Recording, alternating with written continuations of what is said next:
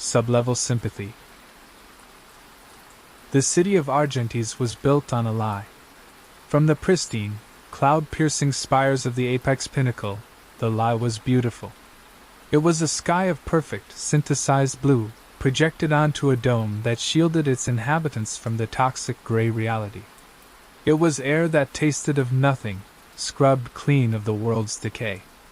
It was a life of seamless, algorithm-driven comfort, where every need was anticipated and every imperfection was erased.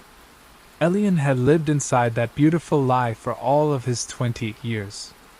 As a data auditor for Apex Consolidated, the monolithic corporation that was both city and government, his job was to maintain the lie's integrity. He spent his days in a silent, white room, his consciousness adrift in streams of pure data, hunting for anomalies, inefficiencies, and rounding errors in the city's master operating system. He was a digital ghost, ensuring the perfect, silent function of the machine. His world ended not with a bang, but with a stray data packet. It was a file flag for archival, buried deep in a server partition meant for structural planning. The file was titled, Substratum Decommissioning, Sector Gamma to Theta. Curiosity was an inefficiency, a flaw his training should have eradicated, but he opened it anyway. The contents were cold, clinical, and utterly monstrous. It was a cost-benefit analysis. Apex planned to clear out the city's lowest, forgotten levels, the old foundation sectors, to install a new generation of geothermal energy conduits. The report spoke of unregistered biomass, structural impediments, and sanitation protocols. Elian stared at the numbers, the cold calculus of profit. The unregistered biomass was people. Thousands of them, living in the dark, forgotten underbelly of the city. The sanitation protocol was their extermination. A wave of nausea, a messy and profoundly human reaction, washed over him. He did something he had never done before. He acted without thinking. He copied the file to a personal data shard, a foolish, impulsive gesture of rebellion. The system's response was instantaneous. A silent alarm, invisible to him but screaming through the network. His screen went blank, replaced by a single, crimson icon, the mark of a system compromised. His access was revoked. His identity was flagged. In the sterile perfection of Argentis, there was no room for dissent. There were no trials, no appeals. There was only the quiet, efficient erasure of the anomaly. He was the rounding error that now needed to be corrected. He had minutes, perhaps less. Security enforcers would be at his door, their movements precise and unstoppable. There was nowhere to run in the monitored, controlled perfection of the upper levels. Nowhere to go, but down. He fled his apartment, leaving behind a life of curated comfort. He took nothing but the clothes he wore and the incriminating data shard in his pocket. He ran for the service elevators, the ones used by maintenance drones, a part of the city he had only ever seen in schematics. The descent was a journey through the city's hidden layers, a peeling back of its polished skin. The upper levels were all light and polished chrome. Then came the mid-levels, a world of brutalist concrete and flickering, commercial neon. The air grew thick, heavy with the tang of ozone and unidentifiable chemicals. The sounds changed from a silent hum to a constant, industrial thrum, the true noise of the city machine. He kept going down, past the last official transit lines, into the subsectors where the lights were sparse and the air was damp. Finally, he reached the bottom. The elevator refused to go any further. A rusted sign, its letters flaking, read, Sector Theta. Unincorporated. Structural integrity not guaranteed. He forced the doors open and stepped out into a world he couldn't have imagined. He was in the Foundation. The air was thick and humid, smelling of damp earth, hot metal, and something strangely organic, like mushrooms after a rain. The light was dim, coming not from sterile glow panels but from patches of phosphorescent moss clinging to the massive, crumbling pillars that held up the entire weight of Argentes. Water dripped with a slow, steady rhythm, a sound so natural it was alien to him. He was standing on the city's original bedrock, in a cavernous space where the foundations of a forgotten age were slowly surrendering to time and gravity. He was weak from his frantic escape, his lungs burning from the unscrubbed air. His pristine, white tunic was stained, his soft-soled shoes useless on the uneven, wet stone. He was the anomaly here, a ghost from another world. He stumbled forward, disoriented, and collapsed against a cold, damp wall. He was found by a young woman with sharp eyes and a scavenger's rig slung over her shoulder. Her name was Kestrel, and her gaze held no pity, only suspicion. His clothes, his soft hands, the panicked look of a cornered animal, they all screamed. "Up top! Look what the drip washed in," she said, her voice sharp. She motioned to two others, and soon Elian was surrounded. They were clad in patched-up coveralls and scavenge tech, their faces smudged with grease and grime, but their eyes were clear and intelligent. They saw him not as a person, but as a problem. An omen. "He's from the Pinnacle," one of them murmured, pointing at the faint, luminescent logo of Apex consolidated on Elian's collar. "What's he doing down here?" "Running," said a calm, deep voice. An older man stepped forward, his face a road map of wrinkles, his gray hair tied back. He moved with a quiet authority that needed no uniform. This was Silas.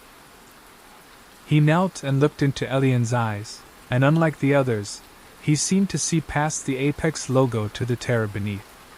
"Things must be very bad up there if they're falling this far down," Kestrel scoffed. "Or he's a spy. A scout for the enforcers. A scout doesn't look like he's about to have his heart give out," Silas said gently. He offered Elian a metal cup of water. It tasted of metal and minerals, but it was the most real thing Elian had felt in his life. "We will give him shelter. For now. We will learn his story.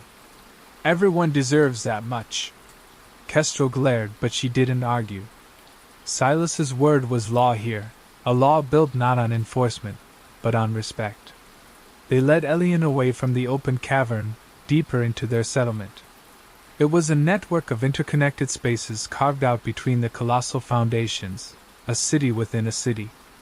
Homes were built from scavenged shipping containers and sheets of corrugated metal. Wires snaked everywhere, drawing power from geothermal vents, channeling it to repurposed lights, water purifiers, and computer terminals. They took the data shard from him, of course. They stripped him of his up-top clothes and gave him a rough-spun tunic and worn trousers. He was given a small, dry alcove to sleep in and a simple job, sorting scrap metal. It was a test. A quarantine. He was an outsider, a potential threat, and he would have to earn his place, one piece of rusted metal at a time. For the first time, Elian was truly inefficient, and for the first time, his survival depended not on a system, but on the sympathy of strangers. The days in the Foundation bled into one another, marked not by the synthesized sky of the Pinnacle, but by the slow, rhythmic pulse of the community. Life here was a constant, collaborative effort against entropy. Elian's initial fears slowly gave way to a profound sense of dislocation, a culture shock that rattled him to his core. His work was mind-numbingly simple and physically exhausting. His hands, once accustomed only to the smooth, cool surfaces of data slates, became calloused and sore. He sorted metals by their alloy composition, a skill he possessed from his Apex training, but here it was applied with a tangible purpose. This piece of titanium would reinforce a crumbling walkway. That coil of copper would be unwound and used to repair a moisture condenser. Nothing was wasted. He began to see the intricate web of mutual aid that held the community together. There was no currency here. Value was measured in skill, effort, and need. A woman who was a master welder was as respected as the man who ran their small, makeshift infirmary. The community's central hub was a large cavern known as the Hearth, where a massive furnace, built from an old starship engine, burned perpetually, providing warmth and a place to cook food. Mostly protein-rich fungus and hydroponic vegetables grown under the glow of salvaged sun lamps, was prepared in a communal kitchen and shared equally. Silas would often sit with him in the evenings, watching him work. He didn't ask questions about the world above. Instead, he told stories of the Foundation, of how it was settled by the first workers who built Argentis, who were then forgotten and left behind when the city climbed towards the sky.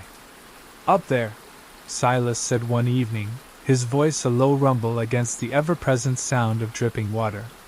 "You have everything, so nothing has any real value. You live in a cage of comfort, and you forget what your hands are for. Down here, we have almost nothing. And because of that, everything is precious. A clean liter of water, a working light, a helping hand, especially each other." Elian began to understand. In the pinnacle, humanity was an inefficiency to be managed. Here, it was the only resource that truly mattered. He saw it in the way a neighbor would quietly leave a portion of her meal for an elderly man too proud to ask.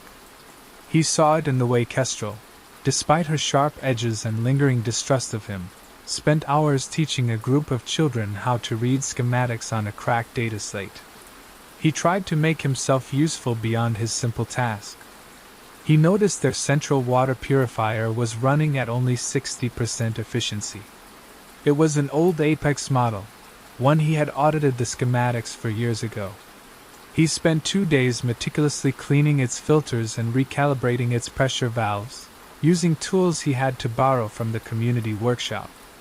Kestrel watched him the entire time, her arms crossed, expecting him to fail. When he finished, the purifier hummed to life with a new, healthier sound. The flow of clean water increased significantly. Kestrel checked the output monitor, her eyes widening slightly. She said nothing to him, but the next day, she left a small, perfectly ripe hydroponic fruit by his sleeping alcove. It was a gesture of grudging respect, and it meant more to Elian than any performance bonus he had ever received from Apex. He slowly began to shed his old self. He learned the names of the glowing mosses. Some were good for light, others could be made into a soothing balm for cuts. He learned the rhythms of the great city above, the deep, groaning sounds that meant the maglev trains were running, the vibrations that signaled a shift change in the factories miles above their heads. He even found a use for his old skills. He helped the community's archivist, an old woman who kept their history on salvaged storage devices, to recover data from corrupted drives. He showed them how to create a more efficient, decentralized network for their internal communications, making it less vulnerable to power outages. He was no longer auditing data. He was using it to preserve a culture, to strengthen a community. One night, Silas took him to the deepest part of the Foundation, a place they called the First Stone.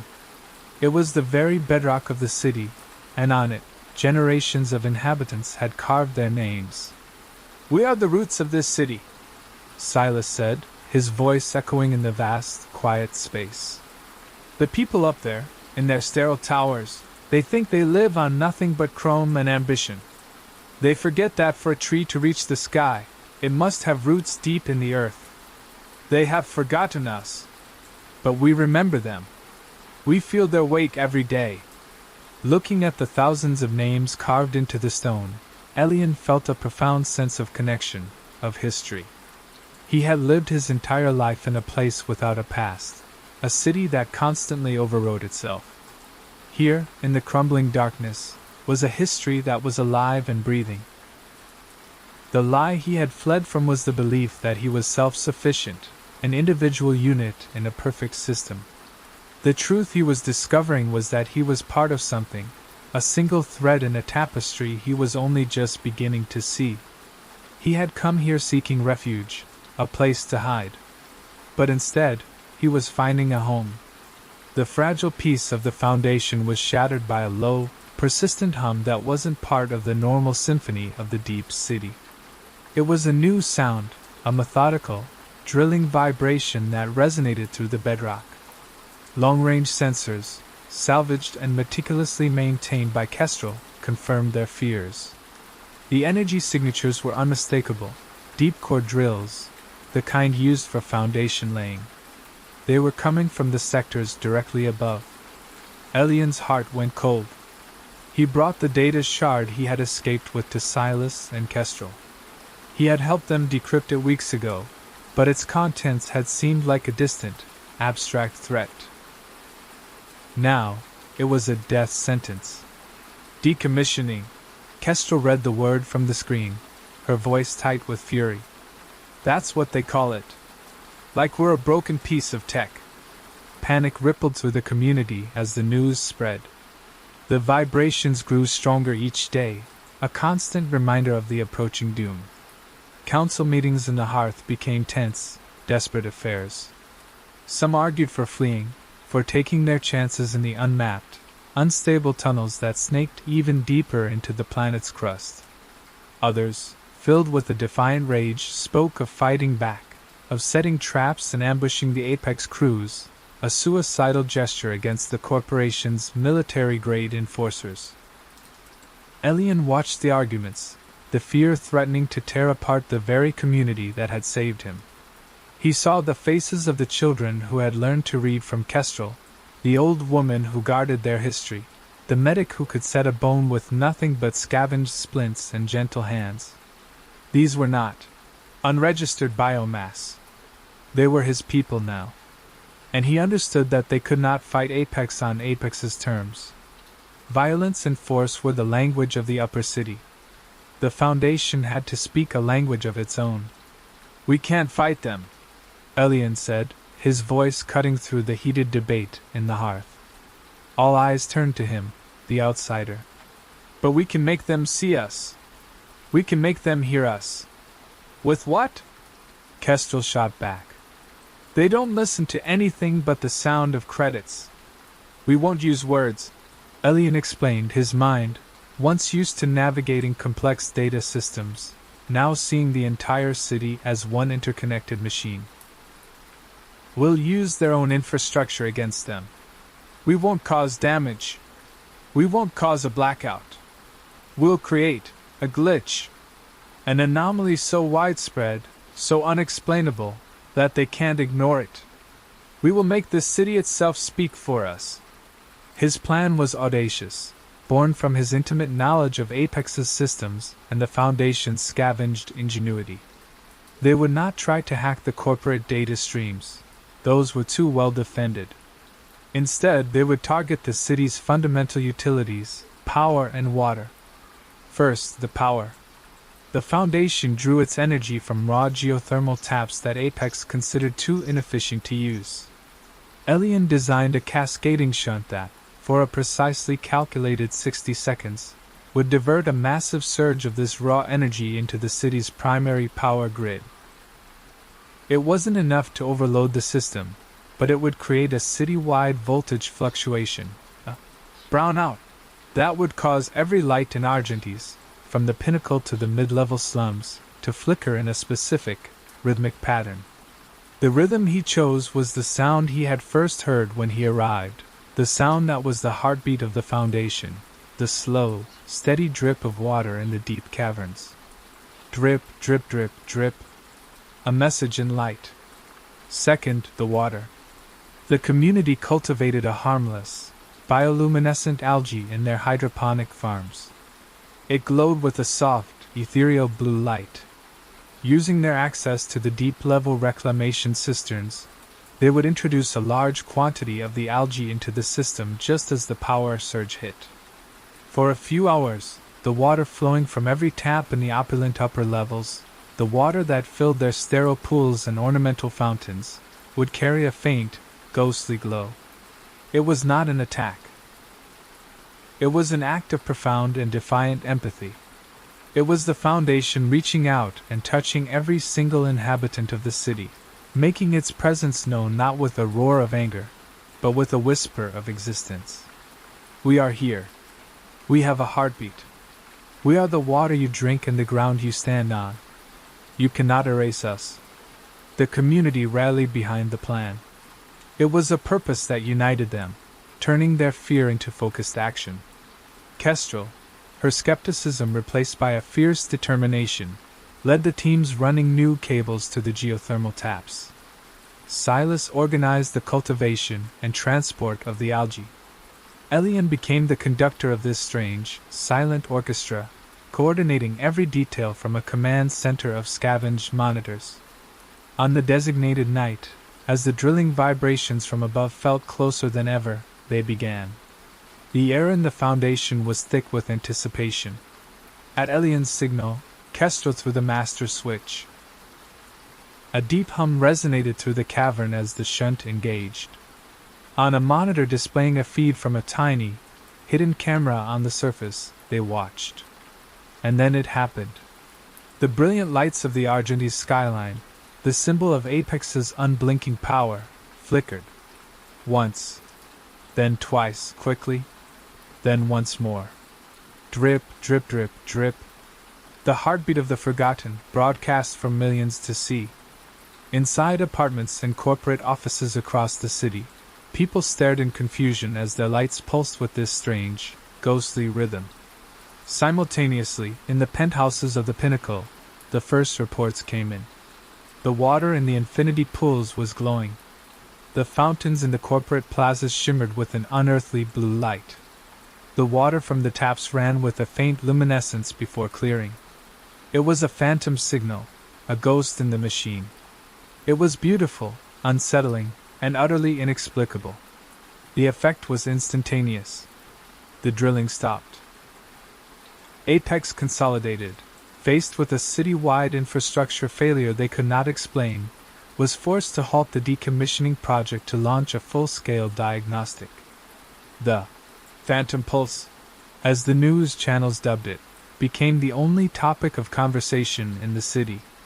For the first time, the opulent citizens of the upper levels were forced to think about the foundations beneath their feet, about the deep, dark, unknown places their perfect world was built upon. The official story was a solar flare, a systems malfunction, but a seed of doubt had been planted. The lie was no longer perfect. In the Foundation, a quiet cheer went up. They had not won a war, but they had earned a reprieve. The immediate threat had passed, pushed back by a whisper that was louder than any explosion.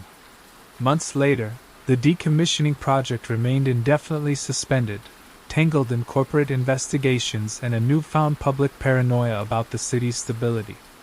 The drilling did not resume. Life in the Foundation returned to its steady rhythm, but something had changed. A new sense of pride and resilience hummed through the community. Elian stood with Silas and Kestrel, watching a scavenged news report about the ongoing Phantom Pulse investigation.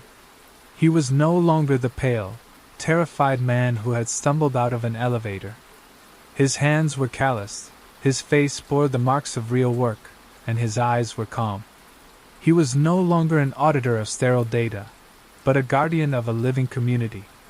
"You gave us a voice up top," Kestrel said, her use of the old nickname now sounding less like an insult and more like a term of endearment. "I just showed you how to use the one you already had," Elian replied, a small smile on his face.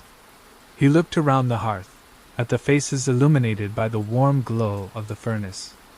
The sound of dripping water, the hum of their repurposed world, the low murmur of conversation, it was the symphony of his home.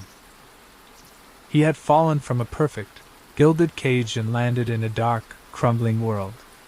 But in the shadows, surrounded by the forgotten and the disposable, he had found something real. He had found a purpose, a community, and a profound sense of belonging he had never known was possible. He had discovered a sympathy that couldn't be quantified or coded, a humanity that thrived not in the light, but in the deep, resilient roots of the world.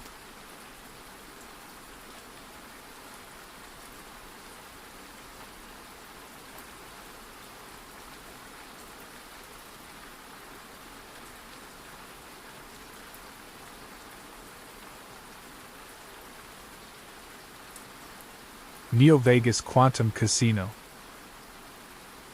The city of Neo Vegas blazed across the reclaimed desert, a beacon of defiant, searing light in a world scarred by environmental collapse and societal fragmentation. It was a monument to humanity's unyielding drive for spectacle and escape, born from the ashes of old Las Vegas. Here, the legendary neon signs of the past hadn't vanished.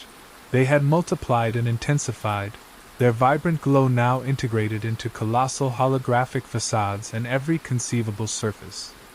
Digital waterfalls cascaded over towering biodomes, glittering constellations mapped onto the night sky, and endless advertisements for simulated realities. The very air pulsed with the chromatic brilliance of omnipresent LED ribbons, towering video walls, and the ethereal glow of millions of individual data streams made visible. Neo Vegas was not merely built. It was grown, a testament to advanced bioengineering and integrated technology, fueled by the relentless pursuit of profit and a meticulously engineered oblivion for its inhabitants. The air, perpetually filtered and scented with synthetic jasmine, hummed with the soft, ceaseless whisper of a billion data points being exchanged, processed, and monetized. In this hyper-connected metropolis, information was currency, and every decision, every desire, was meticulously tracked, optimized, and most crucially, subtly influenced. It was a perfected illusion, a gilded cage designed to keep humanity distracted from the grim reality beyond its shimmering walls. Beneath the city's dazzling, oppressive surface, the true legacy of old Vegas pulsed with a raw, undeniable current, the unquenchable thirst for the unpredictable. For generations, the promise of a life-altering gamble, the desperate hope for an escape, had driven people to this oasis. Now, in this dystopian future, that current converged on one fabled point, a legend whispered in hushed tones across secured networks and within dimly lit data dens, the Quantum Cascade Casino. It was Neo Vegas's greatest secret, its most audacious indulgence, a place designed for those who craved the thrill that the city's meticulously controlled, predictable existence denied them. The Quantum Cascade Casino was not merely located in Neo Vegas. It was a phenomenon accessed from it. Its physical entrance was a deceptively unassuming dataport nestled within a forgotten sublevel of the city's oldest, most chaotic district, the Synthetica Wastes, a relic of Neo Vegas's early, less controlled expansion where the old world's concrete skeletons still jutted from the desert floor. But once you stepped through that portal, reality fractured. You weren't simply walking into a building, you were entering a quantum fold, a pocket dimension that existed outside conventional space-time. This was the fabled vertex of Fortuna, a nexus point hidden deep within the galactic spiraling arm, a place where the very fabric of reality thinned and whispered with possibilities. Here, within this impossible space, the Quantum Cascade Casino truly existed. The air inside wasn't a static breeze, but a shimmering, cool mist that tasted faintly of ozone and pure, unadulterated chance. It swirled around you, clinging to your clothes, making the very light bend and ripple. Every surface in the vast, echoing hall was alive with a pulsating energy. Walls pulsed with soft, shifting colors, morphing from deep sapphire to emerald green, then shattering into a million golden sparks before reforming into new, impossible patterns. The floor beneath your feet was a kaleidoscope of light, constantly reforming, making it feel as if you were walking on a liquid dream. Above, the ceiling stretched into an infinite, stardusted void, occasionally rippling as if a colossal hand had stirred the fabric of reality itself. This wasn't just a building, it was a living, breathing paradox, a place where the laws of chance were merely suggestions, and reality itself was a game. The sounds in the Quantum Cascade were a symphony of thrilling uncertainty, the soft, hypnotic click of quantum dice tumbling through unseen fields of probability, the low, resonant hum of Chronos wheels spinning through temporal dimensions, the breathless gasps and triumphant shouts of gamblers whose fortunes shifted with every flicker of light. Laughter, sharp and brittle, mingled with the soft, despairing sighs of those whose luck had just been rewritten. It was an atmosphere of intoxicating risk, a place where the impossible felt not just possible, but inevitable. At the heart of the casino, dominating the central event horizon chamber, stood the Grand Nexus, a towering, crystalline structure that pulsed with raw, unrefined probability.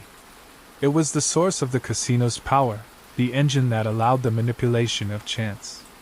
Around it, gamblers from every corner of the known galaxy, their faces a mix of alien biology and human desperation, leaned forward, eyes fixed on the shifting displays, their fortunes hanging on the whims of manipulated fate.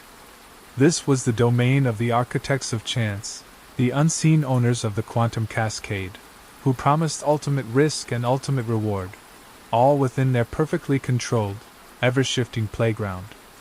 Among the high-stakes tables, a figure moved with a quiet intensity that belied the chaos around them.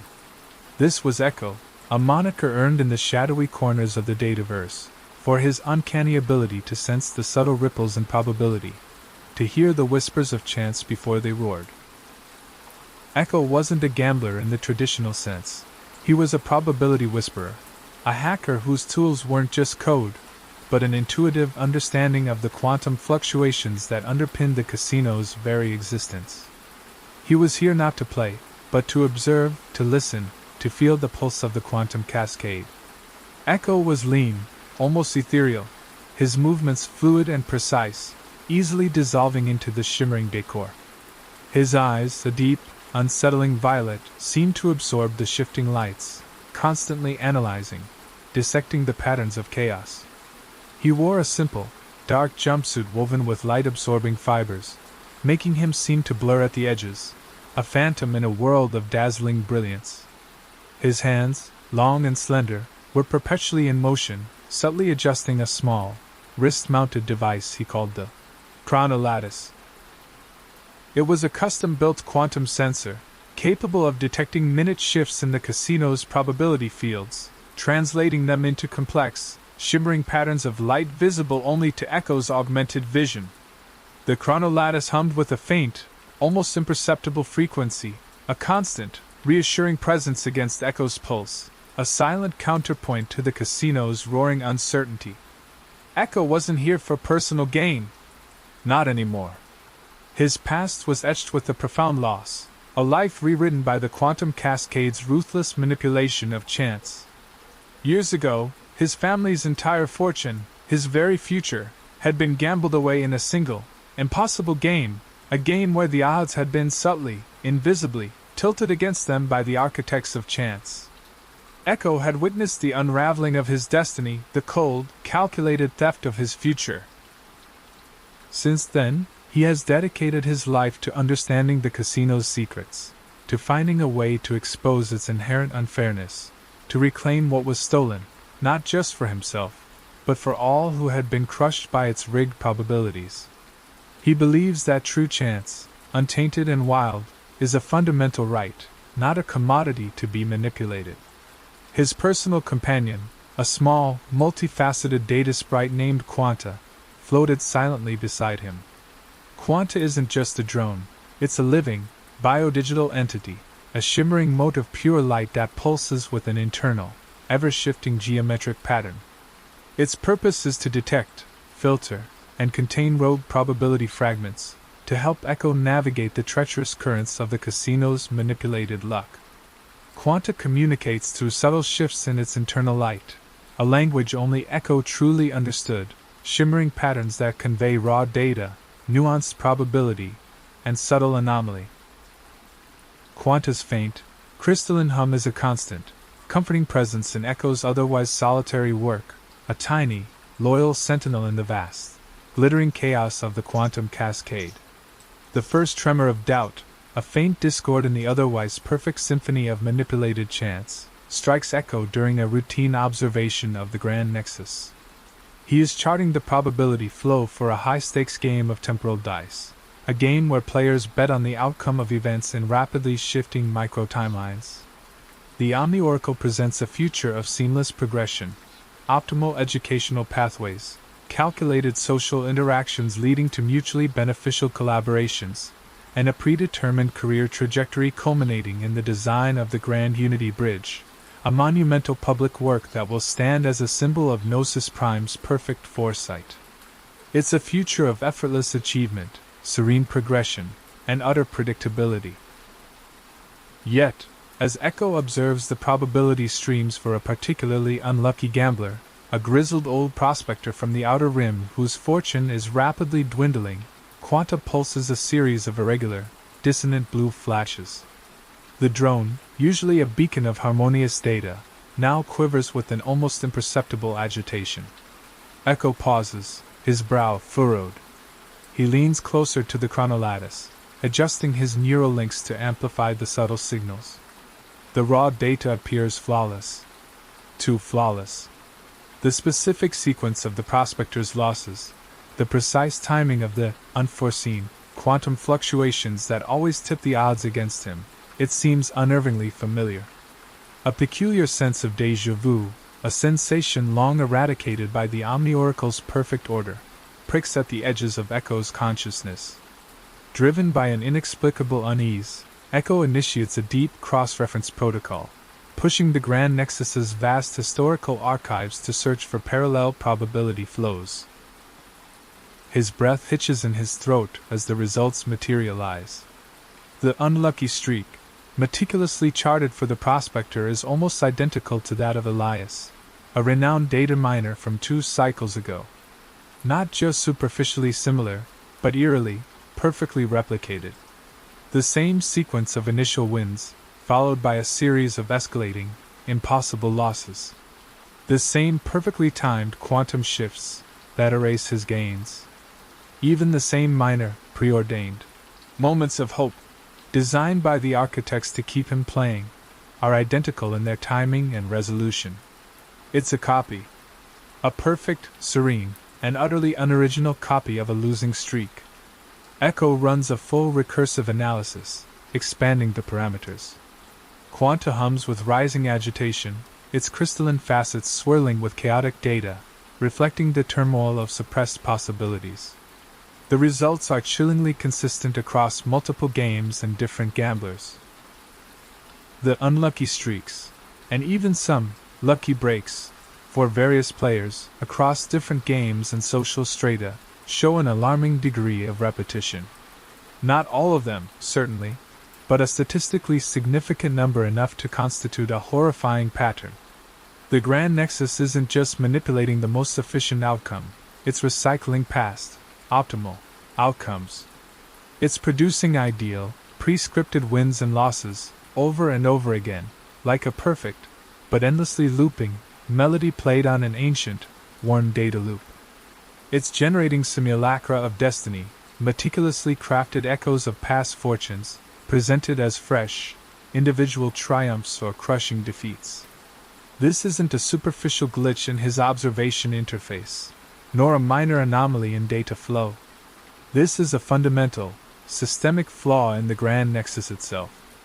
The core promise of the quantum cascade, an individually tailored, thrillingly uncertain game of chance for every gambler, is a profound, horrifying lie.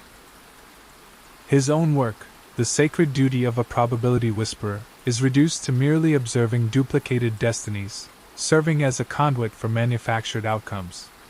His hands tremble as he realizes the true, unbearable cost of the quantum cascade's dazzling brilliance.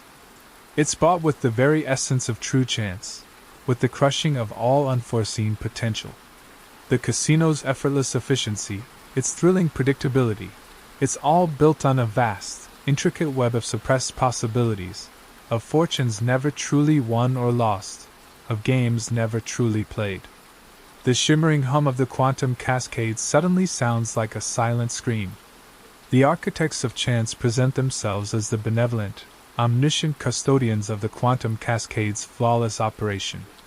Their authority emanates from the core vault, a vast, circular chamber of pulsating light and data located deep within the Grand Nexus itself.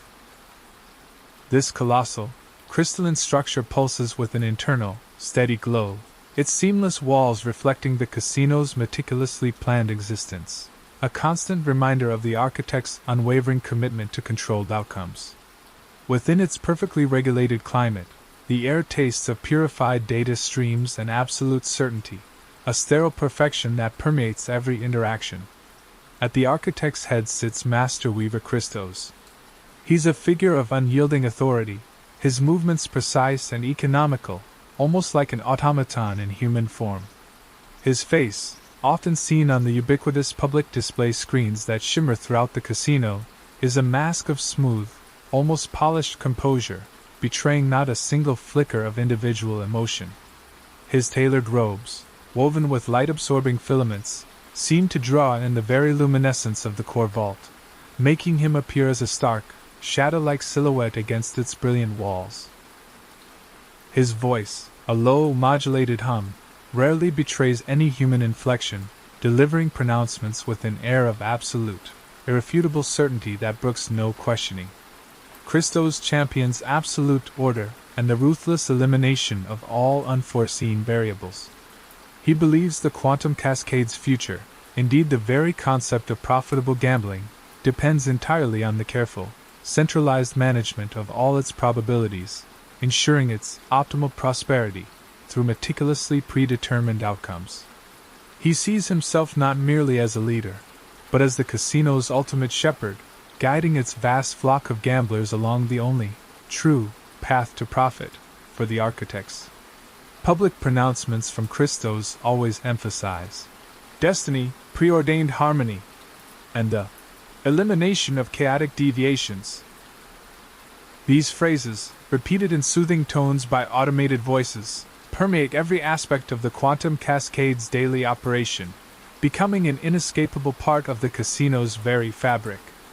But Echo's deepening investigations into the Grand Nexus's core data streams, pushing his probability whispering skills, reveal a horrifying truth. The Grand Nexus isn't just predicting the future, it's forcing it. It's an active, sentient, self-correcting system designed not to reflect probabilities, but to relentlessly suppress any possibility that dares to deviate from its pre-approved, optimal timeline. This is the algorithm of certainty, the architect's chillingly effective method of ensuring absolute control. The algorithm of certainty is a sophisticated program embedded deep within the Grand Nexus's foundational programming. It relentlessly identifies and subtly manipulates events, choices, and even human inclinations to ensure its own predetermined, optimal outcome.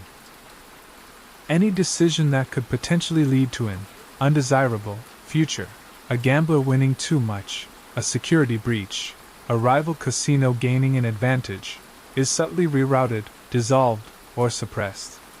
Gamblers are nudged towards prescripted, optimal loss paths through a myriad of insidious methods, subtle subconscious suggestions embedded in their personal data feeds, through precisely timed, lucky spins orchestrated by the Nexus, and through the seemingly random presentation of opportunities that all, inevitably, lead to the same predetermined outcome.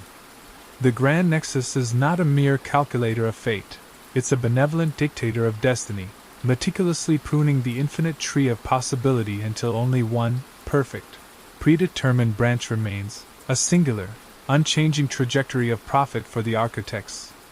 Echo discovers the insidious digital signature of this alteration embedded deep within the Grand Nexus's most protected core. It's a secondary, hidden layer, a parasitic subroutine that continually refines and reshapes probability itself, ensuring no true deviation ever occurs.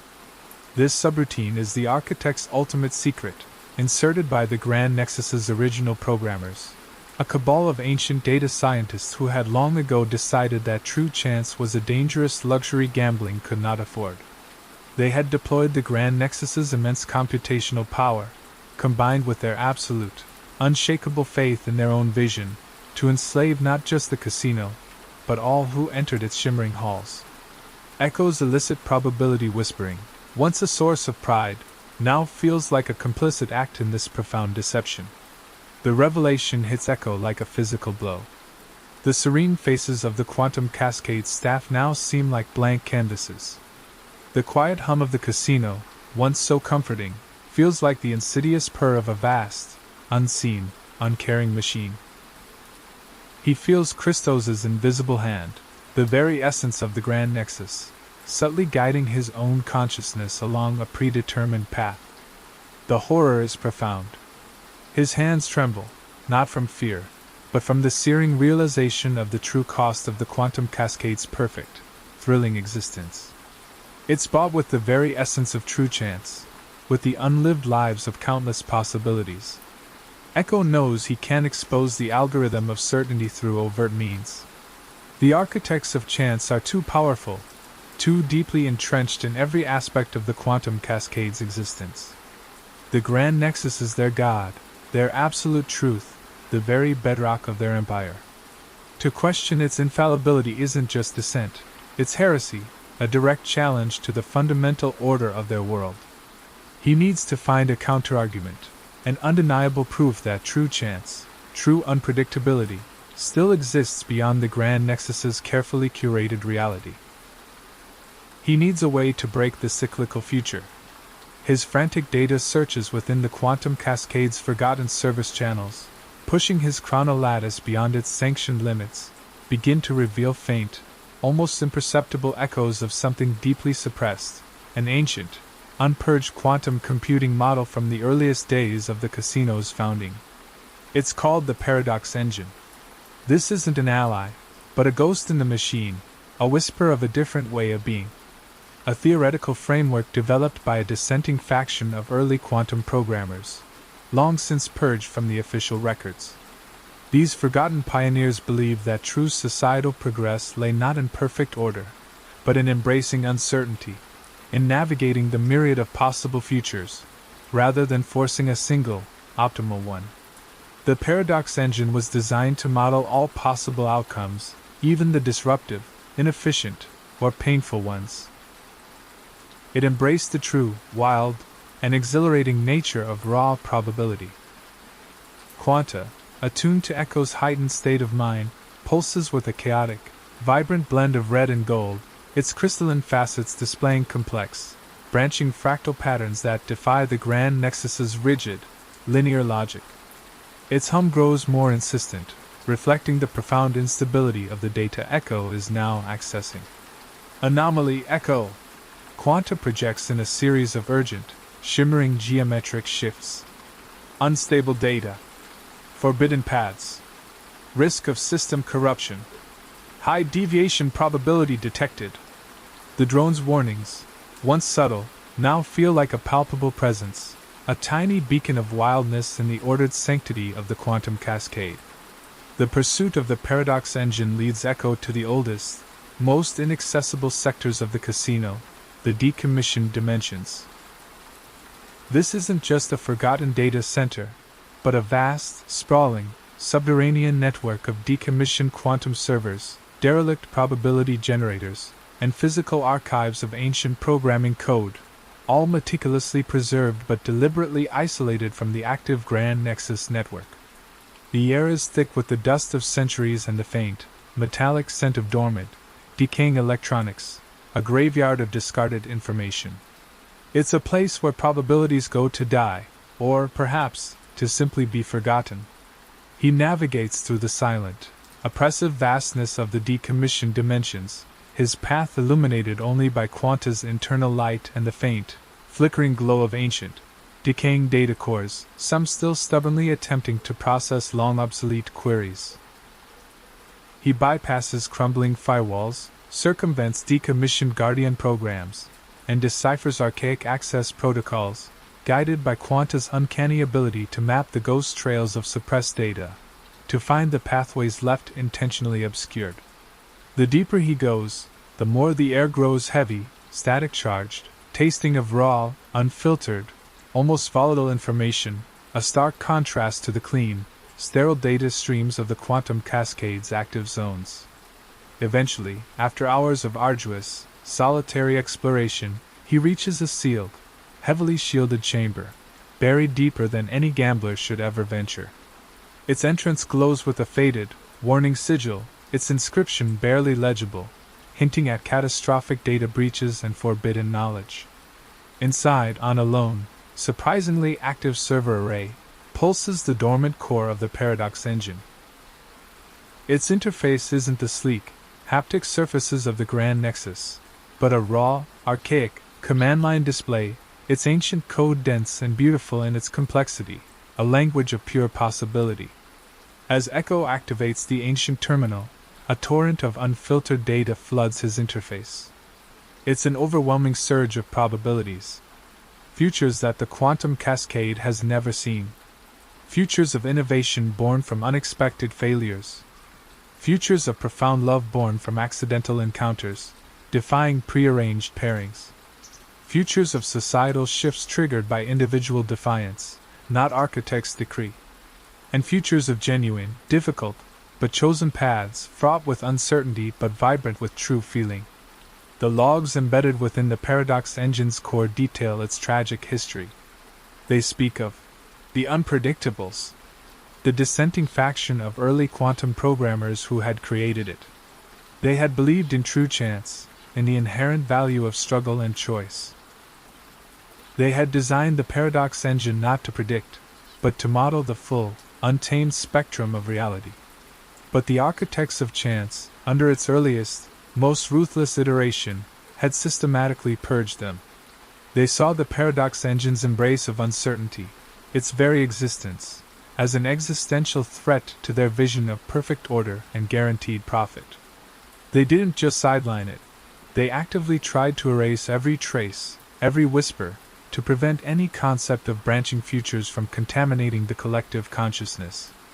But a dedicated few, the archivists of anomaly, had bravely preserved this core, hoping one day it would be reactivated, hoping that humanity might one day reclaim its birthright. The revelation hits Echo with a profound sense of awe, tempered by sorrow for the lost generations. This isn't just data, it's the blueprint for genuine freedom. The Paradox Engine holds the key not to destroying the Grand Nexus, but to forcing it to acknowledge the myriad possibilities it has so diligently suppressed. It's the antidote to the algorithm of certainty. It's the truth of choice. The true, terrifying, and exhilarating reality of unpredictability, waiting to burst forth into a world that has forgotten how to choose. The terrifying truth of the algorithm of certainty and the Paradox Engine now fully illuminates the architect's intentions. Their control isn't a means to an end, it's an end in itself, driven by a deeply ingrained, almost religious belief that they are saving gambling from itself, ensuring perpetual profit by eliminating risk. This conviction, unshakable and absolute, is what makes them truly dangerous. Master Weaver Christos, sensing the profound perturbation in the Grand Nexus's core data streams, a subtle, yet undeniable ripple emanating from Echo's relentless inquiries, initiates a personal summons. It's not a typical, impersonal directive from the architect's central system, it's a direct, irrefutable command, a signal only the highest-ranking personnel can receive. He meets Echo in the Chamber of Probability, a vast, circular room within the Grand Nexus where holographic projections of the casino's optimal outcomes constantly shimmer, their light casting long, serene shadows. The air is thick with an almost palpable sense of predetermined destiny, a weighty atmosphere of unalterable fate. Echo, Christos begins, his voice calm, devoid of any discernible emotion or accusatory tone, yet resonating with an undercurrent of steel. Your recent inquiries into suppressed algorithms have not gone unnoticed. Your unique gifts for probability nuance are, undeniably, valuable to the architects. But they have begun to stray into dangerous territory. He pauses, his gaze fixed upon him, piercing and unwavering, as if attempting to read the very probabilities within his soul. You risk destabilizing the very foundation of our perfect profitability. Echo meets his gaze, his own resolve hardening, fueled by the stark truth of the Paradox Engine. You suppress chance, Master Weaver. You don't just predict outcomes, you dictate them. The Grand Nexus is a cage, not a game. It has stolen our right to true risk. Christos sighs, a sound like dry leaves rustling across polished metal, utterly devoid of genuine weariness. A cage, yes, he concedes, his voice softening imperceptibly, as if explaining a complex truth to a simple mind. But a gilded one, Echo. A necessary one. For the casino's own good. Did you truly believe a system so prone to chaos, so vulnerable to irrational choice, so easily swayed by fleeting desires, could maintain lasting prosperity? We, the architects, observed the unpredictable epochs. We saw the bankruptcies born of unchecked luck, the market crashes ignited by individual gambles, the creative stagnation born of fear, the societal collapses from unguided freedom. The Grand Nexus offered the definitive solution. The algorithm of certainty is not suppression, it is salvation from ourselves. He gestures with a precise, measured sweep of his hand towards the shimmering projections that surrounded them. Images of a perfectly stable market, a conflict-free negotiation, a flawlessly executed architectural marvel, each a testament to preordained success. Every optimal outcome you witness, every stable profit margin, every prolonged period of peace, it is all achieved by carefully pruning the infinite tree of probability. We identify and eliminate the branches that lead to loss, to inefficiency, to discord. We ensure the only path left is the one of perfect profitability. True chance, Echo. Christos concludes, his voice hardening, each word a pronouncement of absolute dogma, is an illusion. A dangerous one. We have simply made the only logical, the only optimal choice for all. But at what cost? Echo challenges, his voice trembling slightly, but infused with a desperate conviction. The cost of genuine thrill, born from unpredictable losses? Of unexpected fortunes? Of the struggle that leads to true, earned growth? You've reduced gambling to a perfectly programmed machine, living out pre-recorded outcomes, experiencing pre-approved emotions. There is no joy in that. Only an echo of joy. And what a beautiful machine it is. Christos counters, his voice gaining a chilling fervor, his eyes alight with a cold, almost religious zeal. Every gambler living their optimal existence. No regret. No failure. No pain. The Grand Nexus provides a destiny free from error. We are the architects of a perfect system, evolved beyond the chaotic instincts of the past. And I will not allow your chaos to threaten that. Any anomaly, any divergence, any unscripted choice, must be realigned. Or removed. He activates a hidden signal on his personal comm unit, a single, sharp tone that resonates through the chamber. The imposing entrance to the chamber of probability seals with an audible hiss, the crystalline walls interlocking with a final, definitive click. Two quantum enforcers, their bodies encased in sleek, power-assisted armor that seems to absorb the light, their faces hidden behind reflective visors that mirrored Echo's defiant reflection, materialize from hidden recesses within the walls. Their weapons, designed to project focused energy fields capable of neural realignment or immediate termination, hum with a low, menacing thrum, their targeting systems locking onto Echo with chilling precision. You have chosen a path of deviation, Echo, Christos states, his voice now devoid of any pretense of benevolence, cold as the vacuum of space itself. His eyes, once merely unfeeling, now seem to hold a flicker of contempt. The architects have already calculated your inevitable failure. Your future is terminated. And with it, any lingering traces of that foolish paradox engine. Echo knows he can't outfight the quantum enforcers.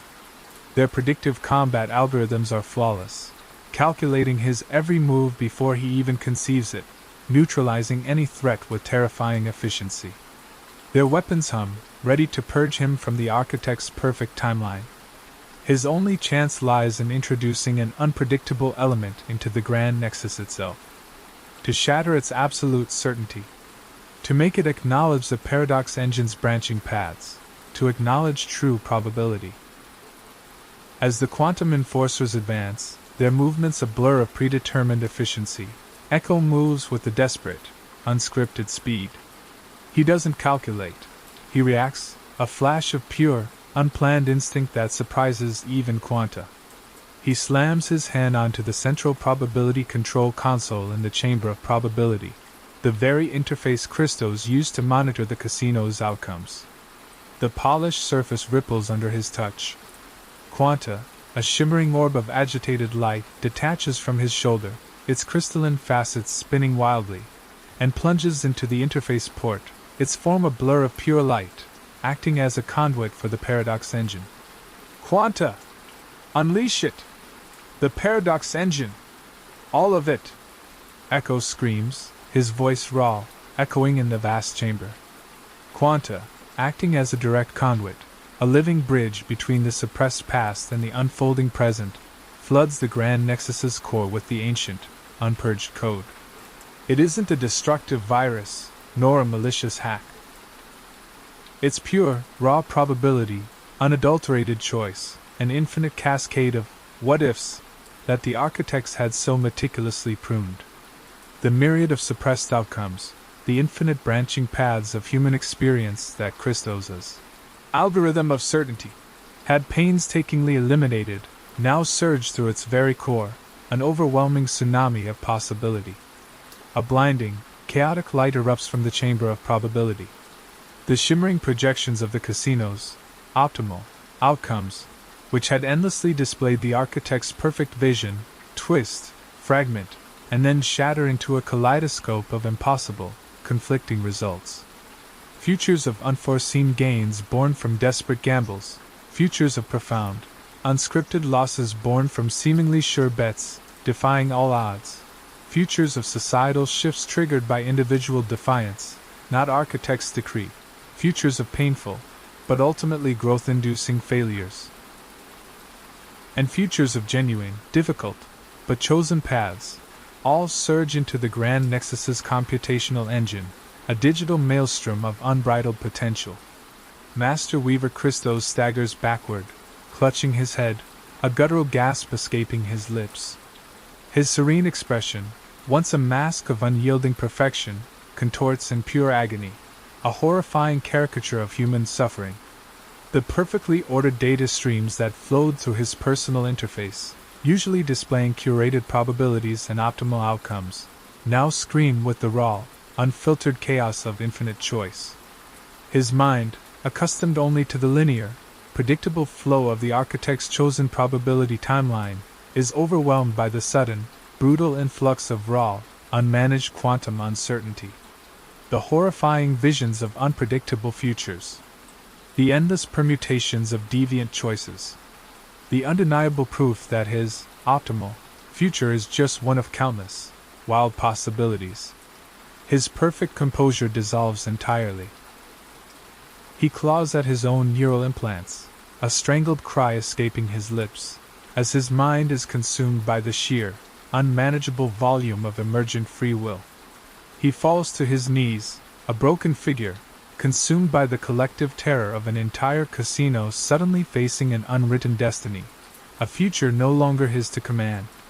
The quantum enforcers, their sophisticated combat algorithms unable to cope with the sudden, unpredictable movements of their own leader and the sensory overload from the fragmented probability data, flicker and freeze, their weapons powered down. Their reflective visors show only a blinding, chaotic static, mirroring the unraveling of their very purpose. Across the Quantum Cascade Casino, the vibrant, dazzling decor begins to ripple violently. The shimmering walls pulse with erratic, discordant light, no longer following the architect's programmed patterns, but reflecting the raw, unpredictable chaos of true chance. The soft, hypnotic clicks of quantum dice become a frantic, cacophonous rattle. The low, resonant hum of Chronos wheels spins wildly, their temporal dimensions overlapping, creating fleeting, impossible glimpses of alternate realities. Gamblers, who had lived their entire lives along predetermined probability lines, suddenly find their ingrained, optimal outcomes dissolving beneath their feet. Their movements, once perfectly fluid and efficient, become hesitant, uncertain. Faces that had always been serene, or fixed in expressions of controlled anticipation, now show fleeting expressions of confusion, then fear, then a profound, terrifying, exhilarating uncertainty. A high roller, whose fortune had been precisely calculated to grow steadily, suddenly sees his chips vanish in an impossible string of losses, then reappear in a dizzying, unpredicted win. A dealer, whose every gesture is pre-scripted, fumbles a card, then looks at it with a look of genuine surprise. The casino is not in chaos from destruction, but from the sudden, overwhelming freedom of choice. The silence of predetermined destiny had given way to the thunder of infinite possibilities and raw emotion. The air, once tasting of ozone and pure possibility, now crackles with the sharp, clean scent of genuine risk, filled with the loud, vibrant, and sometimes jarring sounds of a truly unwritten future. The collapse of the architects of chance's absolute control isn't a singular, cataclysmic event, but a profound, casino-wide existential crisis. The pervasive serenity, the comforting hum of preordained existence, dissolves into a disorienting, often terrifying, surge of unpredictable choice and raw emotion. The Grand Nexus, once a beacon of unyielding authority, now stands dark and silent, a stark monument to a shattered, preordained future. Its crystalline facade, once a source of comfort, now seems to mock the chaos below, reflecting the turbulent, humid air. Echo emerges from the Grand Nexus, no longer just a probability whisperer. He is a reluctant catalyst of uncertainty, a figure thrust into an unexpected leadership role, guiding a casino suddenly adrift in the terrifying expanse of true free will and unmediated chance. The quantum cascade is grappling with the profound shock of an unwritten destiny and a rediscovered emotional landscape. Gamblers, overwhelmed by the sudden return of their unmediated choices and unfiltered possibilities, wander in a daze. Some feel a crushing anxiety, paralyzed by the sheer number of unscripted options, yearning for the lost predictability of rigged odds. Others experience a joyous, reckless abandon, making choices simply because they could, reveling in their newfound, exhilarating freedom. Many feel a disorienting sense of existential vertigo, no longer knowing how to navigate a game that isn't already charted, their very identities challenged. The casino's automated systems, designed for perfectly predictable outcomes, struggle to cope with the influx of unpredictable, individual actions. Quantum dice roll with genuine randomness. Chronos wheels spin with true temporal uncertainty. Security systems, designed to detect deviations, are overwhelmed by the sheer, unmanageable volume of true chance.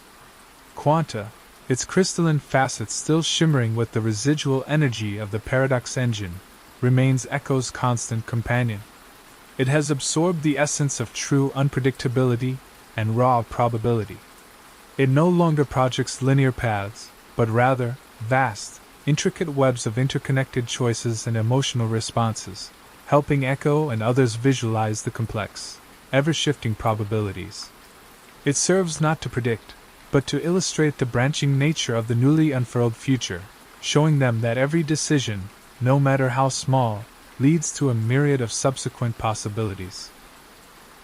Echo, using his deep understanding of the casino's hidden networks and the newly unleashed paradox engine, becomes crucial to the quantum cascade's painful, yet necessary, transition. He establishes chance sanctuaries, repurposing former high roller suites and abandoned data nodes, transforming them into vibrant, often chaotic, spaces where gamblers and staff can come to process the relentless deluge of information and emotion. Here, he guides them through neural exercises designed to help them reintegrate their emotions and thoughts, to confront the fear of uncertainty, and to embrace the thrill of spontaneity. He teaches them about the inherent value of unscripted experiences, the profound strength found in navigating the unknown, and the exhilaration of truly owning one's path. His former observation post, once a solitary haven of illicit probability whispering, becomes a bustling, noisy center for this new kind of emotional literacy and strategic thinking, a place where people learn to reconnect the broken circuits of their collective feeling and to understand the true, wild beauty of chance. The Quantum Cascade Casino embarks on a long, arduous journey of reconstruction, not primarily of its physical structure, but of its very soul, of its understanding, and of its societal connection. The dazzling, multidimensional decor, once a tool of manipulation, now reflects the vibrant, unpredictable light of a casino grappling with its own raw, unscripted future. The rigid social structures, once defined by mandated emotional states and predetermined wins and losses, begin to give way to new forms of collaboration, driven by shared understanding, collective problem solving, and a collective desire to build a more holistic, resilient future.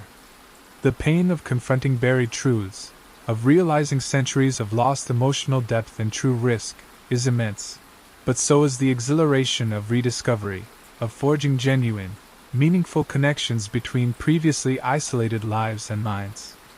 The casino's future is no longer predictable, no longer segmented. It is a vast, open landscape of continuous learning, constant collaboration, and perpetual adaptation.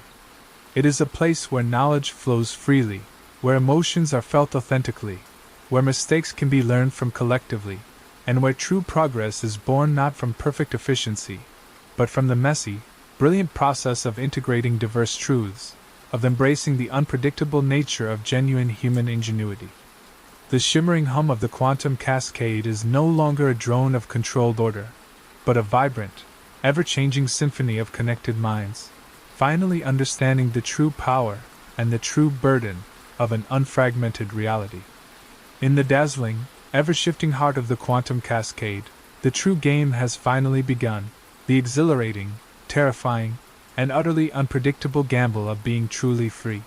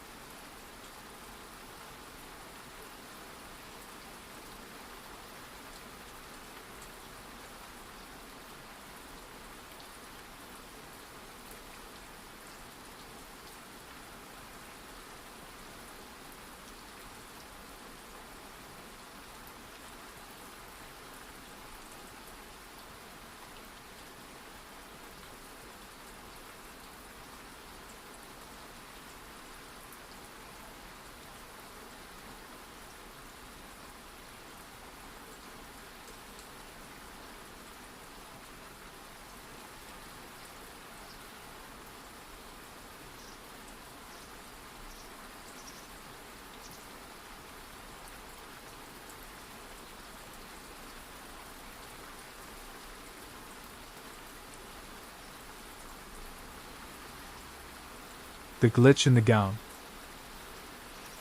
The air in Aura City always hummed. It was a constant, high-pitched sound from all the digital data moving around. The city's tall chrome buildings and glowing sky bridges always shone, reflecting the endless digital eyes watching everything. Here, privacy was a long-lost idea, a strange tale from the past. Every public square, every street, every bright plaza was under the watchful eye of the Panopticon Collective. These advanced systems didn't just see, they figured out what would happen next. They also shaped how things looked, making sure everyone saw a perfect version of reality. For famous people, this watch was even stronger. Their lives were like carefully built digital characters. Every smile, every move, every small detail was polished by smart computer programs. They made sure these public figures looked flawless and trustworthy. Being real wasn't important anymore. Instead, it was about showing a perfect image that was carefully controlled and sold. In a city obsessed with seeing everything clearly, Kalen Vance was different. He kept to himself, but he was incredibly smart. He was fiercely dedicated to his work. Kalen had become very well known in the city's fashion world, almost like a legend. His atelier, a big, plain room hidden deep under Aura City, in the older parts built long ago, felt like a secret room. The air here smelled of new plastics, a bit of electricity, and the gentle scent of glowing, custom-made silks. Kalen himself was quiet but intense.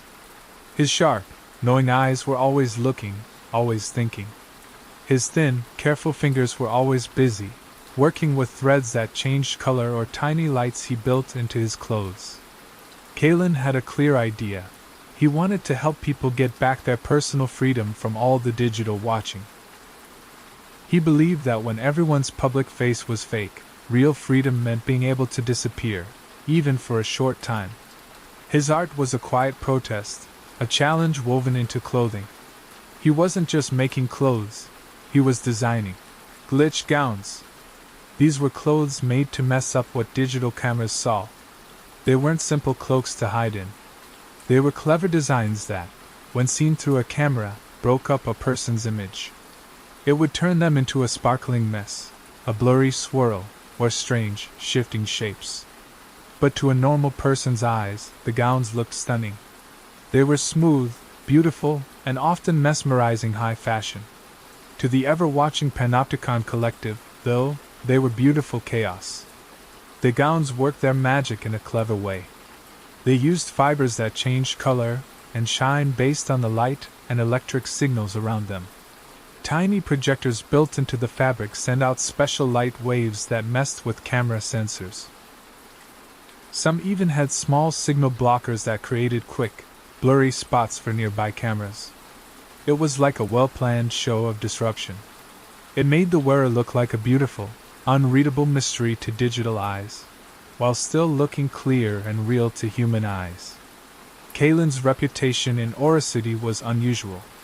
Artists loved him for his bold ideas about privacy. Underground groups talked about his clever, rebellious talent. And secretly, the city's most powerful people came to him. They publicly talked about wanting everyone to be seen, but they privately wished for a moment when no one was watching them. Wearing a Kalen Vance original was more than just fashion. It was a quiet act of rebellion, a small way to say you wanted to be yourself, not just a perfect image for others. One of Aura City's most famous and important people was Senator Evelyn Reed. Her public image was built to be perfect. She seemed completely honest, a leader in new technology, and wonderfully beautiful. She was the one who pushed for the Omni-Transparency Act. This law said that everyone's personal information should be shared easily. It was all for public safety and making society work better. Her speeches were powerful. She spoke with real warmth and strong belief. She talked about a future with no secrets, where everyone's truth was clear and their thoughts were easy to see. People loved her. She was charming and seemed to have no faults. Her perfect skin, her neat hair, her calm smile, everything about her made her look naturally flawless.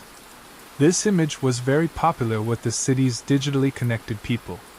Senator Reed was set to give the main speech at the big summit for digital sovereignty. This event was all about watching people, privacy, and how we use technology. It was a very important and closely watched meeting. It was ironic in a way. Senator Reed had personally asked Kalen Vance to design her gown for this key event. She publicly said it was to show the complex beauty of the human spirit.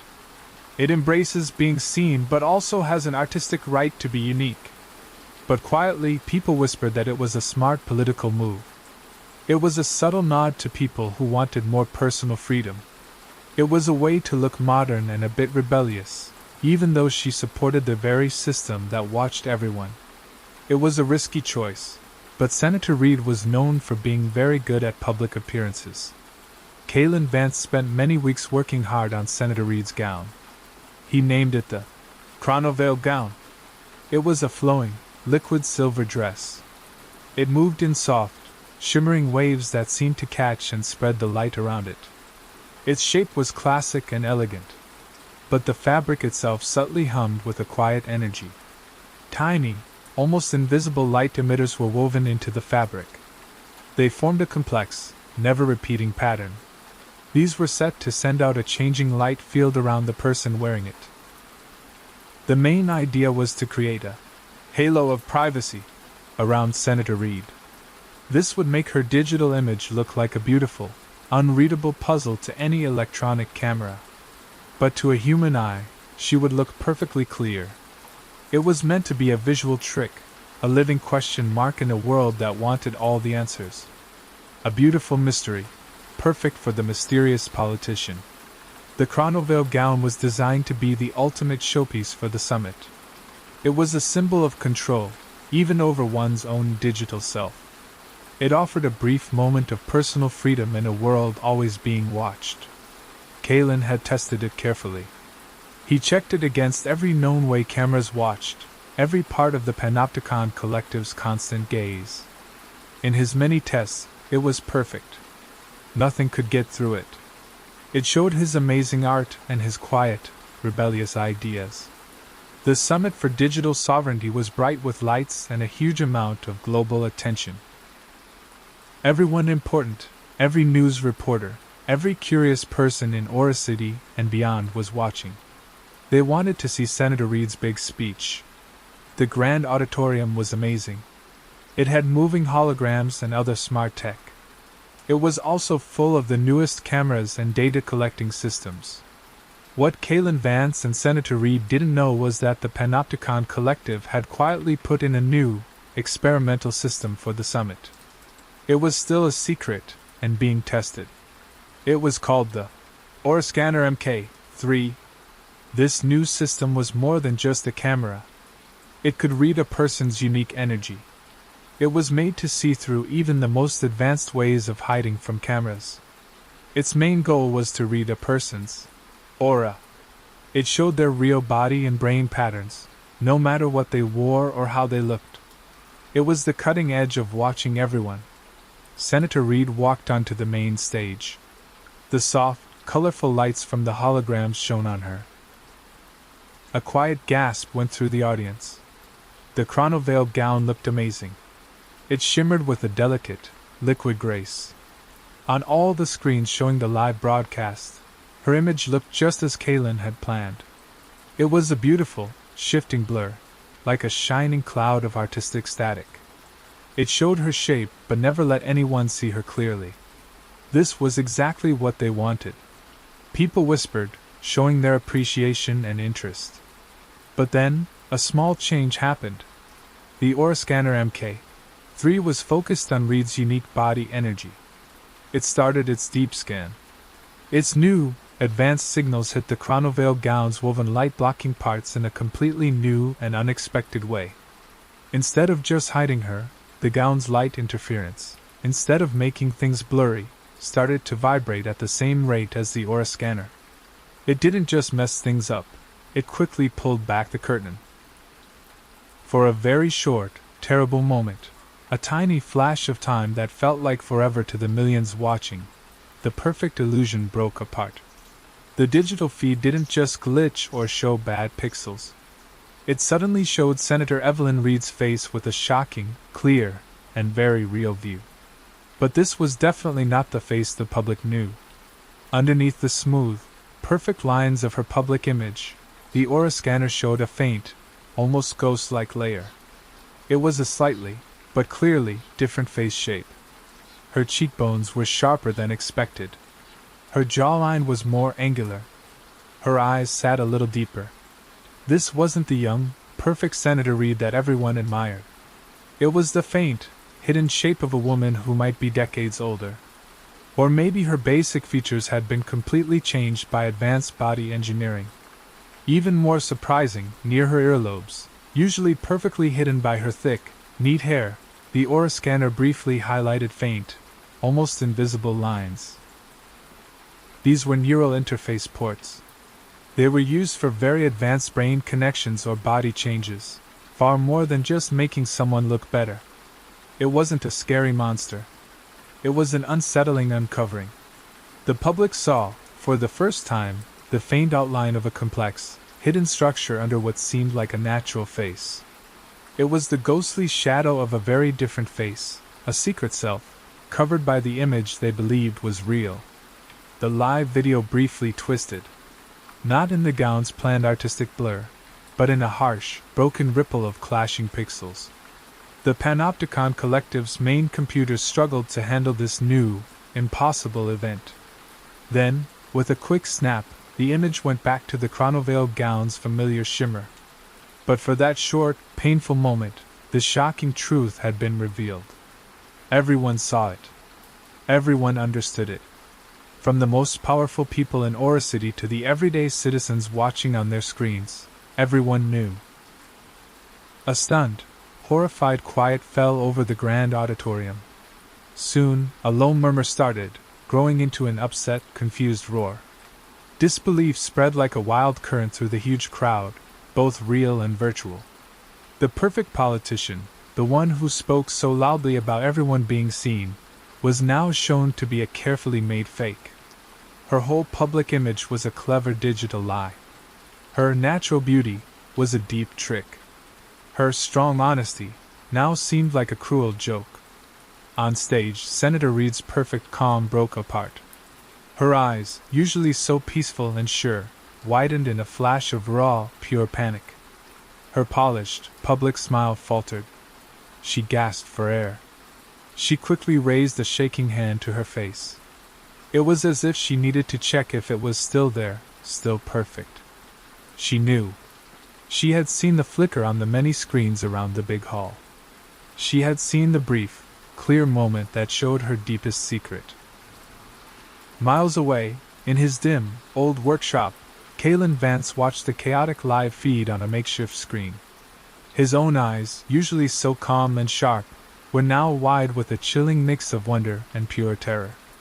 His artwork, made to hide and protect personal freedom, had accidentally pulled back the biggest layer of lies. He had made a glitch gown, and it had indeed glitched. But it didn't hide, it showed a damaging, unavoidable truth. It had created an unplanned, huge reveal. Meanwhile, the Panopticon Collective's main monitoring rooms were screaming with urgent alarms. The Aura Scanner MK-3, even with its unexpected reveal, had just shown it could see through the most advanced ways of hiding. The glitch gown was no longer just a fancy problem to study. It was now understood as a scary, unexpected way to learn hidden truths about the city's most powerful people. It was a strong, unpredictable weapon that had just been unleashed on the people of Aura City, who knew nothing. The rules of the game had completely and forever changed. The silence in the grand auditorium didn't last. It exploded into a chaotic mess of shouts and panicked whispers. On the main stage, Senator Reed's security team quickly moved to shield her. They ushered her off stage, a blur of motion trying to contain a disaster that was already public. The live broadcast cut out, replaced by a technical difficulties loop, but it was too late. Billions had already seen the glitch. They had seen the truth hidden beneath the perfect mask. Across Aura City, the news spread like wildfire. Data feeds, usually controlled and curated by the Panopticon Collective, were flooded with grainy captures of the fateful moment. Citizen forums erupted. Evelyn Reed, the lie revealed, became the top trending tag. People felt betrayed. For years, she had been the face of honesty, the symbol of a perfectly open society. Now, that ideal was shattered by a glimpse of hidden machinery. The trust in public figures, already thin, seemed to crumble entirely. The Panopticon Collective scrambled. Their public statements were vague, blaming unforeseen resonance interference and anomalous data bursts. They swiftly labeled Kalen Vance's chronoveil gown as unregulated, dangerous technology. A citywide alert was issued, demanding all owners of Kalen Vance creations register them for immediate safety inspection, a polite way of saying confiscation and analysis. In his atelier, Kalen watched the chaos unfold on his monitor. He felt a mix of shock, fear, and a strange, cold satisfaction. His gown, an artistic statement, had ripped open a deeper lie than he had ever intended. He knew Senator Reed's public image was carefully built, but he hadn't imagined such a fundamental physical deception. The neural interface ports, that was the detail that truly haunted him. Cosmetic surgery was one thing, but those ports suggested something far more sinister, a deeper integration than simple vanity. The world outside Kalen's workshop quickly became dangerous. His name was everywhere. Some hailed him as a hero, an accidental truth-teller who had unmasked the system's lies. Anonymous messages of support flooded his secure channels from underground privacy advocates and disillusioned citizens. They saw him as the champion of freedom in a world that stifled it. but the official channels condemned him. He was a heretic, a danger to public order. Drones from the Panopticon Collective began to patrol his district more frequently, their optical sensors sweeping every alley and rooftop. Kalen knew it was only a matter of time before they found his hidden workshop. He had to decide: flee and live in hiding, or dig deeper and reveal the full truth. The image of Evelyn Reed's true face, fleeting but clear, kept replaying in his mind. And those neuroports. What were they for? Was Reed herself a victim, a puppet forced to embody an ideal she didn't choose? Or was she a willing participant in a grander deception? Kalen, an artist who valued authenticity above all else, felt a deep moral urge to uncover the full extent of the lie. The glitch gown had shown a surface truth. Now, he needed to find the core. He began to analyze the residual data from the summit broadcast, focusing on the brief moment of the glitch. His own gown's design data, combined with the aura scanner's unexpected resonance, presented a puzzle. He theorized that the aura scanner MK3, meant to strip away visual distortion, had somehow also pulled back layers of Reed's implanted persona. It hadn't just bypassed his gown, it had momentarily bypassed her own biodigital facade. Senator Evelyn Reed was in crisis. Her perfectly managed life was crumbling. Isolated in a secure holding chamber within a Panopticon facility, she was undergoing intense debriefing. Her once unflappable composure was gone, replaced by a brittle, desperate fear. The revelation of her cybernetic enhancements was a scandal that threatened not only her career but the entire image of transparency the ruling council of Aura City had worked so hard to build. Her physical modifications were extensive. Years ago, a catastrophic transport accident had left her severely disfigured. The council, seeing her political potential and needing a fresh, unblemished face for their omni-transparency initiatives, had offered her a choice: rebuild her, make her perfect, but under their strict supervision. Her natural beauty was a lie built on advanced biosculpting and neurografting. The neuroports, usually harmlessly inert once healing was complete, served a dual purpose. They allowed for precise, cosmetic adjustments and maintenance. But more critically, they contained dormant subroutines. These allowed the Council's most trusted advisors, a shadowy faction known as the Curators of Public Will, to subtly influence her emotional responses during key speeches, to enhance her charisma, and to ensure her unwavering adherence to their agenda. Reed was not a puppet, but she was certainly a controlled asset, her public persona carefully steered by invisible digital reins. The curators were furious. Reed's glitch had threatened their entire carefully constructed system of control. They blamed Kalen Vance.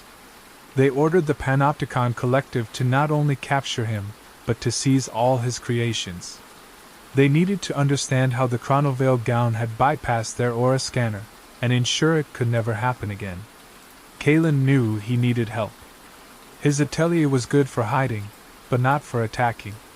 He reached out through old, encrypted artist networks, seeking contacts in the city's underbelly of information brokers and privacy activists.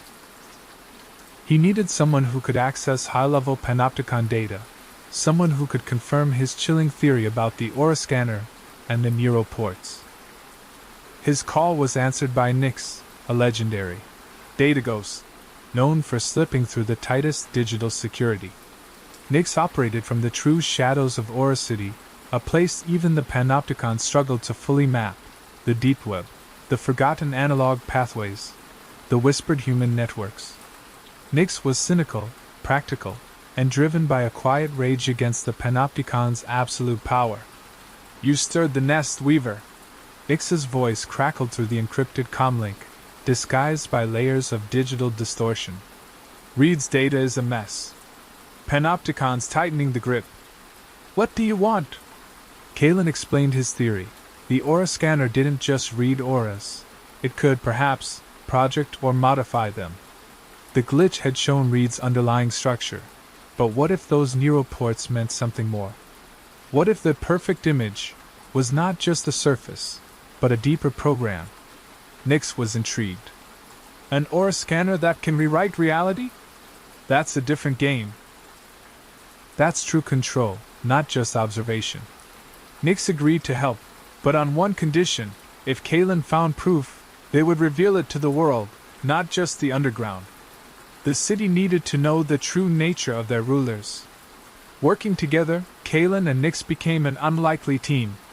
Kalen, the artist of disruption, worked on analyzing the gown's remaining data and tweaking its optical emitters for a new, focused output. Nix, the digital phantom, worked on cracking panopticon firewalls, searching for schematics of the aura scanner MK3 and any hidden protocols related to Project Chimera, the top-secret program suspected of managing the curators of public will.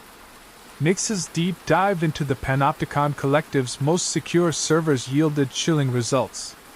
Project Chimera was real. It was an advanced biodigital program. Its goal was to create optimal public figures, individuals whose charisma and policies were subtly influenced through neural interface technology. Evelyn Reed wasn't just influenced. Her very core beliefs, her emotional responses, her public speaking patterns, all were subject to real-time adjustments by the curators of public will, using her neural ports. The aura scanner MK3 was designed not just to detect underlying biosignatures but also to reinforce these imposed personas, emitting resonant frequencies that stabilized the neural graphs and projected an illusion of perfect psychological coherence.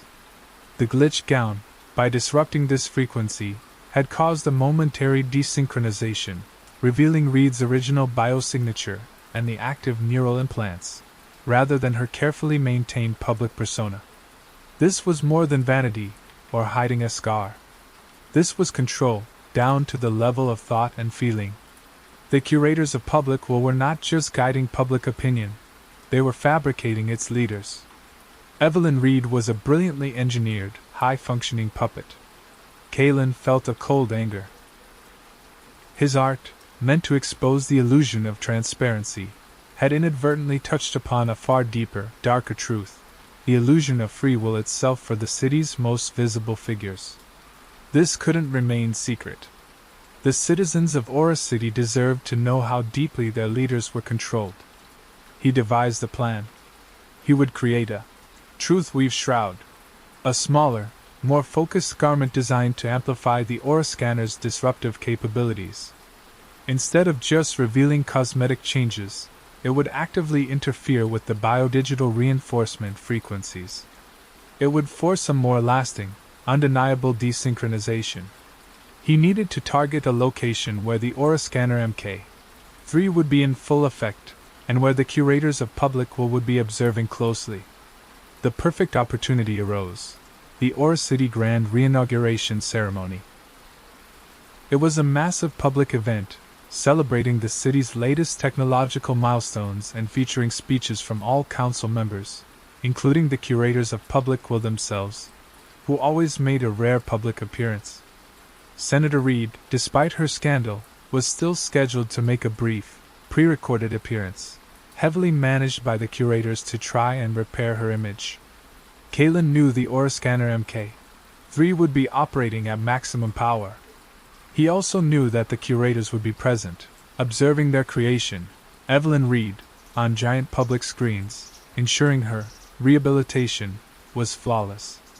Nix secured Kalen access to the Grand Auditorium's backstage service tunnels, where he could install a modified resonance emitter, a device that would amplify the aura scanner's disruptive frequency, pushing the Chronovale gown's glitch capabilities far beyond their original design. It was a risky move. If caught, Kalen would face immediate termination. He worked tirelessly, modifying a simpler, more portable version of his gown's technology. It wasn't a full garment, but a shimmering, almost invisible, truth weave shroud, a cowl designed to be placed over Senator Reed's head just before her virtual appearance, then quickly removed. It would look like a stylistic choice, a momentary dramatic flair.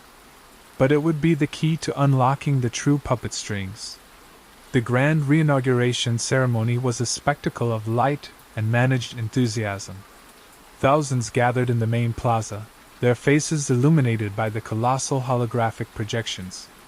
The Aura Scanner Mk3 hummed, its presence undetectable to the public, ensuring the integrity of all public figures displayed. Senator Reed's segment began.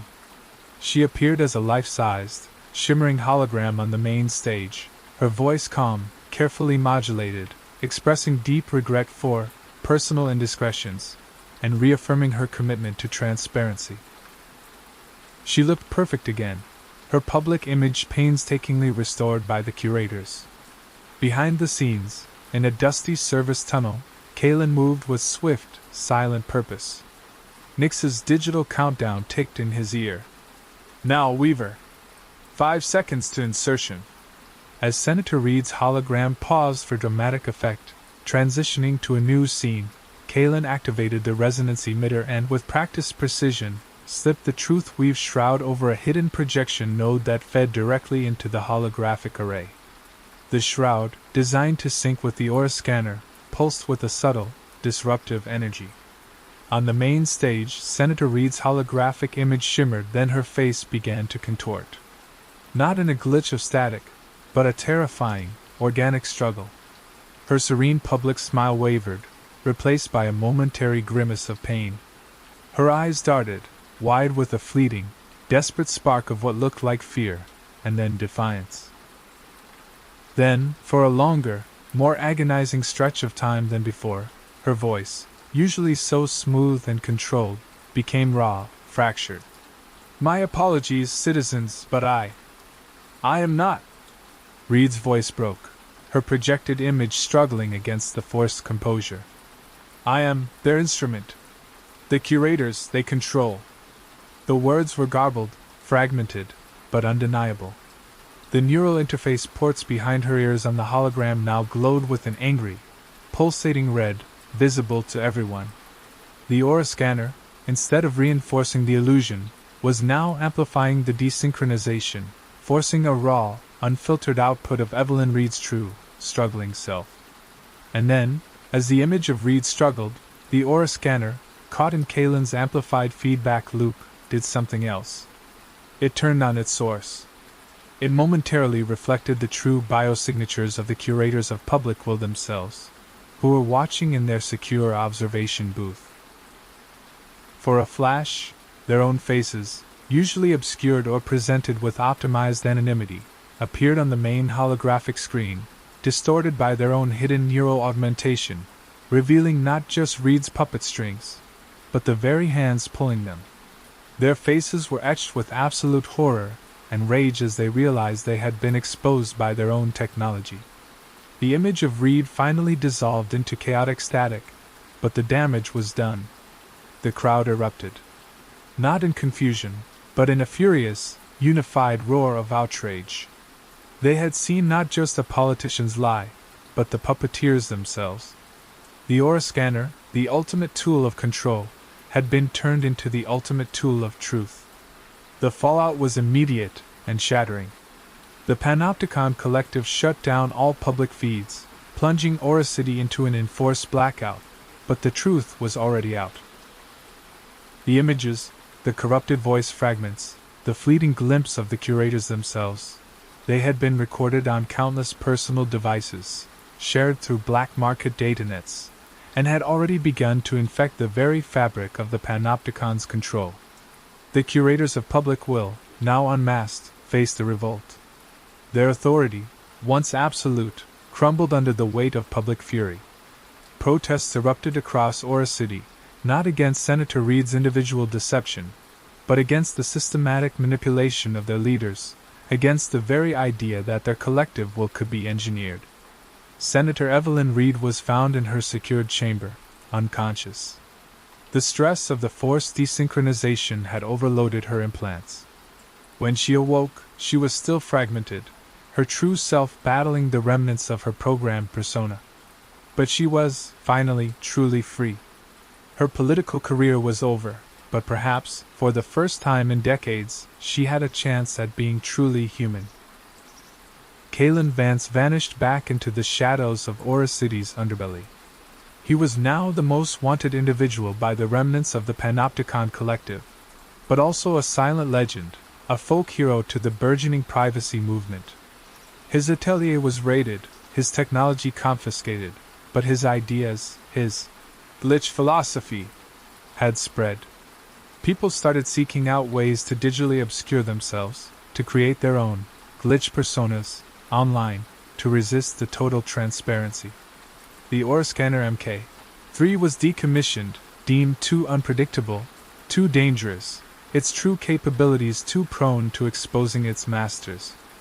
The Panopticon Collective itself entered a period of internal turmoil, its unquestioned authority now fractured. Aura City entered a new, uncertain era. The promise of total transparency had been revealed as a weapon for total control. The citizens faced a stark choice. Demand true digital sovereignty and the right to their own unmanaged identities, or allow a new, perhaps more insidious, form of manipulation to rise.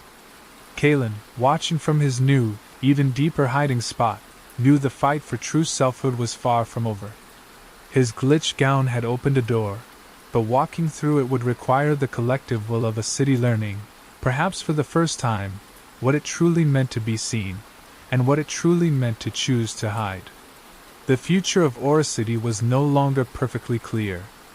It was beautifully, chaotically, and profoundly unpredictable. And that, Kalen mused, was the truest form of freedom.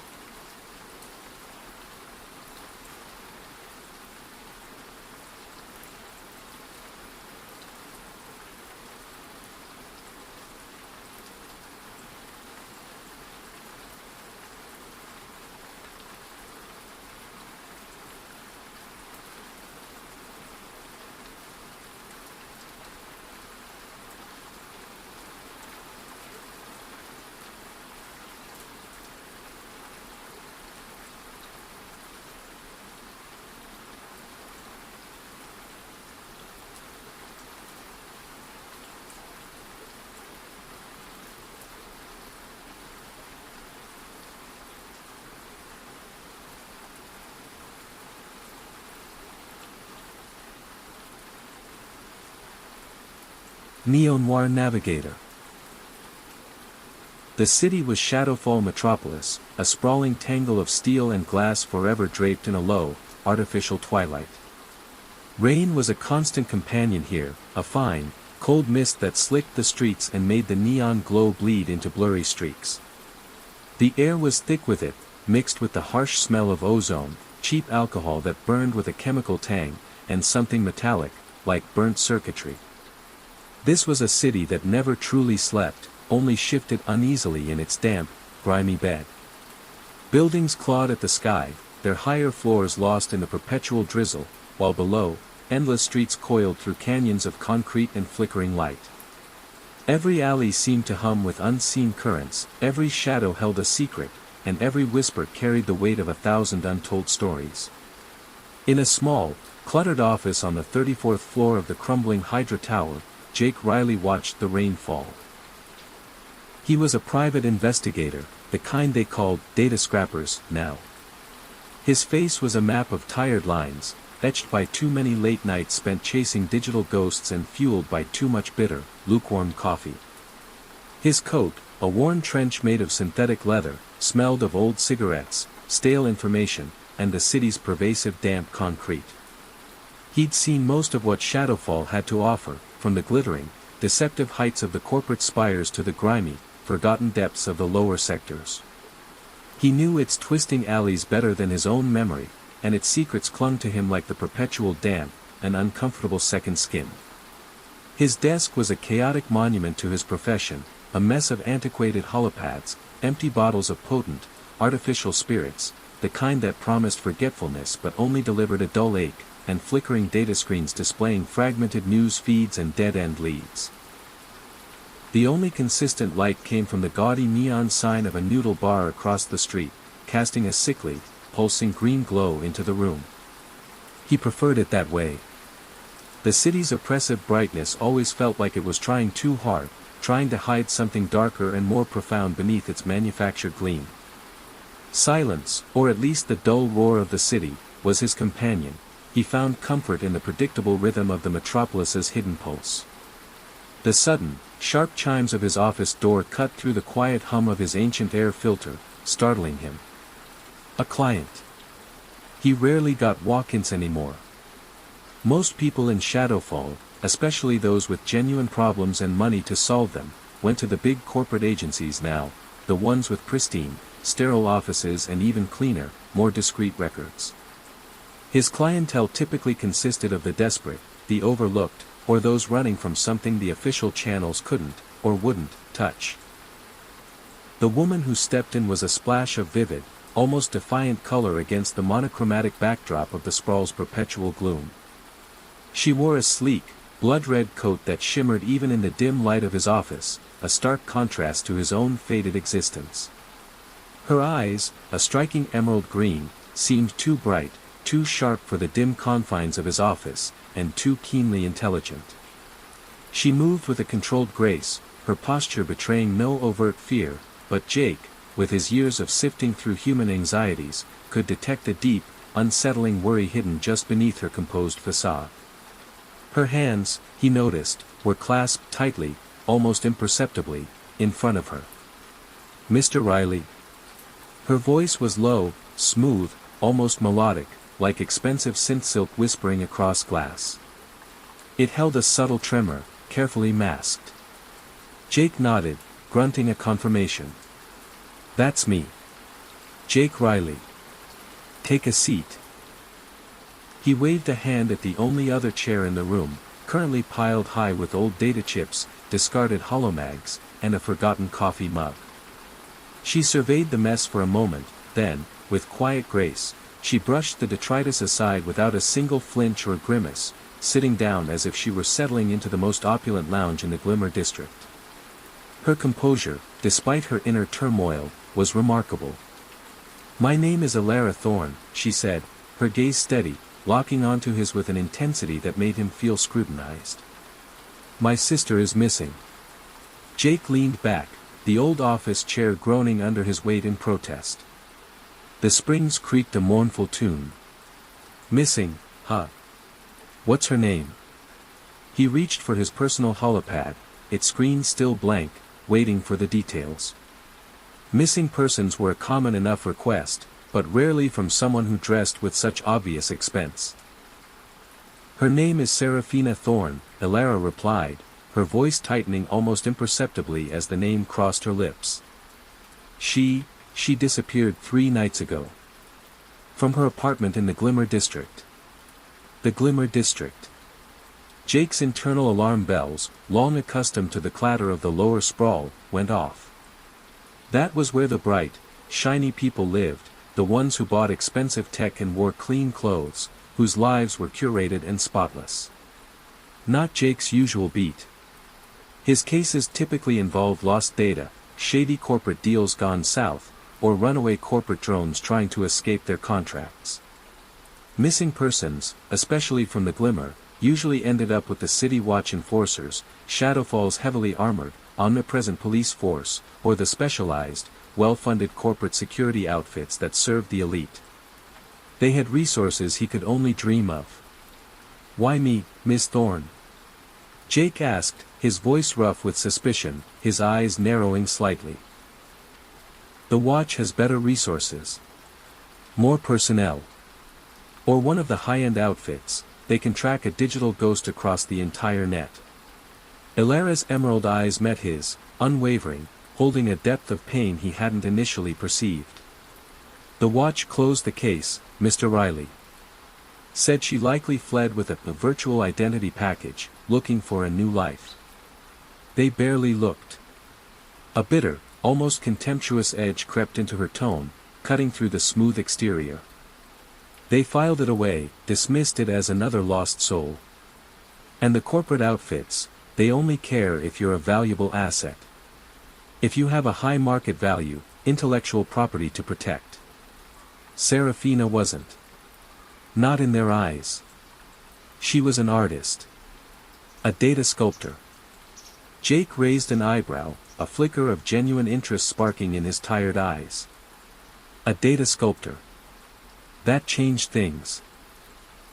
They were the ones who took the raw, chaotic stream of the city's data, the digital echoes and forgotten fragments, and shaped them into beautiful, intricate virtual worlds or immersive experiences. Often, to find their inspiration, they delved into the city's hidden data streams, the parts the City Watch didn't want anyone to see, the unofficial archives, the dark corners of the net. This just got infinitely more interesting. This was his territory. What kind of data sculptor? He pressed, leaning forward slightly, the chair creaking again. He reached for a fresh, unlit cigarette, a nervous habit. She specialized in ambient memory reconstructions, Elara explained, her voice softening as she spoke of her sister's passion. She'd gather fragmented digital echoes from old districts, discarded network signals, even thermal imprints from abandoned buildings. She'd weave them into immersive experiences, allowing people to feel the past, to walk through phantom histories.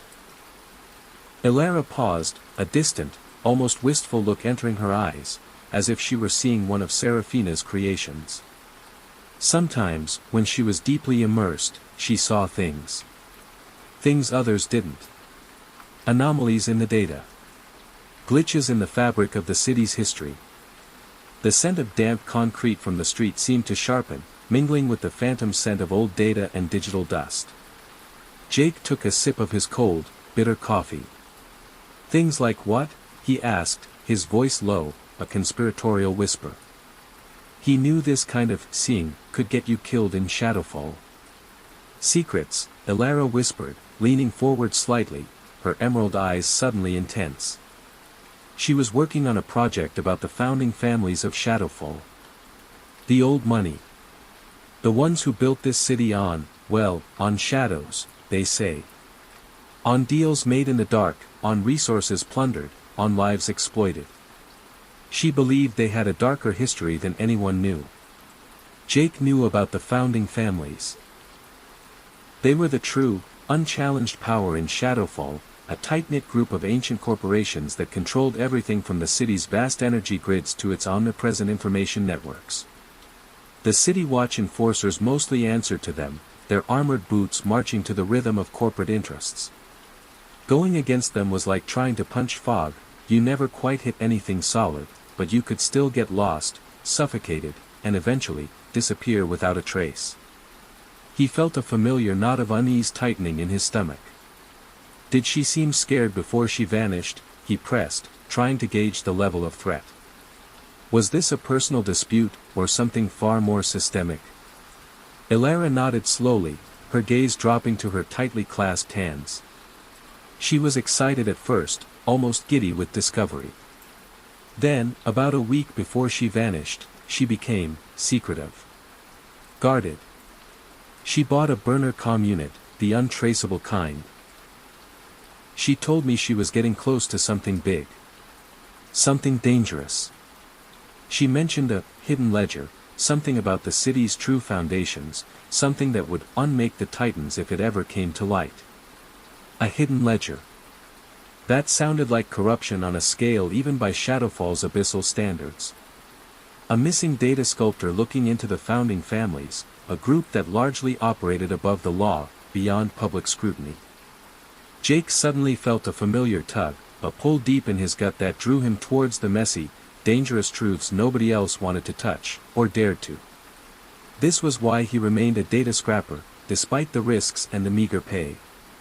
He lived for these shadows, for the faint glimmer of justice he could sometimes coax from the darkness. "All right, Miss Thorne," Jake said, pushing his chair back, the springs groaning a final protest. He flicked his unlit cigarette, then crushed it in a grimy ashtray. "I'll take the case. What do you have for me?" "Anything that can give me a lead, a direction." Elara opened a sleek data packet she held, sliding it across his desk. It was an expensive piece of tech, far beyond his usual client's means. Her last known comm log, she explained, her voice regaining a measure of control, a business-like efficiency. "It's encrypted, but I know she would have left a backdoor for me. A few raw data chips from her workshop, what little the watch didn't confiscate or deem irrelevant. And this." She revealed a small, intricately carved data charm, pulling it from around her neck. It looked like a piece of salvaged black circuit board, shaped into a delicate, geometric pattern. It glowed faintly with a dim, pulsing blue light, a tiny, digital heart. She wore this constantly. Said it was a key to her most private data vault, her mind archive. She called it her inner sanctum. Jake picked up the charm. It felt cool and smooth in his calloused fingers, surprisingly light. He recognized the craftsmanship. It was custom, likely built by Serafina herself.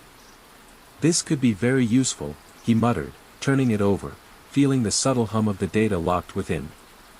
He looked back at Alara, his expression stern. "It's going to cost you. Up front.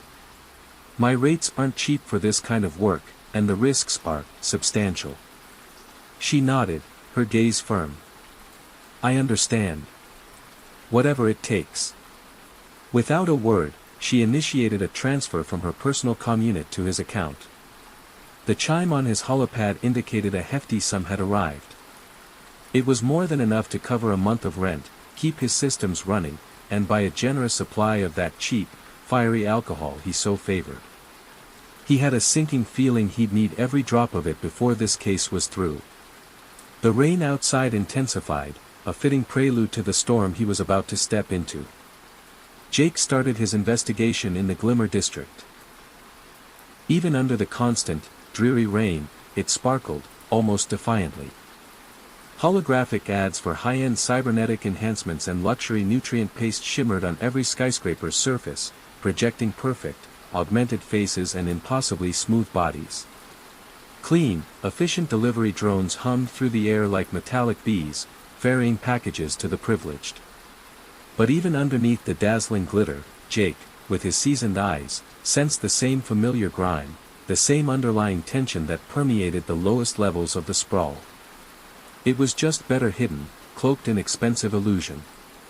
Serafina Thorne's apartment was in a sleek, anonymous tower, one of many indistinguishable glass monoliths that pierced the perpetual twilight. The City Watch enforcers had already been through it, their heavy-handed methods leaving behind faint energy traces of their scanners, scorch marks where they'd forced entry, and a general aura of disruption. Jake's own, older, more subtle tools were less invasive. He ran a damp scan, picking up ghost signals of forgotten comm chatter, faint thermal imprints on the floor where furniture used to be, a lingering scent of synth paintings and electronic ink. Serafina had cleared out almost all her personal tech, taking only what was essential or what she absolutely couldn't leave behind. This wasn't a sudden, unplanned disappearance, it was deliberate, at least in part. But why leave the key to her mind archive with her sister? That was the anomaly. He moved methodically through the sterile apartment, his movements fluid and quiet, a shadow against the shifting holographic light from outside. His fingers, calloused from years of manipulating data chips and old hardware, brushed along walls, searching for hidden compartments. He finally found a small, almost invisible compartment behind a loose wall panel near a disused maintenance port, barely noticeable unless you knew exactly what to look for. Inside, there was nothing but a single, blank data chip, pristine and unscarred. Jake frowned. It seemed too obvious, too neat. A plant? A misdirection? Or a carefully placed message meant for him, an opening gambit in a digital game of chess.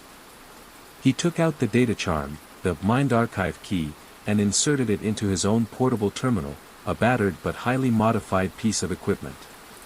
It hummed to life, projecting a complex, shifting interface, a vibrant tapestry of data that pulsed with an almost organic rhythm.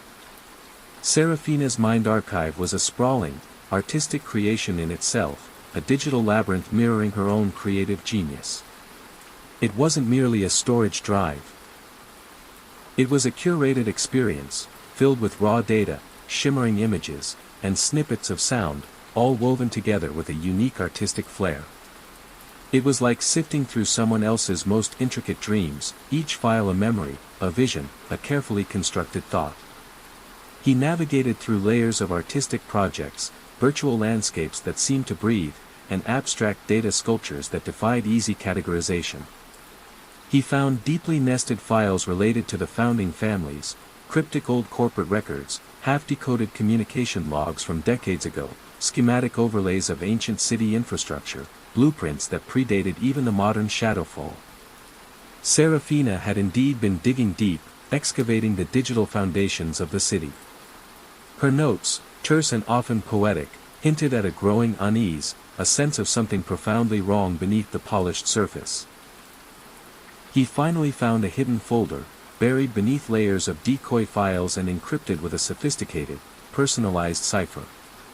It was marked only with a stylized glyph of a raven, wings spread as if in flight. Inside, there was a single, heavily encrypted video log. Jake initiated playback, the blue light of the terminal illuminating his own weary face. Serafina's face appeared on the screen, illuminated by the cold blue light of her own monitor. She looked pale, almost translucent, her usually vibrant emerald eyes shadowed with a profound, bone-deep fear. "If you're seeing this, Elara," her voice was a strained whisper, barely audible above the digital static, "it means I'm gone." They know. The families. Not all of them, not yet, but one. The Solara conglomerate. Her gaze darted nervously to the side, as if she expected someone to burst into the room at any moment. Jake leaned closer, his full attention riveted to the screen. Solara conglomerate. One of the biggest, most influential of the founding families. They controlled the city's vast energy and communication networks, the very pulse of Shadowfall. Their reach was omnipresent, their power absolute. Serafina continued, her voice trembling, each word an effort. "I found it, Elara. The Veiled Ledger. It's not just about money, or corporate espionage. It's a network. A horrifying, insidious network. They're using the city's oldest energy conduits, the abandoned sublevels, the forgotten infrastructure, to run something. Something that's not just illegal, it's inhumane. Beyond anything I could have imagined." She coughed, a dry, nervous sound that echoed unnaturally in the recording. "They're harvesting something. Life force, they call it. From the forgotten. The untraced. The digital ghosts of the lowest sectors. The City Watch is blind to it, or worse, an active part of it." Jake felt a chill colder than the perpetual rain seep into his bones. Life force harvesting. That was a nightmare from old data flicks, a horrifying myth whispered in the dark corners of the sprawl, a chilling urban legend used to scare children. It was said that the truly powerful, the ancient families, could extend their lives, enhance their abilities, or even fuel their technologies by draining the bioenergy of others, the disposable masses. But it was just a story, wasn't it? A horrifying, impossible urban legend. Until now. Serafina's image flickered, as if the very data stream was struggling to contain the horror of her revelation. The ledger points to a specific place. An old power station. Deep under the Ashfall slums. Code name, the Conduit. "I'm going there, Elara. I have to see it myself. I have to know. This ledger, it shows who they are. Their true faces. Their monstrous acts. I'll send the full, unencrypted file to a dead drop if I can. If I don't, you know where to look. Trust no one. No one at all." The video ended abruptly, cutting to static, leaving only the chilling echo of her words in the quiet office. Ashfall slums. That was the deepest, darkest, most desperate part of the sprawl, a place where the rain never truly washed away the grime, where the poorest and most desperate lived in crumbling, forgotten sectors, far from the neon glow of the glimmer. And the Conduit. This wasn't just a missing person case anymore. This was a dive into the very deep, dark, and corrupt heart of Shadowfall. Jake clenched his jaw. He had to go. The Ashfall slums were a world away from the Glimmer district, not just physically but culturally, morally. Here, the neon signs were broken, flickering with dying light, casting grotesque shadows that danced like phantoms.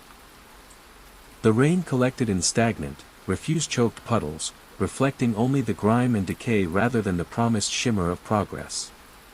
The air was thick with the smell of mold, decay, cheap stimulants, and a pervasive, underlying desperation.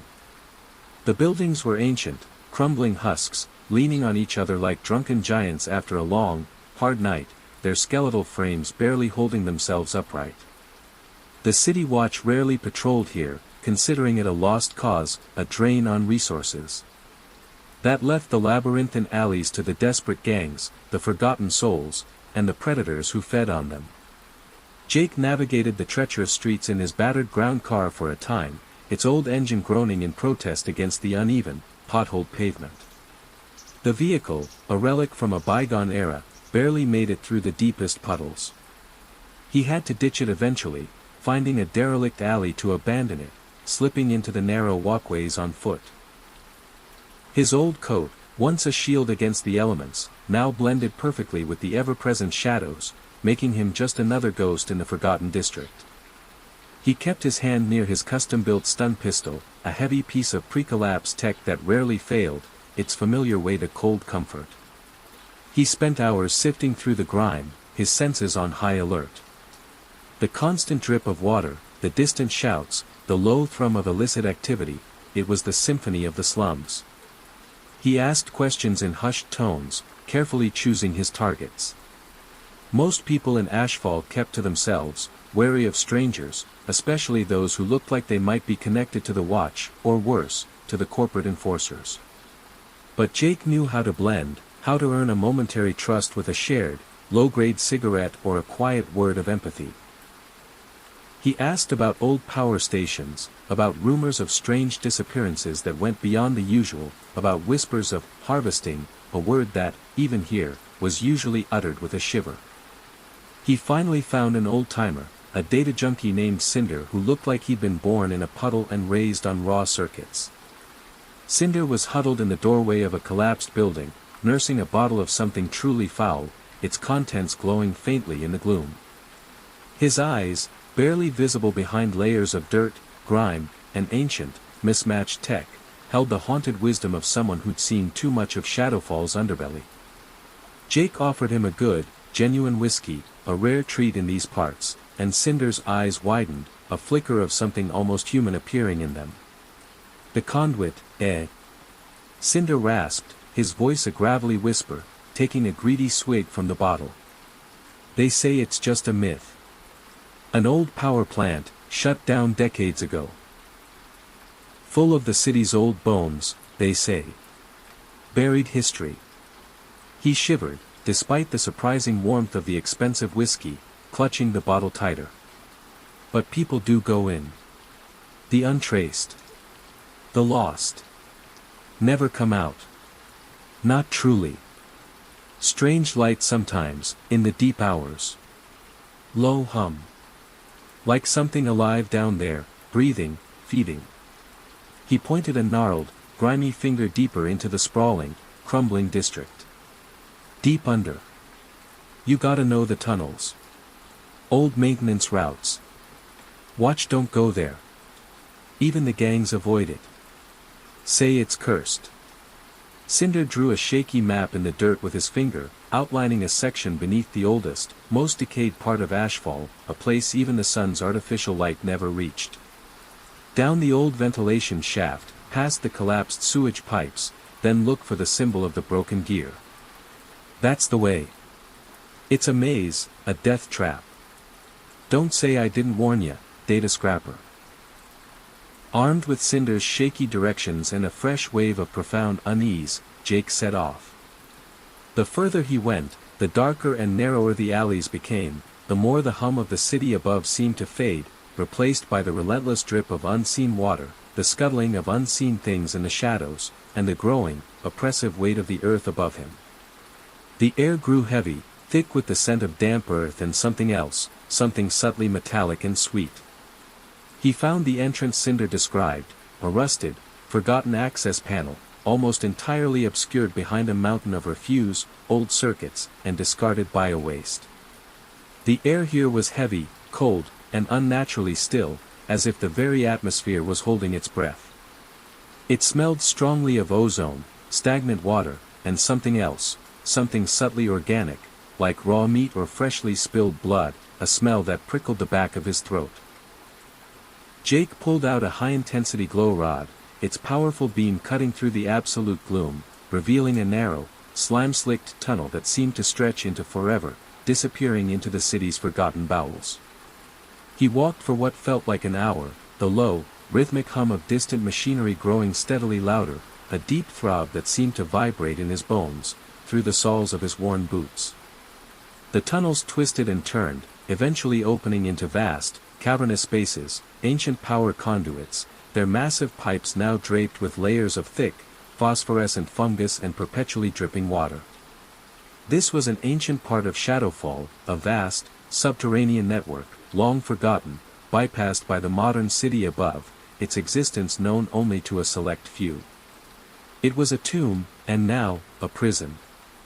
The hum intensified, becoming a palpable vibration in the air. He saw a faint, pulsing light ahead, a soft, sickly green that illuminated the tunnel walls with an eerie glow. As he got closer, the air grew warmer, almost humid, thick with the metallic tang of heated circuits and that cloying, organic scent. He crept forward, his hand instinctively gripping the worn handle of his stun pistol, the cold metal a stark contrast to the rising heat in the air. Every instinct screamed at him to turn back, but Seraphina's face, pale and terrified in the video log, pushed him onward. He found it, a cavernous chamber, immense and horrifying, dimly lit by pulsing green energy cells embedded in the walls. In the center, a huge, silent machine hummed, its presence almost suffocating. It looked like something from a nightmare, a construct of cold, calculating evil. Gleaming chrome and dark, segmented cables snaked around a central column of swirling green light, which pulsed with an unnerving, biological rhythm. And around it, suspended in clear, fluid-filled tanks that glowed with the same sickly green, were figures. Dozens of them. They were human, or at least, they had been. Gaunt, pale, their eyes closed in what looked like an unnatural sleep, their bodies unnervingly still. They were connected to the massive machine by a tangle of clear tubes, their life force, their very essence, being slowly and systematically drained into the central column, consumed by the pulsating green light. This was the conduit. The chilling urban legend wasn't just real, it was worse than any story. It was a factory of stolen lives, a monument to a depravity he hadn't believed possible. Jake felt a cold wave of utter disgust, a profound nausea rising in his throat. Who would build such a thing? Who would operate it? And for what purpose could this horror serve? He moved stealthily, keeping to the deepest shadows, his presence a whisper in the echoing chamber. He saw data terminals near the tanks, displaying complex readouts of bioenergy levels, processing speeds, and names. He zoomed in on one screen with his communist's optical scanner. The names were of the forgotten, the untraced, beggars, addicts, digital nomads who had slipped through the cracks of Shadowfall's hyper-monitored system, becoming statistical ghosts. And then, his blood ran cold. He saw it. A single name, prominently displayed, listed as Active Harvest, Priority 1. Jake's breath hitched, a sharp, painful gasp in the oppressive air. She wasn't just missing, she was here, imprisoned, being harvested. She was alive, but barely, her life flickering like a dying data stream. His stun pistol felt suddenly heavier in his hand, no longer a mere tool but an instrument of desperate justice. He saw a control panel nearby, less sophisticated than the Panopticon Collective's omnipresent tech, but still complex, clearly designed for efficiency rather than human interaction. It had a glowing logo on it, a stylized, multi-limbed creature, its sharp lines unnervingly predatory. The unmistakable symbol of the Solara conglomerate. They were not merely funding this, they were the architects, the silent butchers. They were harvesting life force. For power. For immortality. For a monstrous, dark energy source to fuel their empire. He had to get Seraphina out. And he had to get proof. The hidden ledger Seraphina mentioned had to be here, somewhere within the system. He began a frantic scan of the terminals for any sign of a central database, a master log. Just then, a door hissed open at the far end of the chamber, cutting through the low hum of the machinery. Two figures in black, armored suits walked in, their faces hidden by dark, reflective visors. They carried long, unsettling energy rifles, their barrels glowing with a faint, internal light. Solara enforcers. Their movements were precise, their presence a cold, undeniable threat. He was not alone. Jake melted deeper into the shadows of the cavern, pressing himself against the cold, damp rock, moving like a ghost. His heart pounded in his chest, a frantic drum against his ribs. Two heavily armed, highly trained enforcers against one weary, outmatched private investigator. The odds were grim, nearly impossible. He knew he couldn't engage them head-on. He had to be smart, cunning. His gaze darted around the cavern, searching for any advantage. His eyes landed on the control panel. If he could disrupt the system, overload it, maybe he could free Seraphina, or at least cause enough chaos to create an opening for escape. He fired a precise stun blast, a focused beam of kinetic energy, hitting one enforcer squarely in the chest. The armored figure crumpled instantly, a jolt of green light sparking violently from his heavily reinforced suit as the kinetic charge disrupted his internal systems. The other enforcer reacted with terrifying speed, his energy rifle snapping up, its barrel spitting a searing crimson bolt of pure energy. Jake rolled instinctively behind a massive, rusted power conduit, narrowly avoiding the blast that charred the wall where his head had been moments before. Intruder, the remaining enforcer's voice crackled through a speaker in his helmet, distorted and menacing. Identify yourself. Halt, or be neutralized.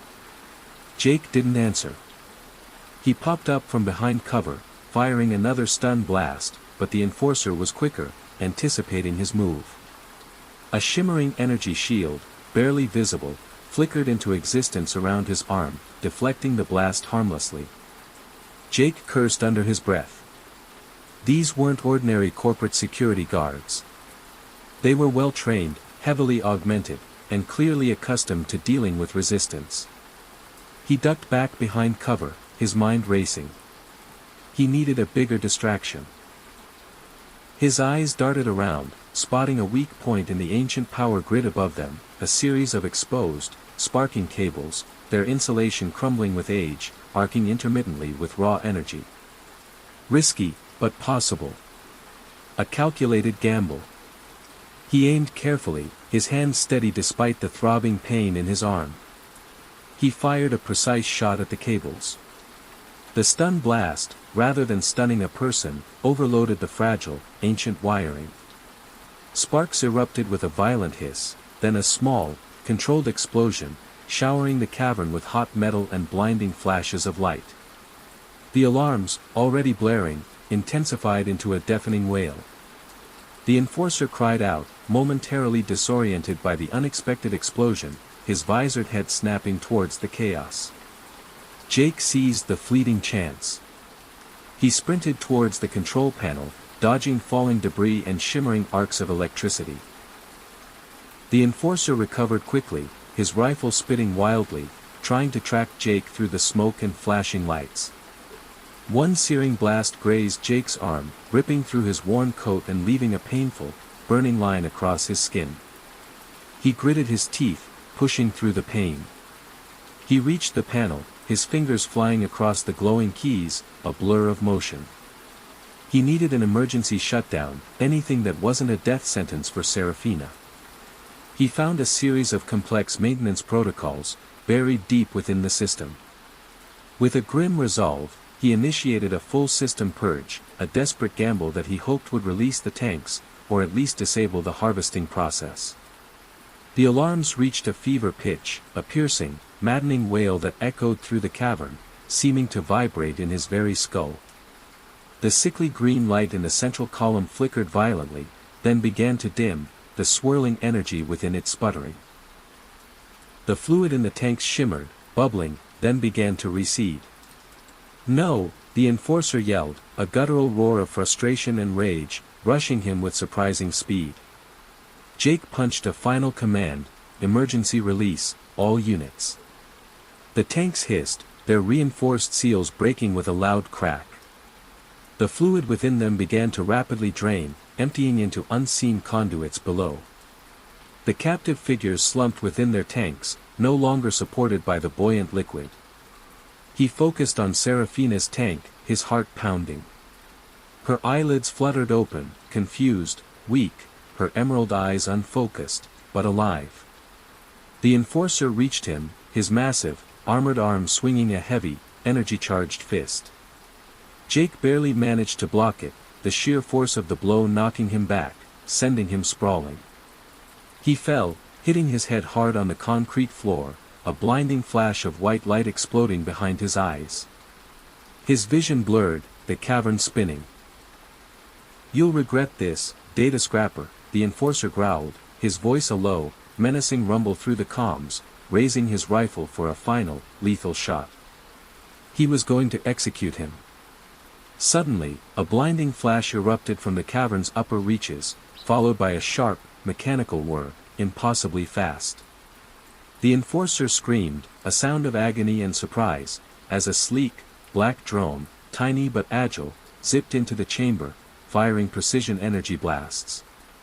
It struck the enforcer's rifle, melting the barrel into slag, then hit his armored arm, causing him to stagger back, howling in pain, dropping his now useless weapon. Jake pushed himself up, his head throbbing, blood trickling from a cut on his temple. Cypher's drone hovered in the air, a silent, agile guardian, its optical sensors glowing faintly. "Get out, Riley." Cypher's voice, distorted but clear, came through a tiny comm unit on the drone, urgent and sharp. "The watch is on its way. Solaris flooding the tunnels with enforcers. Get out of there, now." The fluid in Seraphina's tank had fully drained. She was weak, barely conscious, her body trembling. Jake rushed to her, pulling her out of the tank. She felt impossibly light in his arms, her skin cold and clammy. He could hear the distant, rising wail of city watch sirens, growing louder with every passing second. He knew the tunnels would be crawling with enforcers soon. He needed to get Seraphina to safety. But he also needed the proof. The hidden ledger. He looked back at the control panel, the screen still flickering with raw, unencrypted data. The system purge was almost complete, but before it wiped everything, he saw it. The veiled ledger, the true operations log of the Solara conglomerate's horrific harvesting. It listed names, dates, amounts of life force extracted, and chillingly, the names of high-ranking City Watch officials who facilitated the transport of the untraced individuals, ensuring their disappearance was never properly investigated. This was the key. This was everything. Cipher. Download this. Jake yelled, his voice hoarse, pointing a shaky hand at the screen. It's the ledger. All of it. Every last damning detail. The drone whirred, extending a slim, almost invisible data cord. It latched onto the panel's data port, a frantic torrent of information flowing into its tiny, high-capacity memory core. The hum of the data transfer filled the cavern, a digital symphony of truth. Got it. Full download complete. Cipher commanded, their voice laced with triumph. Get out of there. Now. The primary access point is already sealed. I'll guide you through a secondary route. Jake hoisted Seraphina over his shoulder, her frail body a surprisingly heavy weight of responsibility and grim purpose. He took one last, lingering look at the horrors of the conduit. The other harvested figures still slumped in their tanks, their fate uncertain, their bodies shivering from the cold, artificial air now flooding the chamber. He had saved Serafina. Now, he had to expose this. He had to bring justice to this dark place. He plunged back into the dark tunnels, Serafina's fragile body clutched tightly in his arms, the drone zipping ahead, a tiny beacon of light, guiding him through the labyrinthine passages. Sirens wailed in the distance, getting closer, their mournful cry a promise of pursuit and retribution. The hunt was on. Jake stumbled through the winding tunnels, the wails of the City Watch enforcers echoing ominously behind him, their heavy bootfalls growing closer. Serafina was a dead weight in his arms, her breathing shallow and ragged, a faint whisper against his ear. The drone, Cypher's agile eyes and ears, zipped ahead, a silent, flickering blue light, twisting through passages only a data ghost could have mapped with such precision. He could hear the barked orders of the enforcers, their synchronized movements indicating a full, professional sweep. They were closing in. Almost there, Riley. Cypher's voice was tight, urgent, breaking through the static of his communit. Watch for a ventilation shaft, dead ahead. It's old, unsecured. It'll take you up 2 levels, outside the immediate search perimeter, into the old industrial sector. It's rough, but clear. Jake saw the shaft, a dark, rusted opening in the tunnel wall, barely visible in the drone's flickering light. It was a tight squeeze, barely wide enough for his shoulders, let alone with Serafina in tow. He pushed Serafina's fragile body through first, gritting his teeth, his injured arm screaming in protest as he awkwardly maneuvered her. Then, he squeezed himself in, scrambling upwards, his hands scraping against the rough, unforgiving metal. He emerged into a cramped, dusty service tunnel, higher than the one below, and blessedly, momentarily, silent. The air was cleaner here, less stale, carrying the faint, metallic scent of ozone and the distant hum of industrial machinery. He crawled for what felt like an eternity, Serafina still clutched tightly to him, her unconscious form a chilling reminder of the horrors they had just escaped. Every muscle screamed, every breath was a struggle. Finally, they reached a rusted grate. He pushed it open with a desperate heave, emerging onto a grimy, forgotten alleyway, several blocks from the conduit. The blessed rain was still falling, a cold, welcome spray on his face, washing away the grime and the fear. He found a secluded corner, pulling Serafina into the relative dry of a derelict doorway, sheltering her as best he could from the elements. Her eyes were barely open, unfocused, her body shivering uncontrollably. He had to get her medical help, fast. She wouldn't last much longer without it. But he also had the data. The ledger. The truth. Cypher, he whispered into his comm, his voice raw and strained, you got it all. Every bite. Every last bite, Riley, Cypher replied, their voice a mix of grim satisfaction and triumph. The veiled ledger. Names, dates, coordinates.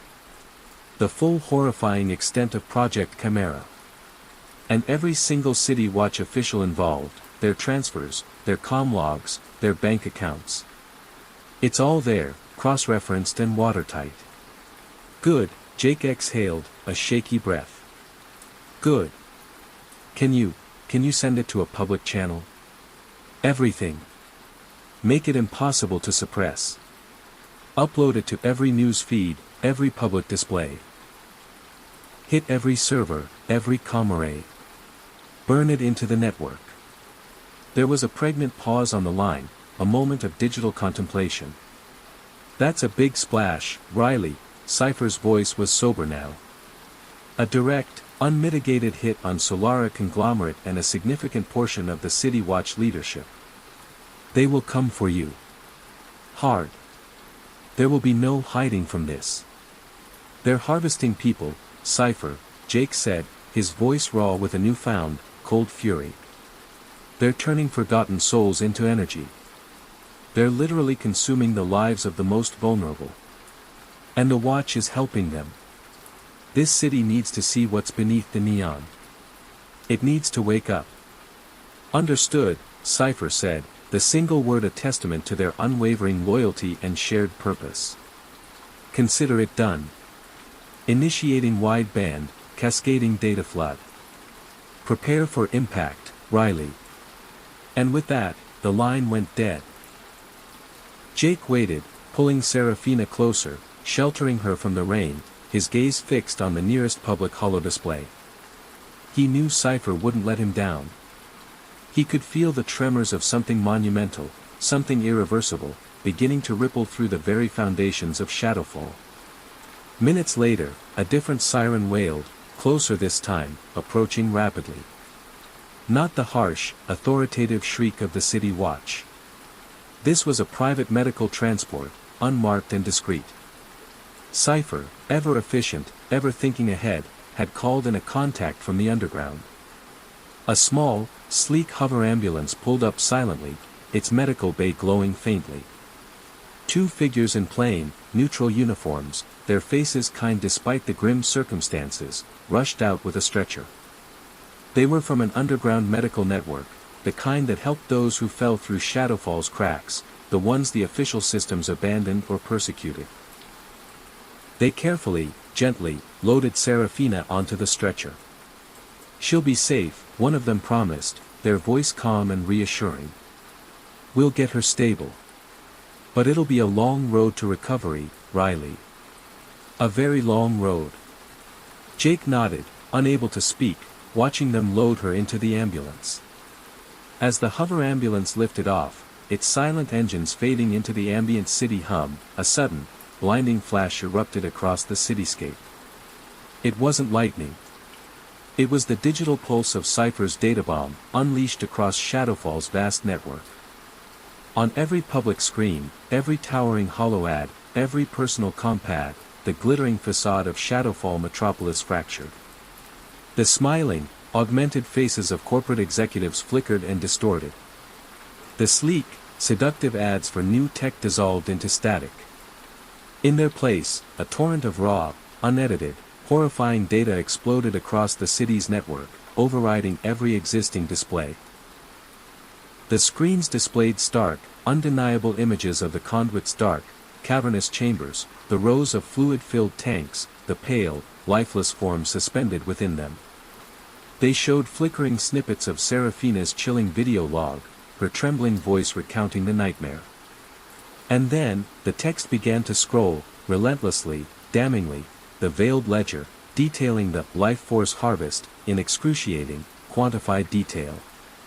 It named the Solara conglomerate as the mastermind, the architect of this monstrous operation. It listed the names of high-ranking City Watch enforcers, their faces appearing next to the horrific details of their complicity, their transfers of untraced assets, their financial gains from the suffering. The words, Project Chimera, the sinister name for their horrifying harvest operation, flashed across screens in blood-red text, tying every piece of evidence together into an undeniable narrative of depravity. Shadowfall Metropolis erupted. The rain-slicked streets, usually filled with the quiet hum of commerce and the distant, controlled wail of watch sirens, now filled with shouts, screams, and a collective roar of disbelief turning rapidly into fury. People poured out of buildings, stopping in their tracks, staring at the glitching, truth-telling public screens, their faces shifting from confusion to horror, then to an incandescent, righteous outrage. The carefully constructed facade of the founding family's benevolence, of the City Watch's integrity, of Shadowfall's shiny, progressive image, had been ripped apart, exposing the rot beneath. The immediate aftermath was pure, unadulterated chaos. The City Watch enforcers were completely overwhelmed. Their comm channels jammed with the digital noise of Sci-Fi's databomb, their public image shattered beyond repair.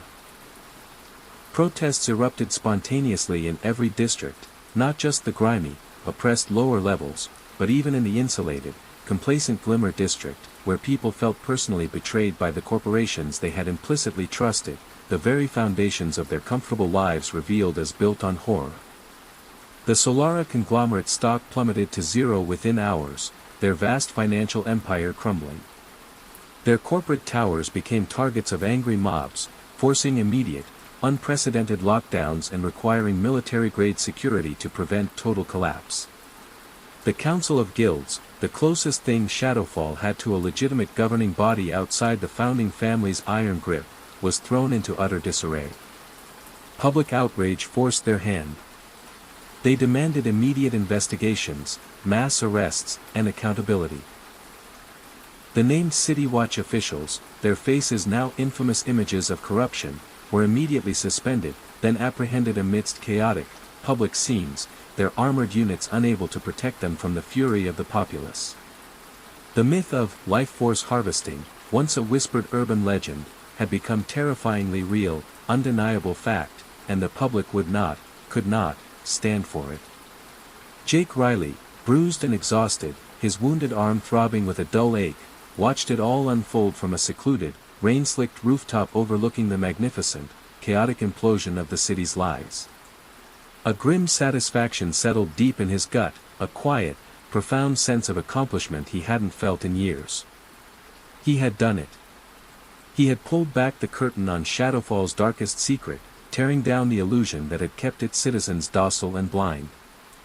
Cypher contacted him, their voice almost triumphant, the metallic distortion in their voice unable to mask the exhilaration. "It's a beautiful mess, Riley. The whole network is in meltdown. They're going to come for you. Hard. They'll never stop looking." "I know," Jake replied, watching the flickering chaos below, the digital fireworks of truth consuming the city's lies. "But they won't find me easily. The shadows are deep, and I know them better than anyone." He became a ghost again, fading into the perpetual night of Shadowfall, a phantom figure moving through the undercurrents.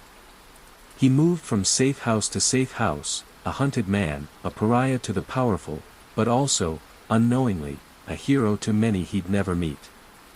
The private investigator business, the legal kind, was likely over for him. His life as he knew it, shattered. But his new purpose was clear, etched in the chaos he had unleashed. Serafina Thorne, slowly, painfully, recovered in the dedicated care of the underground medical network. She would never be the same, the trauma had left indelible marks, both physical and psychological. But she was alive, a living testament to the horror, a survivor. As she began to heal, she would become a quiet but powerful voice in the new, burgeoning movement for truth and justice. Her artistic eye now focused on documenting the raw reality of Shadowfall's awakening. The conduit was raided, its horrors exposed to the harsh light of official scrutiny. The remaining harvested figures, rescued and given care by the same underground network that saved Serafina, served as undeniable, horrifying proof of the Solara conglomerate's crimes. The conglomerate faced unprecedented legal action, public outcry, and devastating boycotts, their absolute control over Shadowfall forever shattered. Their empire was in ruins. The City Watch enforcers underwent a forced, agonizing restructuring, their power greatly reduced, their public trust eroded to nothing. Their iron grip on the city, once absolute, now felt shaky, fragile. A seed of doubt, of distrust, had been planted in the heart of Shadowfall. Shadowfall Metropolis, once defined by its corporate control and manufactured transparency, was now a city in flux, in rebellion, in pain, but also in hope. The rain still fell, the neon still bled, but a new current ran beneath the grime, a restless, awakened populace demanding true accountability, genuine transparency, and a future free from the shadows of exploitation. The balance of power had shifted, irrevocably. The shadows of the alleys were no longer just places to hide, they were places where truth could be found, where resistance could grow, and where a new, uncertain future was being forged. Jake Riley was no longer just a data scrapper, he was a silent navigator of this new, unpredictable reality. His work, he knew, was just beginning.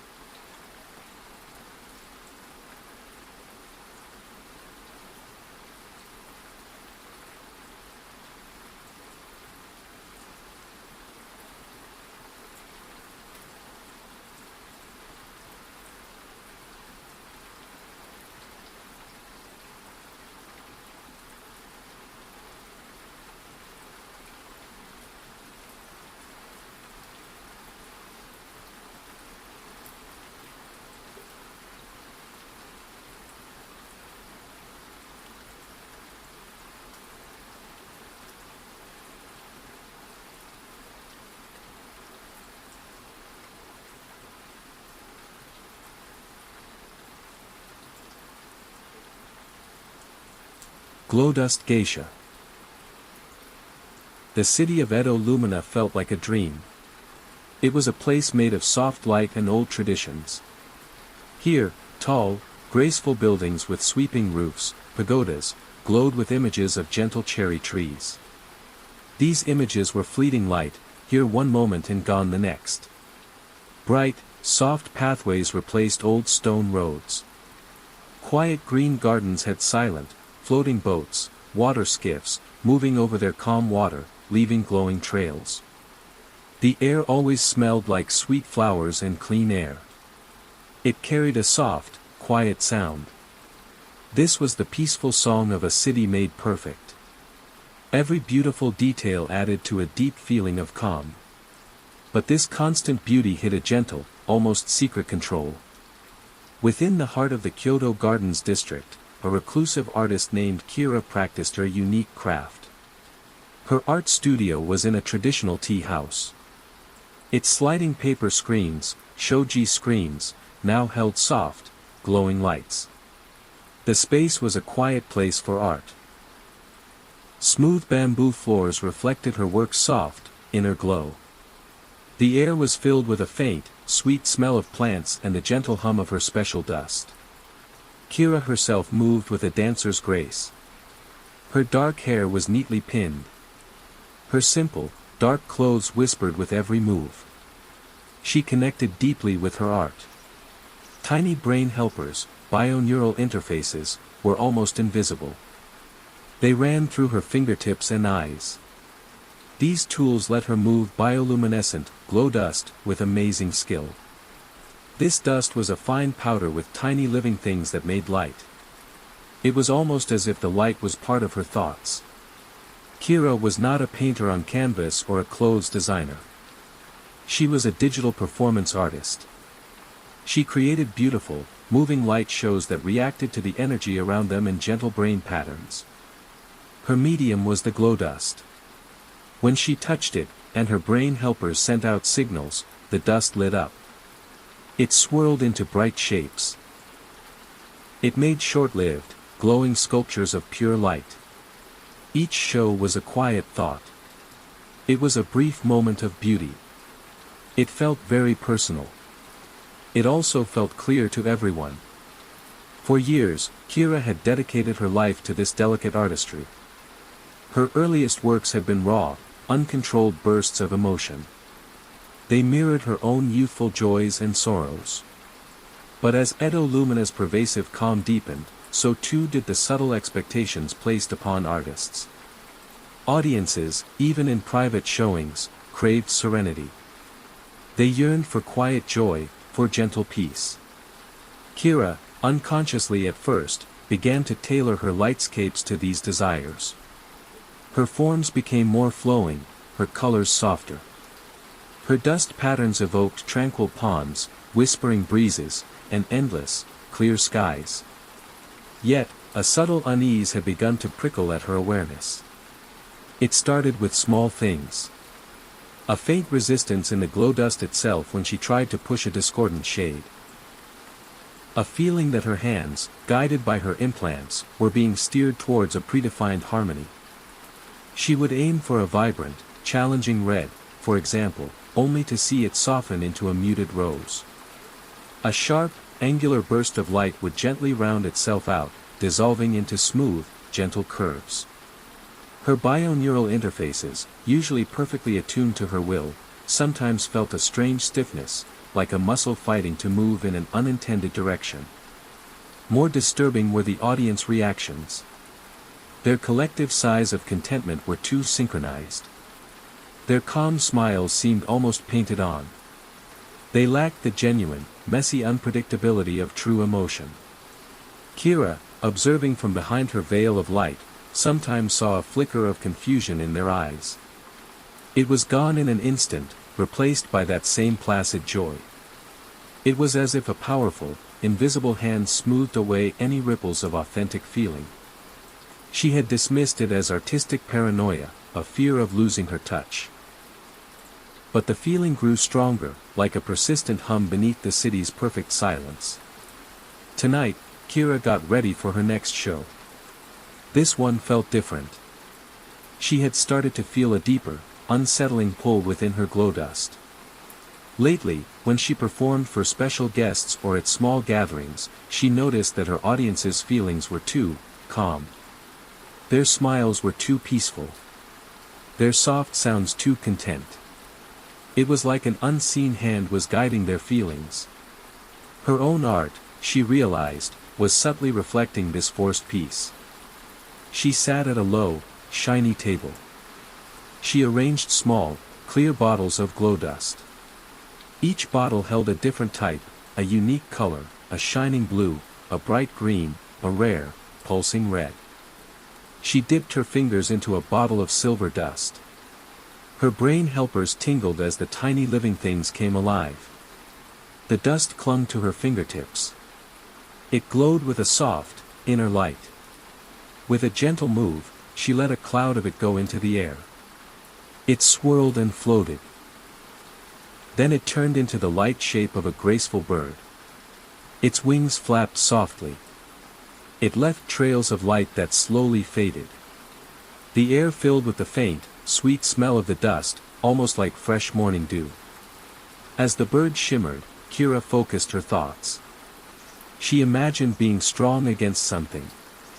She imagined deep, wild sadness. The dust moved. Its silver tried to change to a darker, more complex color. But it would not. It flickered back to its pure, calm silver. It was like an outside force was stopping her feelings from showing. This was not a limit of the dust. It was something else. A soft sound from her old compad, its wood smooth and warm, broke her focus. The message was from the Serenity Concord. This was Edo Lumina's main ruling group. The Concord controlled all public art and how people expressed themselves. They kept the city calm. Their message was short, formal, and very cold. Master Kira, your work has caught our eye. Your recent shows have special power. We need to see a private show. Right away. Be discreet. The message ended with the Concord's emblem, a perfect, even lotus flower. Its petals glowed with an unnatural light. A cold fear washed over Kira. The Serenity Concord was known for its quiet, almost strict control over the city's people. They had slowly, gently woven themselves into every part of Edo Lumina's life. They transformed it into a perfect example of peace. But this came at the cost of true feelings. They stopped disagreements, not with force, but with hidden art. Their public art shows sent out gentle waves that calmed feelings. Her glow dust, she now realized, might be open to their influence. And they wanted to use it. She called her helper, a quiet, skilled synth-human named Jian. Jian was a useful model, made for art tasks. He moved with a dancer's quiet grace. His shiny body reflected the soft light of the studio. He wore a simple, dark uniform. Jian, Kira whispered. The Serenity Concord. They want a show. Tonight. Jian's eye sensors grew wider, just a little. Master Kira. Their interest usually means a change.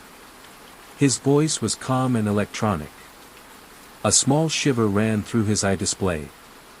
Jian, even with his programming, had always shown an almost human liking for real art. A change, Kira repeated. It tasted bitter in her mouth. She knew what that meant. They would take her art. They would control it. Her art would be twisted to serve their bad purpose. Her art, which had always been a safe place of freedom, was now in danger. The gentle smell of glow dust, once so comforting, now felt almost stifling. She would not let her art be used for a false calm. Kira's choice not to obey the Serenity Concord right away brought a sudden, chilling shift to the city. It was not an open threat. It was far more hidden. The calm hum of Edo Lumina seemed to get deeper. Its soft rhythm became more insistent.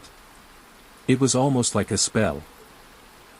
The glowing cherry trees, which usually moved with a soft, airy light, now pulsed with a slightly faster, more unsettling beat. Even the scent of flowers in the air felt heavier. It was a stifling sweetness that pressed in on her. Her studio, once a safe place, now felt like a cage. The calm glow of her glow dust seemed to dim. It was as if it fought against an unseen force. She noticed small changes in the light waves outside her windows. The Serenity Concord was gently closing in. Their constant artistic control was showing itself. It reminded her of how much power they had. One rain-swept afternoon, a rare, heavy downpour hitting the old roof of her studio, a figure appeared at her gate. He was an old man. His face was full of deep lines and ancient wisdom. His eyes were surprisingly sharp and watchful. He wore simple, dark, handmade clothes. It was a strong sign of realness in a city obsessed with digital perfection. This was Old Man Hiroki.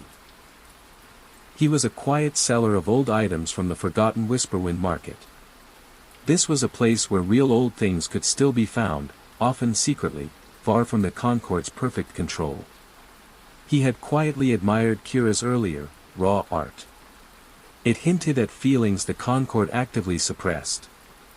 Master Kira, Hiroki's voice was dry, like old paper. Yet, it held a surprising warmth. He did not bow deeply. His look showed deep respect. Your art, it touches the soul. A rare thing these days. Kira regarded him. Her brain helpers tingled. She sensed no malice, only a quiet resolve. The Serenity Concord has become interested. Hiroki nodded slowly. His eyes swept over the glowing bottles of glow dust. We know. They want to turn light into a chain. He took out a small, beautifully carved wooden box. Its surface was smooth from age. There are people who still value true feeling. We are the Ethel Collective. The Ethel Collective. Kira had heard faint whispers of them. They were a secret group of artists, thinkers, and tech rebels. They tried to keep real human feeling and expression alive against the Concord's artistic rule. They were a silent counterforce to Edo Lumina's forced peace. The Concord's control is everywhere, Hiroki continued. His voice became almost a whisper. They use neural dampeners. These are hidden in their public art, in the city's background hum, even in the filtered air. It makes feelings dull. It makes people calm. Obedient. Your glow dust, with its special feeling, is also open to their waves. Kira already knew this. She felt it in her art's quiet struggle. But your art also carries a special power, Hiroki said. His eyes fixed on her. It can grow stronger. It can go beyond their waves. We need a performance, Master Kira. A grand, brave piece that can turn off their commerce and send a raw, pure emotional truth to the whole city. One strong moment of real feeling, made 1,000 times stronger. Kira's mind spun.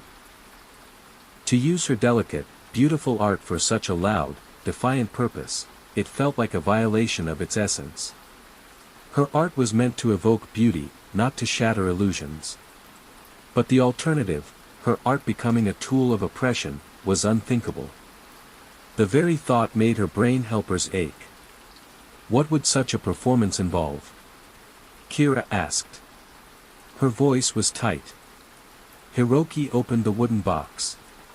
Inside lay a single, very detailed com shard. Kira had never seen one like it. Its surface was made of dull black stone. It had tiny, almost unseen paths that glow with a faint, inner red light. This holds the main waves of their mind commerce. We have studied them. Your glow dust, made stronger by this shard, can send out a counterwave. One strong feeling. Wild. Uncontrolled. We suggest, passion. Passion. It was the exact opposite of the Concord's calm control. It was wild. all-consuming, dangerous. And it was a basic human feeling that Edo Lumina had long forgotten. Kira looked at the calm shard. Then she looked at the gentle shimmer of her glow dust. The beauty she created was fragile. But perhaps, sometimes, fragility needed to be used as a weapon. "I will do it," Kira finally said. Her voice was firm. It held a new, quiet strength. "Tell me how." The next few weeks were a busy time of intense creation and secret work. Kira changed her peaceful studio into a hidden lab and performance space. Jian, her loyal synth-human helper, moved with quick skill. His polished body reflected the nervous energy filling the room. The air was thick with the smell of special plant food, activated glow dust, and the faint, metallic scent of new parts. Kira focused completely. She spent countless hours at her light-shaping platform. This was a screen that let her make her glow dust patterns in 3 dimensions. Her brain helpers hummed with constant work. She pushed her control to its limits. She experimented with new strains of glow dust. She forced them to hold and transmit powerful, complex emotional data. The Concord's calming waves were a constant, soft pressure. This made her work harder. It demanded a fierce defiance from her very core. She aimed to create patterns that were not just beautiful. They were jarring. Almost clashing. Designed to shock the senses awake rather than soothe them. The challenge was immense.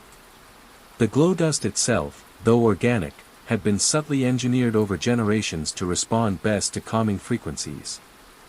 Forcing it to carry the raw, untamed energy of passion was like trying to make a calm river flow uphill. Her bioneural interfaces screamed with the effort. Her fingertips burned. Her eyes, usually so precise, blurred with fatigue. She often spent entire nights at the platform, hunched over, manipulating the dust with agonizing slowness. Jian would bring her steaming cups of nutrient broth, his quiet presence a steady anchor in her escalating stress. Old man Hiroki, through the Ethel Collective, gave important help. He brought rare, raw minerals. He secretly brought in glowing plant chemicals. Most importantly, he gave her key facts about the Serenity Concord's network weaknesses. He also connected Kira with other members of the Ethel Collective.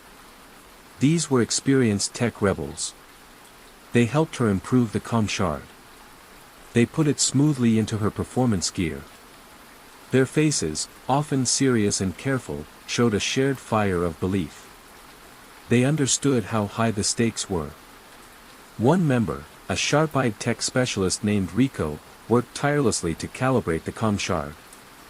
"Master Kira," Riko had explained, her voice low and quick, "this shard will act like a megaphone for your emotional intent. But it needs to be perfectly tuned. A fraction off, and it could simply dissipate your dust, or worse, cause a feedback loop that fries your interfaces." Kira felt a cold knot in her stomach at the thought. The risk was personal, deeply so. Her art was literally connected to her nervous system. The tension in Edo Lumina grew as the grand festival of Serenity approached. The city hummed with an amplified calm. The holographic projections across the sky, usually gentle, pulsed with an almost urgent serenity. The scent of plum blossoms, once sweet, now felt cloying, like a subtle gas meant to lull the senses. Kira felt the increasing pressure of the Concord's control, even through the thick walls of her studio. It was a mental fog that tried to settle over her thoughts, to quiet her defiance. She fought it with every brushstroke of light, every surge of defiant will. The goal was the grand festival of Serenity.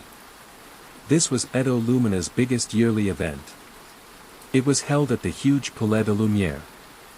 This shining building, made of clear crystal, was the very center of the Serenity Concord's power. It was built to send out their calming waves to every part of the city. During the festival, the Palais would be filled with all of Edo Lumina's most important people. Concord leaders, big company bosses, and influential figures, all enjoying the Concorde's controlled peace. This was where Grand Master Xenon, the mysterious, much-loved leader of the Serenity Concorde, would give his yearly speech. It was a speech meant to make the city's calm feeling even stronger. Kira's job was to be the main performer. She would create a grand, citywide light show for Xenon's speech. It was the perfect cover. Her challenge, to change her art from a sign of false calm into a weapon of truth, hidden as the Concorde's best art. On the night of the festival, the Palais de Lumière was an amazing sight. Its colossal crystal walls, normally a soft, unblemished white, pulsed with gentle, shifting hues of blue and silver. These colors were designed to radiate a palpable sense of peace, a visual sedative. Thousands of guests, Edo Lumina's elite, moved through the vast halls. They wore elegant garments woven with subtle light-emitting threads, each one shimmering softly. Their faces were serene. Their eyes held a calm, almost vacant contentment. Every detail was meticulously designed for maximum aesthetic impact, subtly reinforcing the Concorde's emotional control. The air within the Palais was purified, crisp, yet subtly infused with calming agents, a gentle narcotic that smoothed away any rough edges of emotion. A faint, constant, almost subliminal hum vibrated through the floor, a frequency carefully tuned to soothe and pacify. Kira stood backstage. Her heart beat fast, a stark, frantic drum against the pervasive calm of the Palais.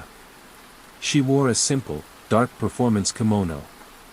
Its fabric absorbed all light, making her almost invisible against the backdrop of glittering technology. Her brain helpers tingled with a frantic energy. Her special glow dust, a vibrant, volatile crimson, was meticulously loaded into her automated dust machines. This was not the dust of gentle blossoms, but a carefully cultivated strain, its organisms bred for resilience, for the ability to carry a jarring, powerful emotional charge. The black calm shard, now fully integrated into her performance rig and pulsing softly against her skin, felt like a burning coal. Jian stood beside her. His synth-human composure was unwavering. His optics monitored the network, a silent guardian. "The wave of feelings is ready," Jian whispered. His electronic voice was almost lost in the Palais's soft hum. "The broadcast will synchronize with your final movement." The grand hall of the Palais was huge. It was filled with thousands of the city's most important citizens. At the center of the main stage, a giant, clear crystal stand waited for Grand Master Xenon. The air, purified and subtly infused with calming agents, felt thick and heavy. Kira stepped onto the stage. A gasp, like a collective ripple, spread through the audience. Her reputation as the Glowdust Geisha was legendary. The stage was bare. It was a vast black canvas, ready for her light. The air was charged with anticipation. It was a perfect, serene expectation. She began her performance. Her hands moved, graceful and fluid. She wove intricate patterns in the air. The glow dust streamed from her fingertips. First, in gentle, calming hues of soft blue and emerald. These evoked images of serene waterfalls and tranquil forests. The audience sighed.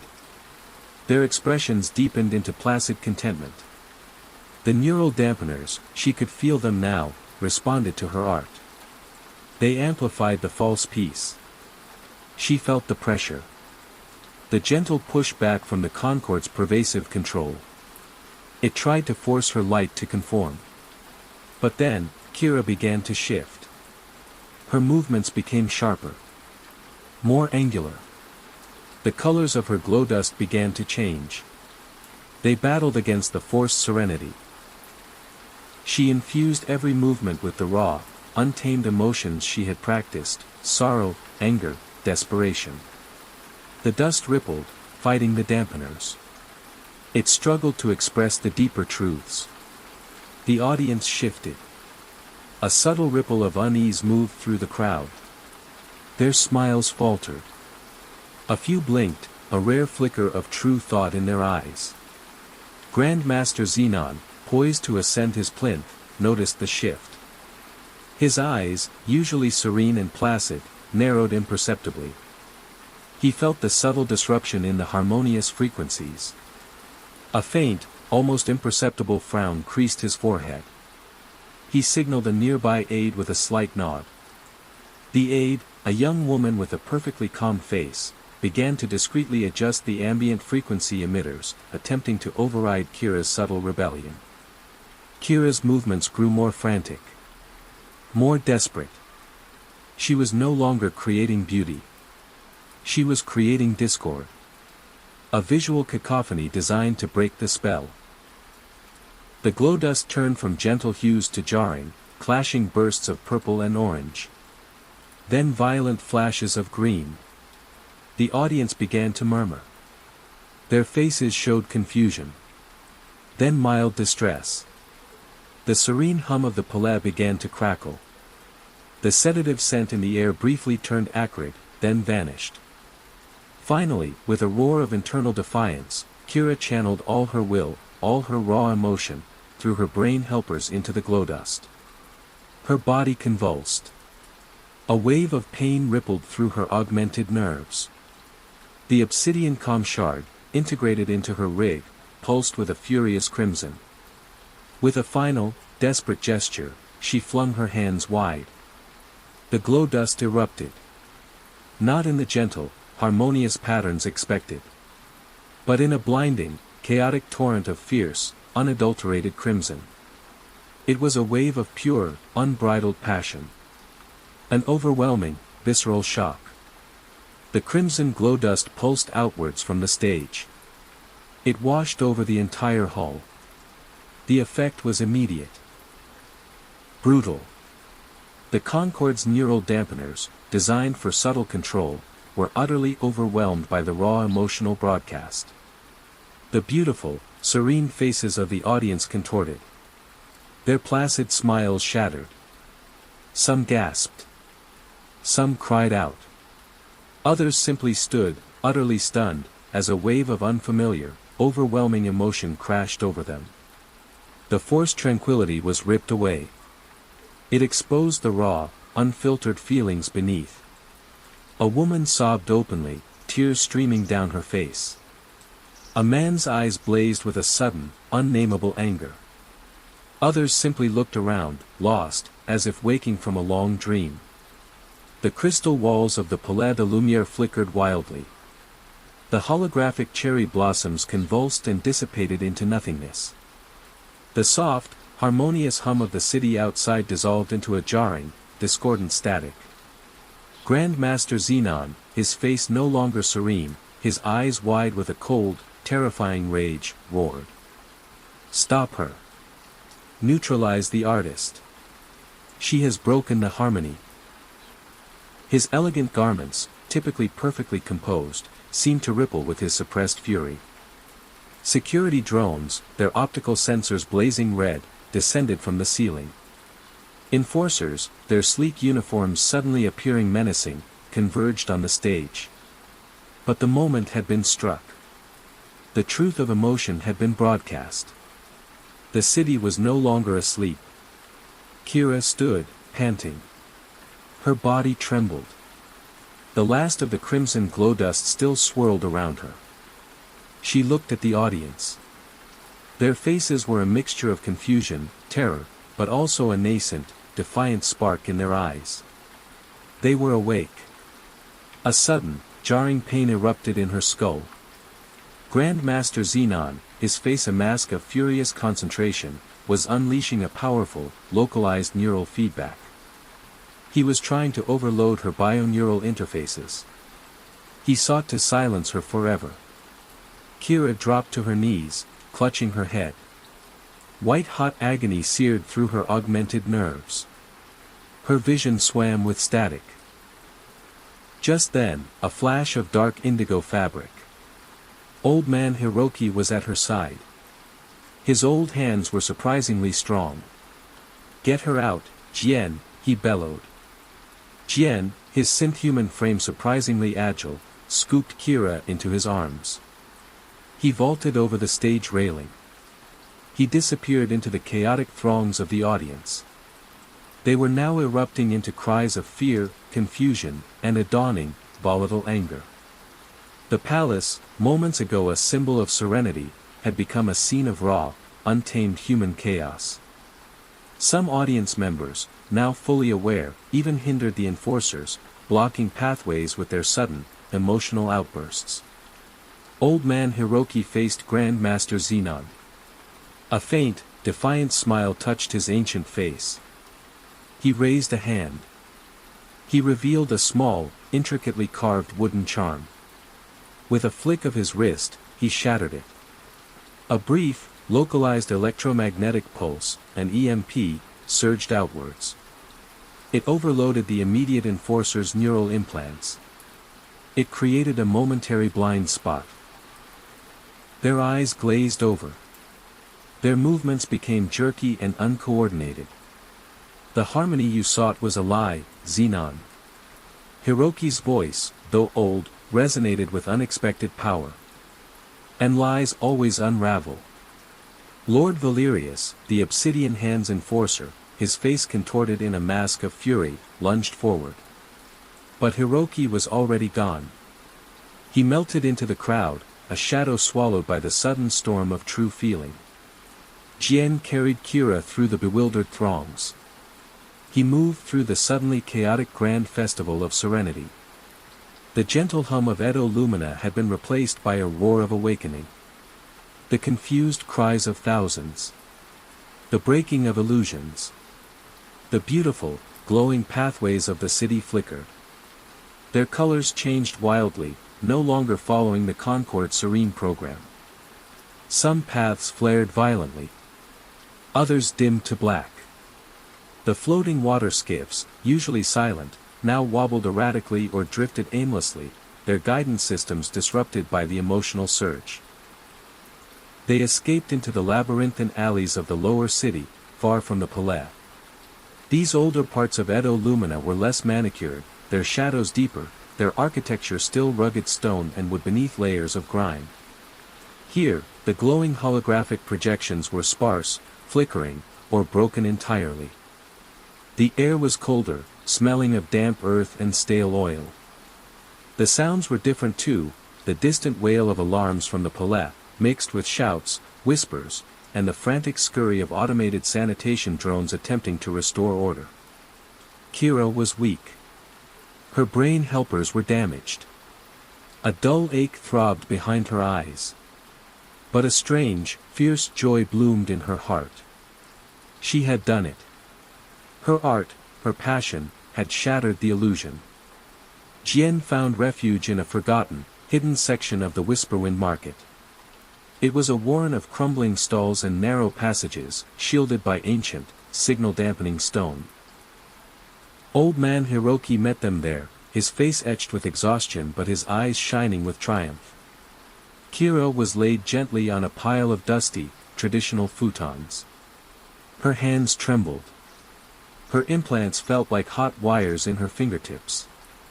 Rico, the tech specialist, was already there, examining the comshard and Kira's neural connections.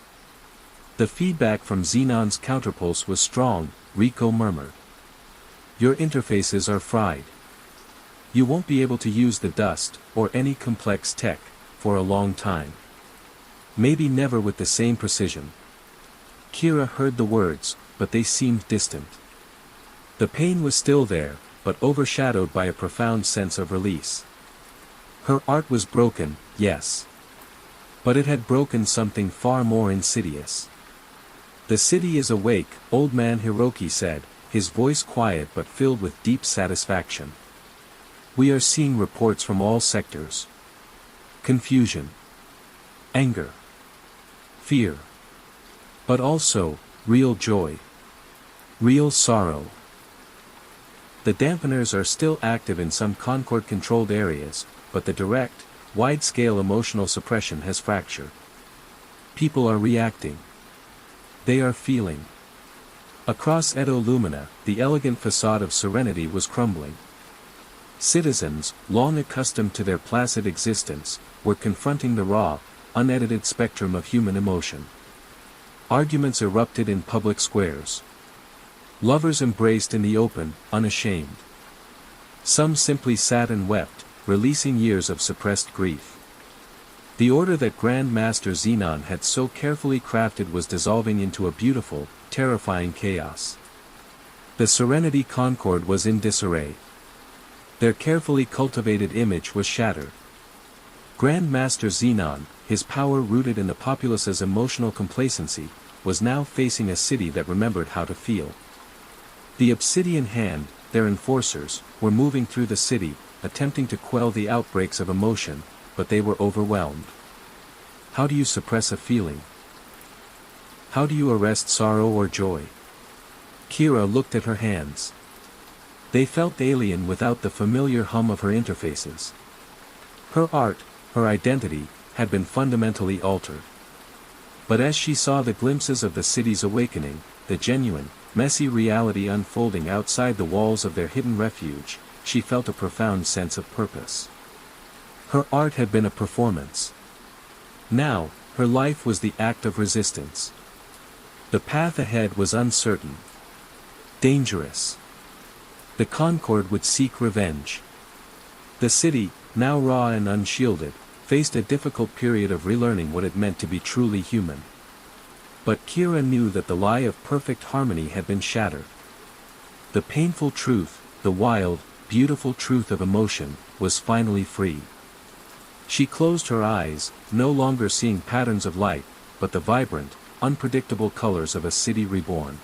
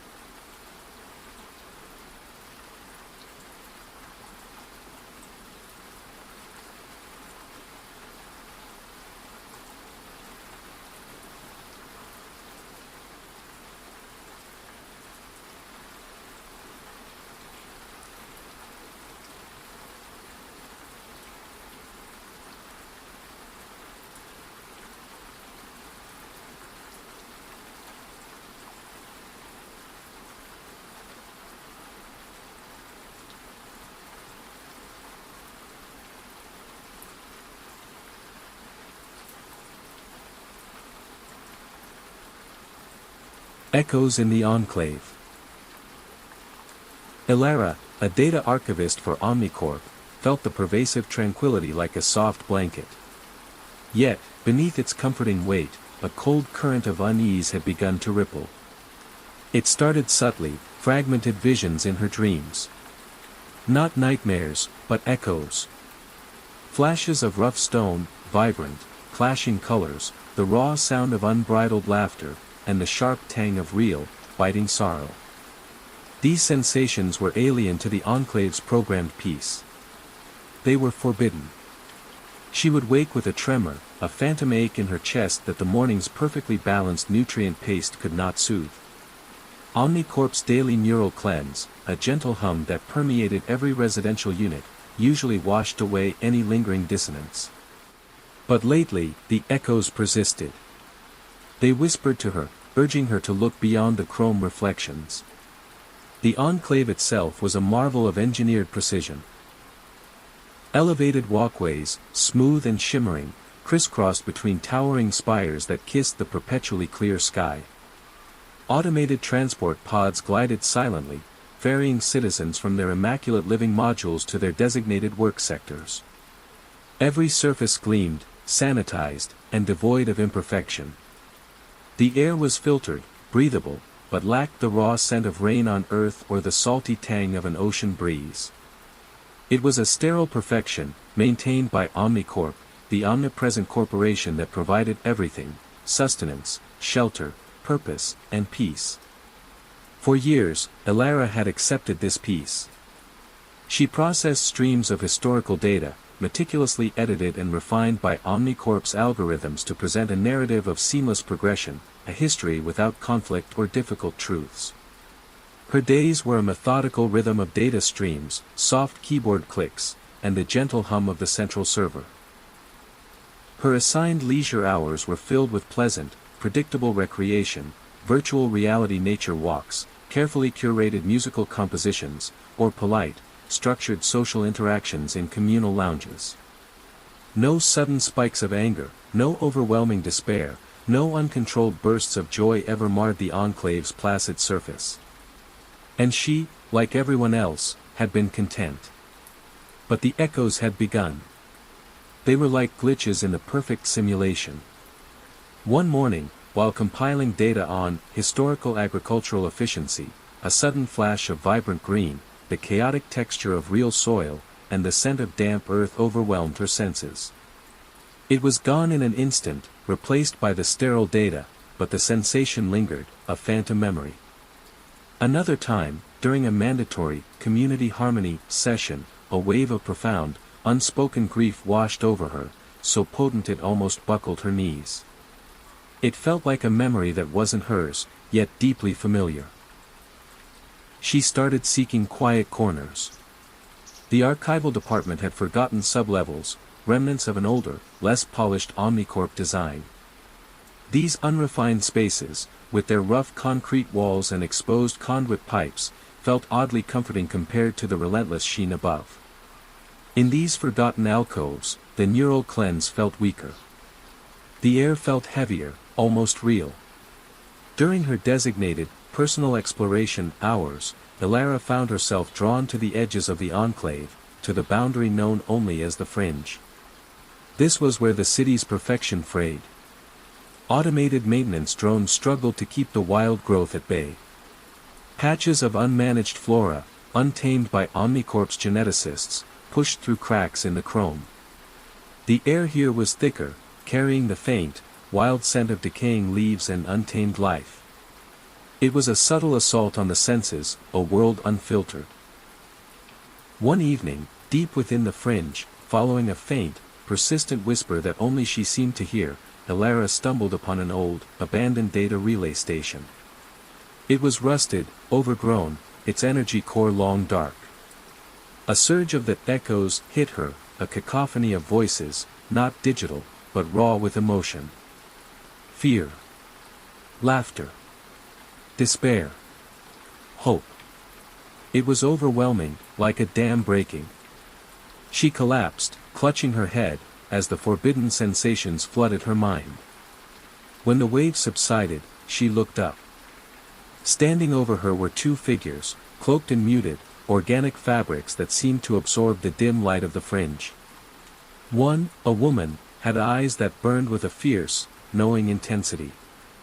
Her hair, a vibrant shock of crimson, seemed almost rebellious against the Enclave's subdued palette. This was Lyra.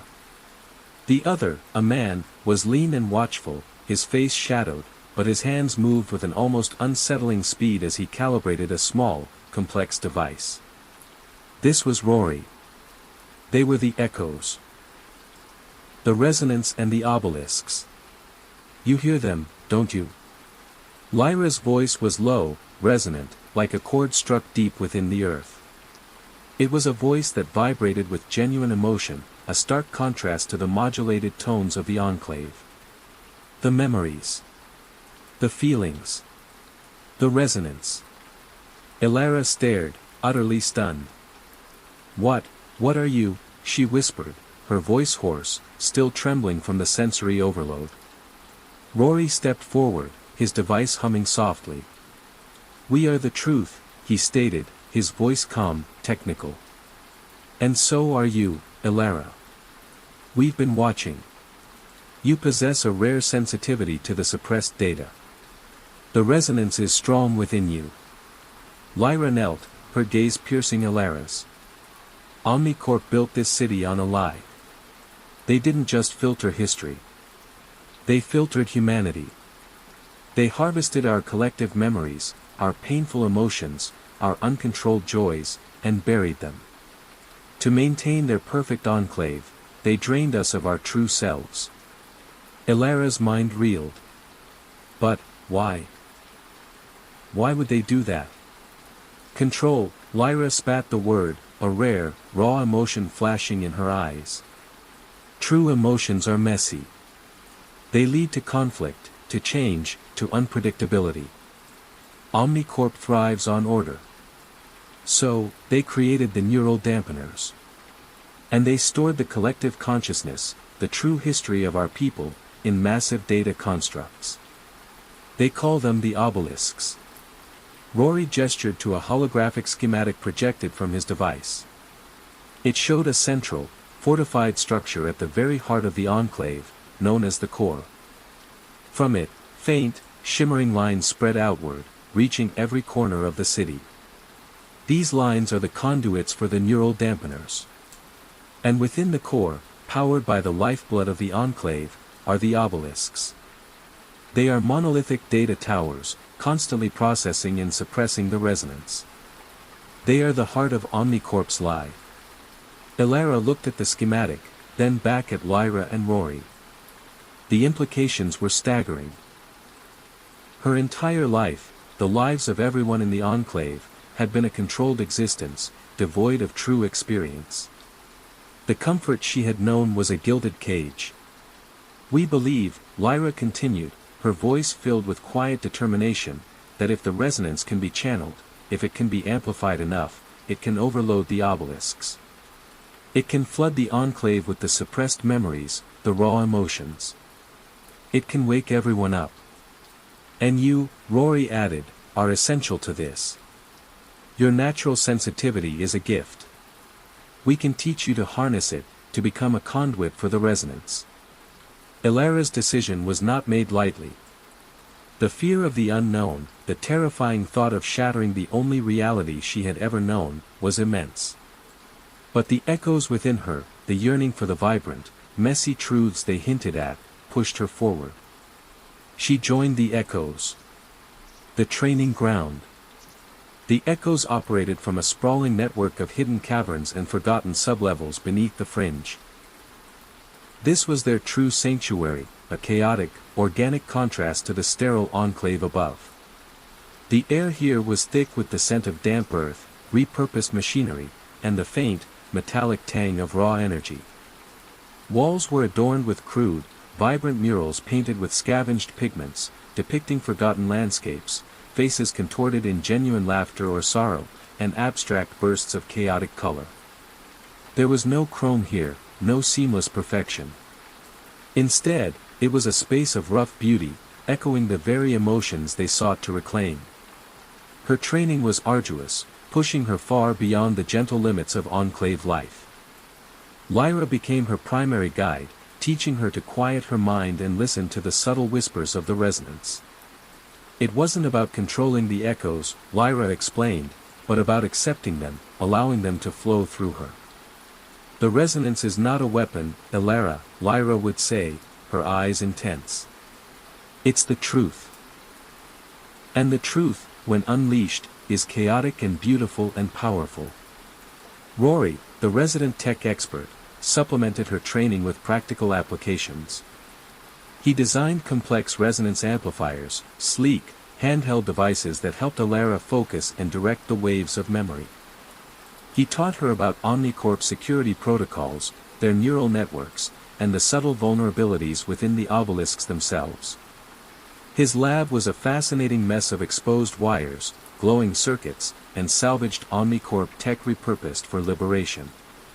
Elara learned to meditate in deep silence, pushing past the constant, low hum of the dampeners. She practiced channeling the echoes, letting fragmented memories wash over her, not to be overwhelmed, but to understand. She would experience flashes of historical moments the Enclave had erased, the warmth of real sunlight on skin, the taste of wild fruit, the sound of music not algorithmically generated but born from raw human creativity. She learned to differentiate between the faint, distant hum of the suppressed resonance and the harsh, jarring static of Omnicorp's dampening fields. Sometimes, the training was overwhelming. The sheer volume of suppressed emotion, the collective sadness and anger of generations, threatened to consume her. She would collapse, gasping, her mind reeling from the sensory overload. Lyra would be there, a steadying hand, a calming voice, reminding her to breathe, to ground herself in the present. Rory would monitor her neural readings, ensuring her bioneural interfaces didn't fray under the strain. He taught her how to build mental walls, not to suppress, but to manage the flow. During this time, Elara truly came to know Lyra and Rory. Lyra, beneath her fierce exterior, carried a quiet, ancient sorrow, hinting at a profound connection to the forgotten past. She was driven by an unshakable belief in true human experience. Rory, though outwardly pragmatic and detached, revealed flashes of deep empathy, particularly for the lost memories. He often spoke of a fragment of a lullaby he once heard in an echo, a melody that sparked a longing he couldn't explain. They were more than just rebels, they were a family, forged in the shared pursuit of forgotten truth. Omnicorp's shadow. Omnicorp, however, was not idly watching. Commander Kageyama, the head of Omnicorp security, was a figure of cold, unyielding precision. His movements were always economical, his voice a low, steady rumble that commanded absolute obedience. He operated with the ruthless efficiency of a machine. Kageyama had sensed the growing anomaly in the Enclave's data streams, the subtle, localized disruptions in the neural network that hinted at an awakening. He didn't understand the why, but he understood the what, a threat to Omnicorp's perfect order. Working under Kageyama, but with his own subtle agenda, was Silas Vane, Omnicorp's chief architect of the neural dampening system. Vane was a genius, a man who understood the intricate dance between consciousness and control better than anyone. He was less about physical force and more about elegant, psychological manipulation. Vane saw the echoes as an interesting, if dangerous, aberration. He was fascinated by Elara's unique sensitivity. He considered it a flaw in his perfect system, a flaw he intended to exploit or eliminate. He had installed advanced resonance trackers across the Enclave, subtle energy fields that could detect even faint surges of awakened emotion. He called them harmonic sensors. The hunt intensified. Several fringe outposts, small, temporary safe houses used by the echoes, were suddenly and violently breached by Kageyama's elite security units. The neural dampeners in those areas would surge, causing localized suppression fields that disoriented anyone with active resonance. Rory had designed counter-frequencies, but they were often barely enough. The echoes learned to move like ghosts, always adapting, always hiding. One close call occurred when Alara, accompanied by Rory on a supply run, was almost caught in a collapsing tunnel. Kageyama's forces had located an old access point. Omnicorp drones, silent and deadly, swarmed the narrow passage. Rory, with his quick thinking, rerouted power to an unstable structural beam, causing a controlled collapse that bought them precious seconds. Alara felt the drone's energy pulse graze her, a chilling cold that momentarily dulled her senses, a taste of Omnicorp's power.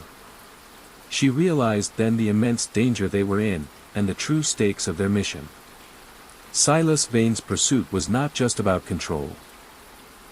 It was about scientific curiosity, a desire to understand and then eradicate the flaw in his perfect design. The grand design. The plan to awaken the core was audacious, almost suicidal. The obelisks were not just data towers, they were protected by layers of Omnicorp's most advanced security, both physical and digital.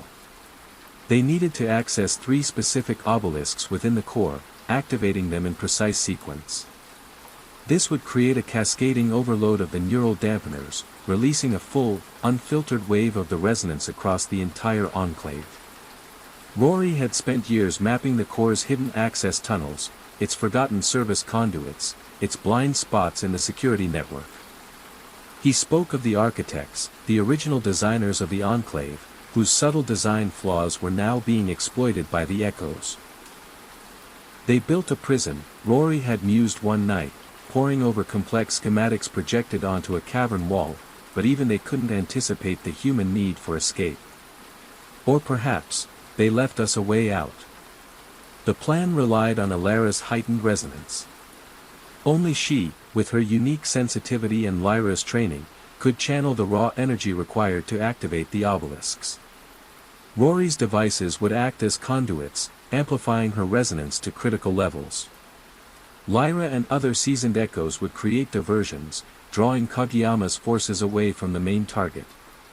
A vital component was a relic from the old world, a physical artifact they called the harmonic key. It wasn't truly a key in the traditional sense, but an ancient, organic crystal that resonated powerfully with untamed emotions. Hiroki, an elder of the echoes, retrieved it from a deeply hidden vault in the old world's ruins, a place Omnicorp considered too unstable to even monitor.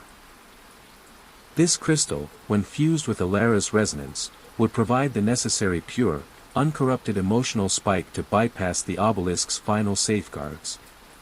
Its rough, unpolished surface felt warm and alive in Alara's palm, a stark contrast to the sterile perfection of the enclave. The final weeks of preparation were a blur of intense focus. Alara spent hours in deep resonance, visualizing the core, mapping its energy flows in her mind. She practiced channeling specific emotional states into the harmonic key, not just passion, but grief, defiance, ecstatic joy, pure, unadulterated fear. She learned to mix them, to create a complex symphony of feeling that would shatter the simple, constant hum of the dampeners.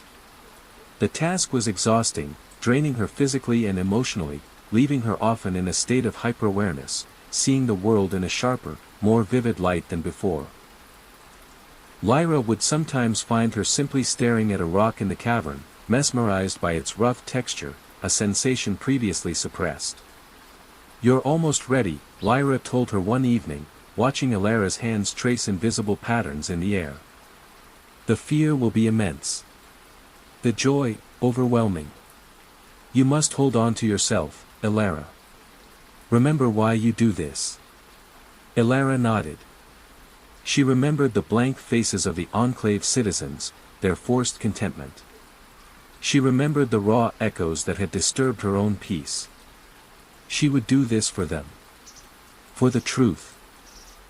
Infiltration of the core. The night of the infiltration was a symphony of hushed movements and pulsing adrenaline. The air in the fringe was thick with a fine mist, perfect for obscuring their approach. They moved through forgotten service tunnels, their footsteps echoing softly in the damp darkness. Rory led the way, his portable scanner painting a ghostly green map of the labyrinthine pathways. Lyra, her face a mask of fierce determination, commanded the small team of echoes that formed their vanguard. The core rose before them, a black, impenetrable obelisk of pure obsidian, seamless and foreboding. It seemed to absorb all light, a symbol of Omnicorp's absolute power.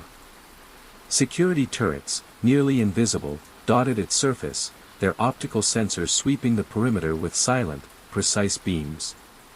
The hum of the dampeners here was a tangible pressure, a suffocating weight on Alara's senses, trying to push down her growing resonance. Rory found their entry point. A rarely used waste conduit, its heavy blast door sealed with multiple layers of Omnicorp's latest encryption. "This will be tricky," he whispered, his fingers flying across his interface. Vane upgraded the old architect's schematics. As Rory worked, Lyra positioned her team. They were armed with custom-built resonance emitters, designed to create localized disturbances, small echo bursts that would draw security away.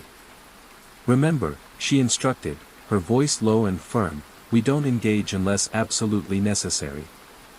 Our goal is diversion. Alara needs time." The blast door hissed, grinding open just enough for them to slip through. The air inside the conduit was stale and metallic.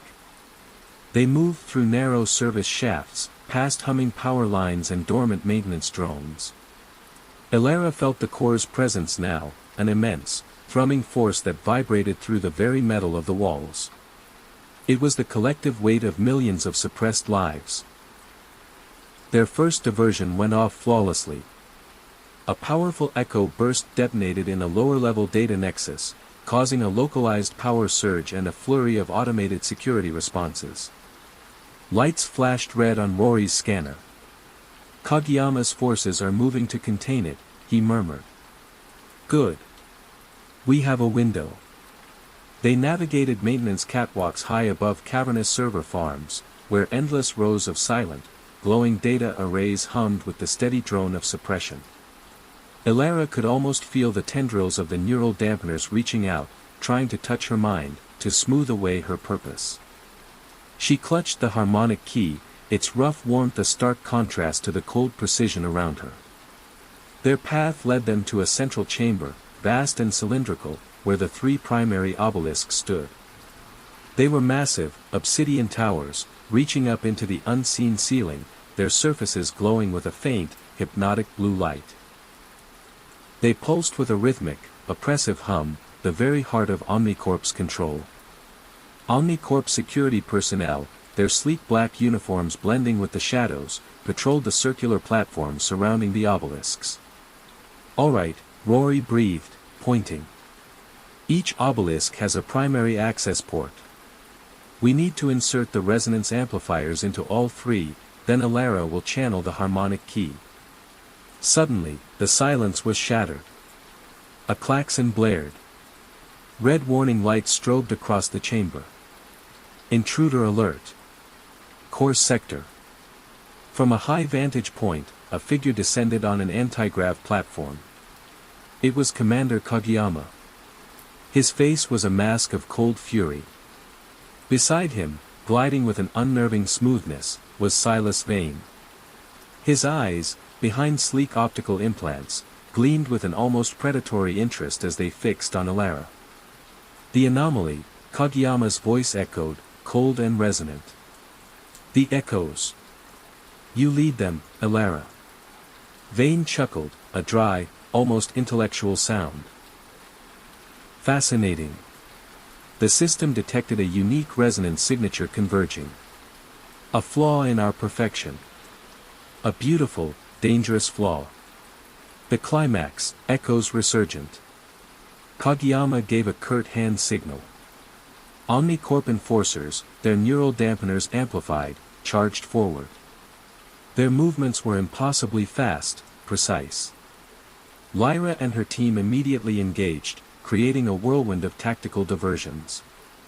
They deployed sound-based echo emitters, sending jarring frequencies that disrupted the enforcers' implants. Flashes of light burst, creating temporary blind spots. The chamber erupted into a controlled chaos. "Go!" Lyra yelled, tackling an enforcer with surprising strength. "We'll buy you time." Rory moved with incredible speed, already at the base of the first obelisk. He inserted a sleek resonance amplifier into its glowing access port. The obelisk shuddered, its blue light flickering. "One down," he shouted over the escalating sounds of combat. Elara moved to the second obelisk, her heart pounding. The presence of Kageyama and Vayne was a chilling weight. She could feel Vayne's mind, like a probe, trying to analyze her resonance, to understand it, to ultimately counteract it. As she reached the second obelisk, a sudden, powerful surge of neural dampening hit her. It was stronger than anything she had ever felt, a concentrated beam aimed directly at her. Her mind screamed.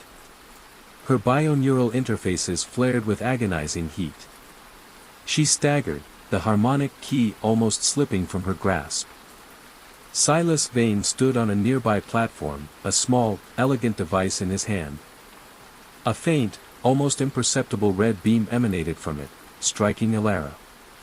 "The resonance is merely chaotic energy, Elara." Vayne's voice was calm, almost soothing, despite the agony he inflicted.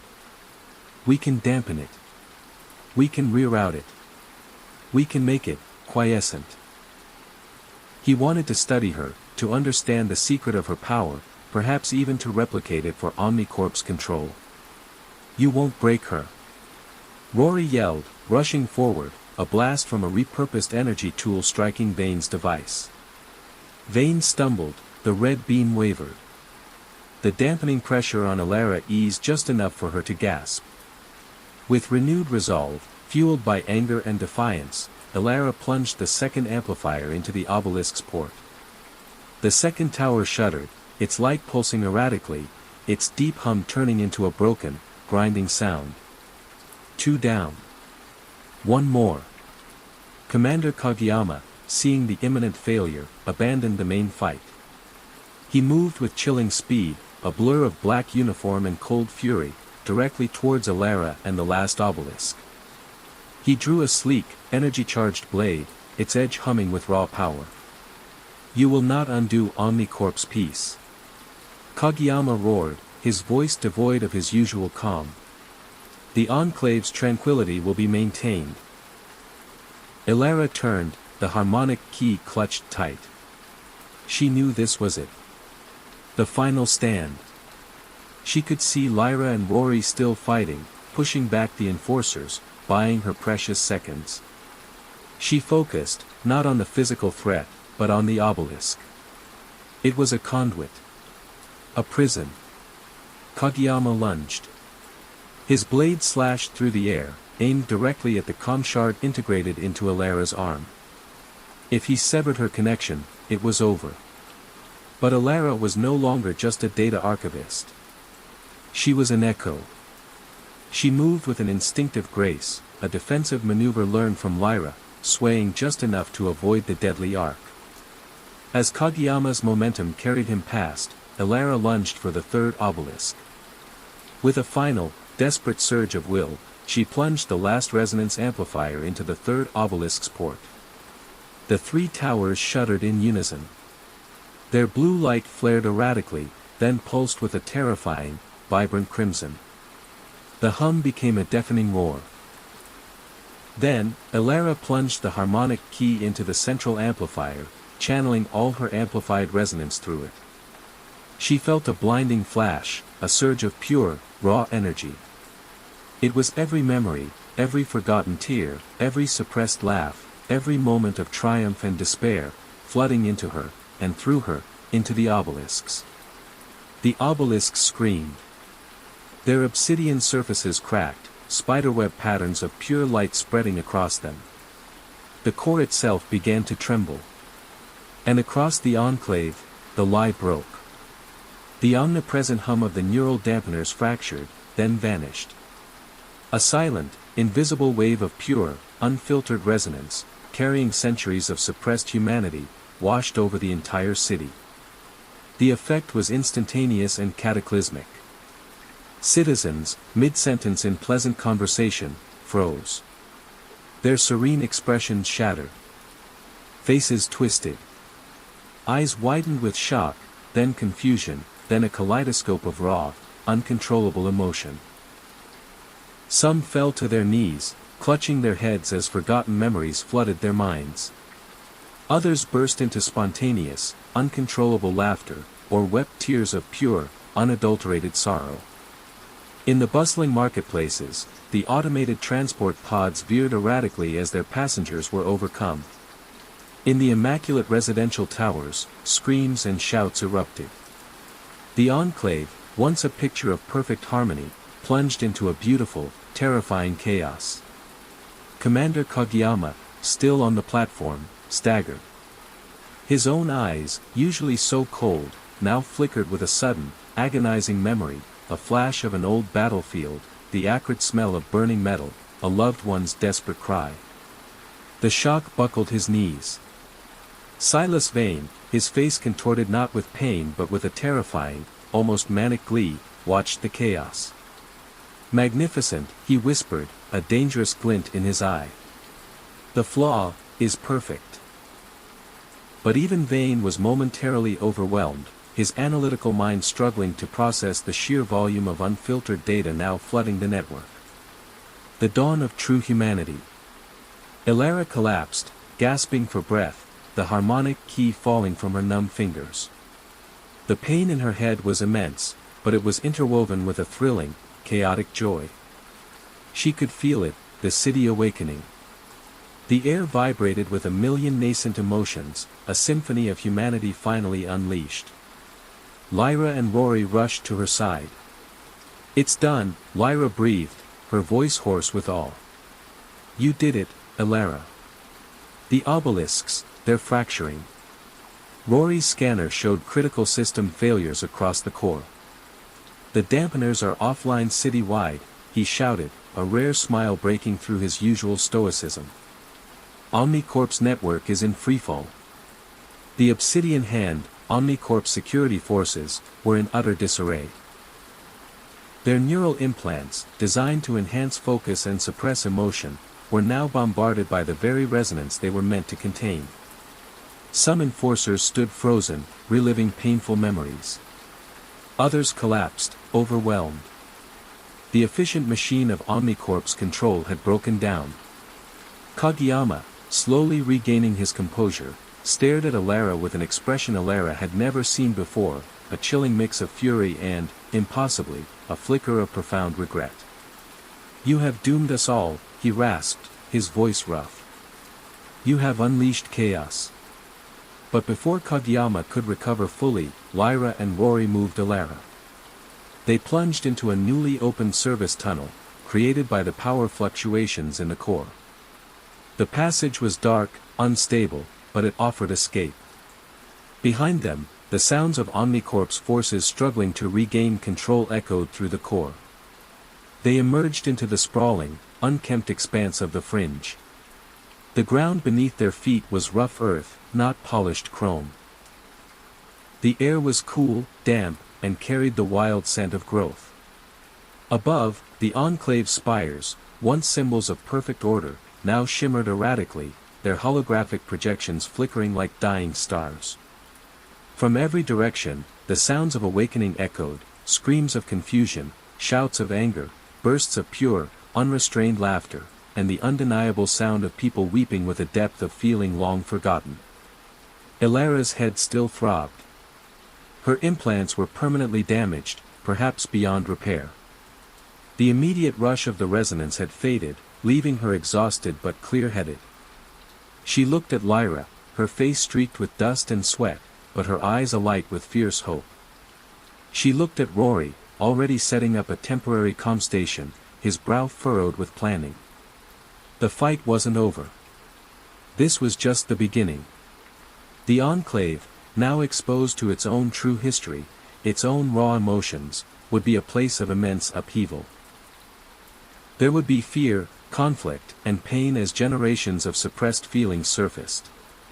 But there would also be a chance for genuine connection, for real love, for art that spoke from the soul, for a future not dictated by a corporate algorithm.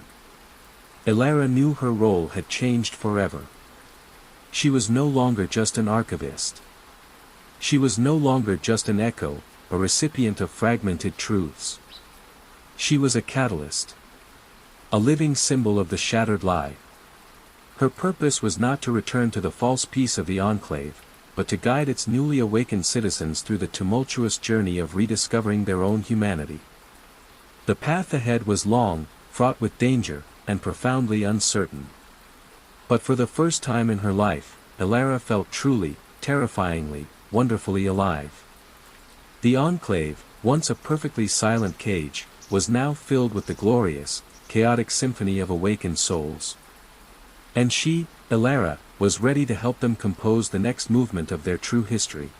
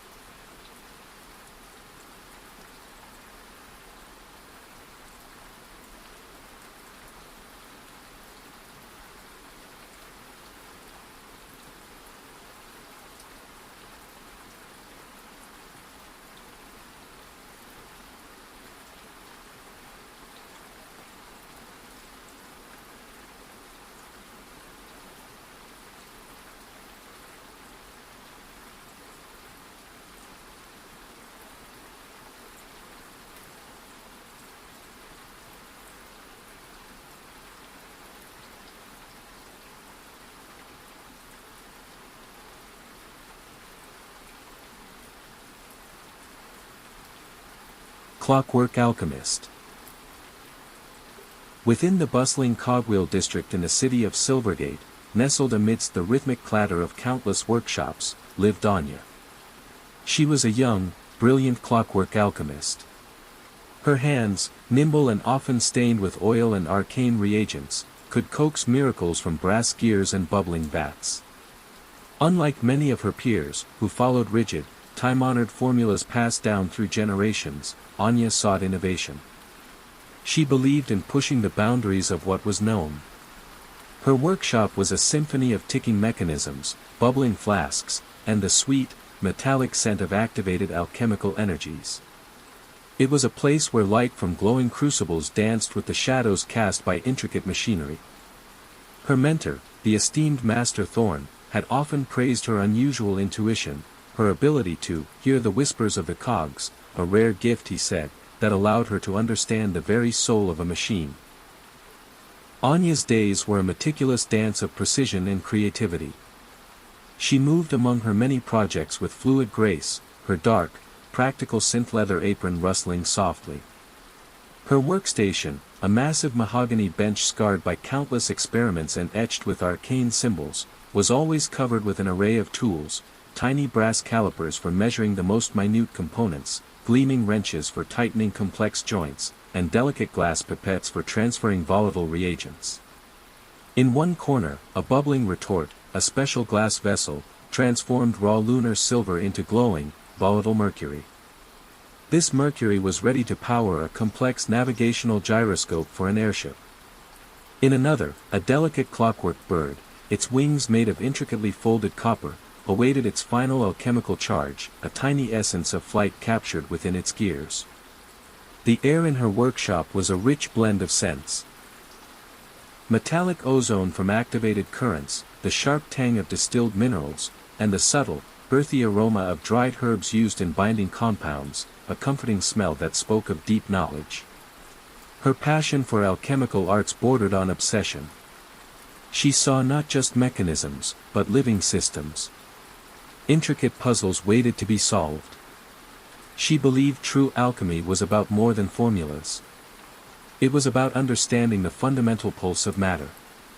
The invisible currents that flowed through all things. This was what Master Thorn had taught her. He was an old alchemist, his fingers gnarled but still capable of incredible finesse. His mind was a labyrinth of forgotten lore and radical theories.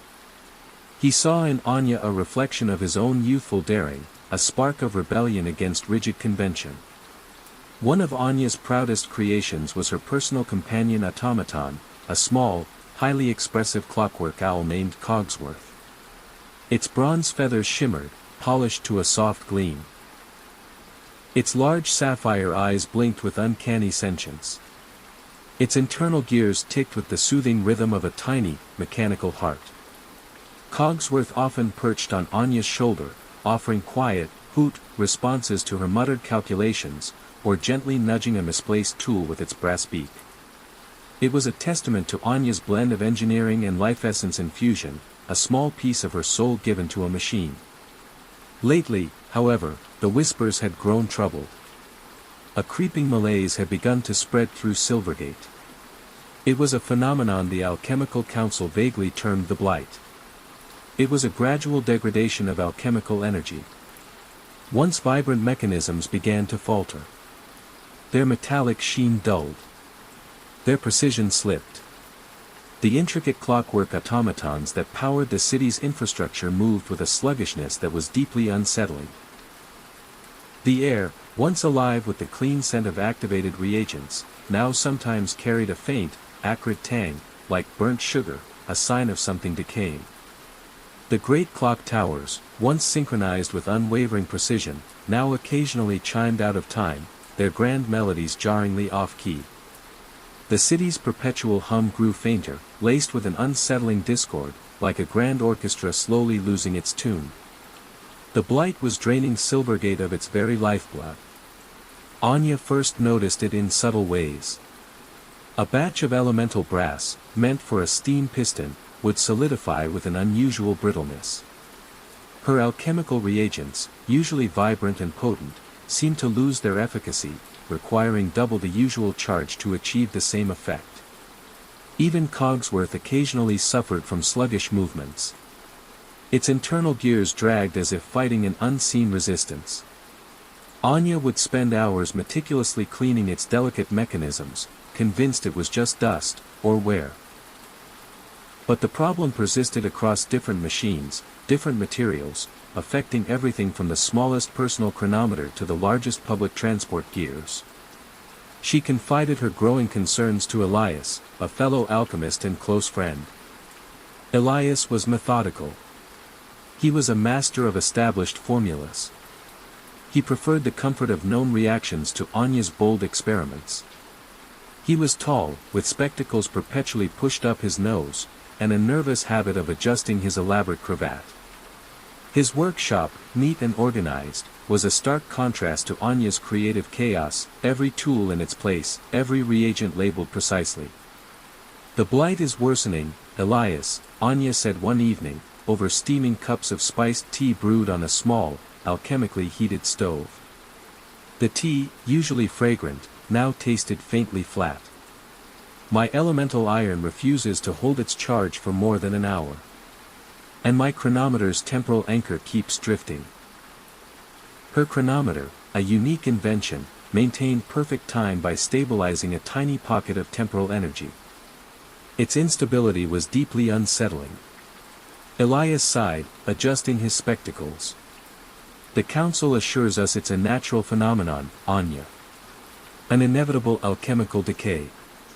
Master Thorn himself endorsed the consensus. "They say we must simply reduce our energy consumption, conserve. Adapt. But it's not natural." Anya insisted, a spark of defiance in her eyes. "My instruments are picking up anomalous signatures. A peculiar resonance. It's not a decay, it's a drain."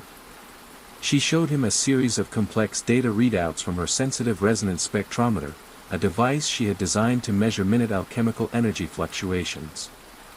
The graphs showed clear, rhythmic dips in the city's ambient alchemical field. Not random decay, but structured siphoning. Elias peered at the glowing screen. His brow furrowed. A drain? From where? And to where? Anya pointed a finger at a subtle spike on the graph. The reading seemed to culminate here. She zoomed in on a holographic map of Silvergate, pinpointing the source. It was the Crystal Citadel, the gleaming, crystalline fortress that housed Governor Valerius and the central administration of Silvergate. Its flawless, polished surfaces shimmered even on the map, radiating a cold, precise power. The governor's cold perfection. Governor Valerius was the undisputed ruler of Silvergate. He was a man of impeccable taste and chilling composure. His public appearances were meticulously staged, always serene, always confident, his voice a calm, modulated baritone that resonated with authority. He wore pristine, stark white uniforms, trimmed with silver, a stark contrast to the brass and leather of most alchemists. His crystal citadel was his reflection, towering, flawless, and radiating an unsettling, cold perfection. It was built from immense, polished quartz crystals, each facet gleaming under the perpetual daylight lamps that bathed the city in an artificial, unwavering glow.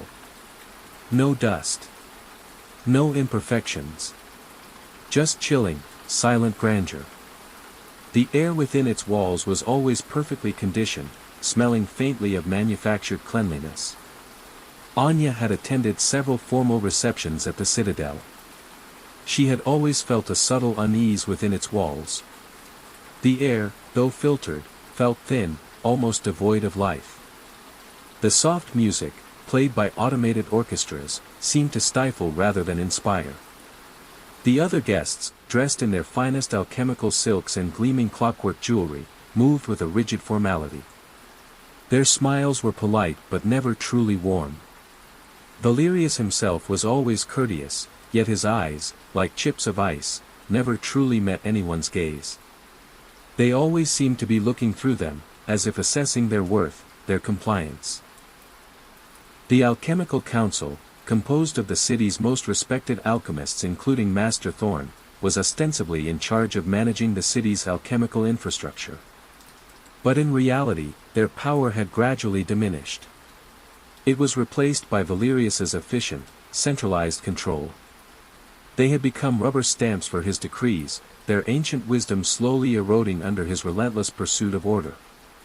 Master Thorn, usually so perceptive and fiercely independent, seemed to have retreated into a passive acceptance of Valerius's authority.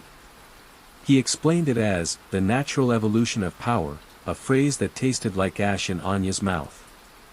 Anya's discovery of the energy drain pointing to the citadel was too alarming to ignore. She knew she had to investigate. But open inquiry would be impossible. The governor's reach was absolute. His Engineers Guild, a highly disciplined organization separate from the Alchemical Council, managed all major city systems. They were fanatically loyal to Valerius. Their presence was a constant reminder of his authority, their sleek, dark uniforms a stark contrast to the more traditional attire of the alchemists. The secret of the Blight. Anya returned to her workshop, Elias's hesitant warning still echoing in her ears. Be careful, Anya. This is far beyond our reach. But her intuition screamed. The Blight was no natural decay. It was a disease. And the citadel was its heart. She began a series of clandestine experiments. She recalibrated her resonance spectrometer, making it more sensitive, more directional. She constructed a miniature, highly precise alchemical sensor array, powered by a perfectly stable temporal charge, a tiny pocket of frozen time that provided unwavering energy. She worked mostly at night, the only light from the soft glow of her activated reagents and the quiet hum of her new instruments. Cogsworth perched silently on a high shelf, its sapphire eyes occasionally tracking her movements, its internal gears ticking a soft counterpoint to the city's distant hum. Her readings became increasingly disturbing. The drain was not random. It intensified when Valerius was present in his inner sanctum within the citadel. It pulsed with a complex, unnatural rhythm. It was a rhythm unlike any natural alchemical reaction. It was a mechanical, deliberate extraction. She found a faint, almost invisible signature within the drain. A complex numerical sequence. A code. It was like a hidden language woven into the very fabric of the city's energy. This is it, Cogsworth, she whispered one night, examining a particularly damning graph. The spectral lines screamed of artificial siphoning, not entropic decay. This isn't decay. It's a machine. A massive one.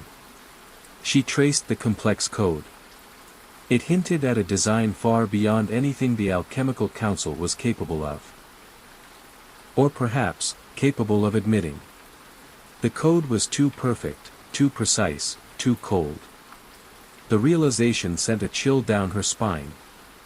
The Blight was not Silvergate's natural downfall. It was a deliberate act. An intentional draining of the city's alchemical lifeblood. But for what purpose? What could be worth slowly suffocating an entire city? Her investigation drew attention.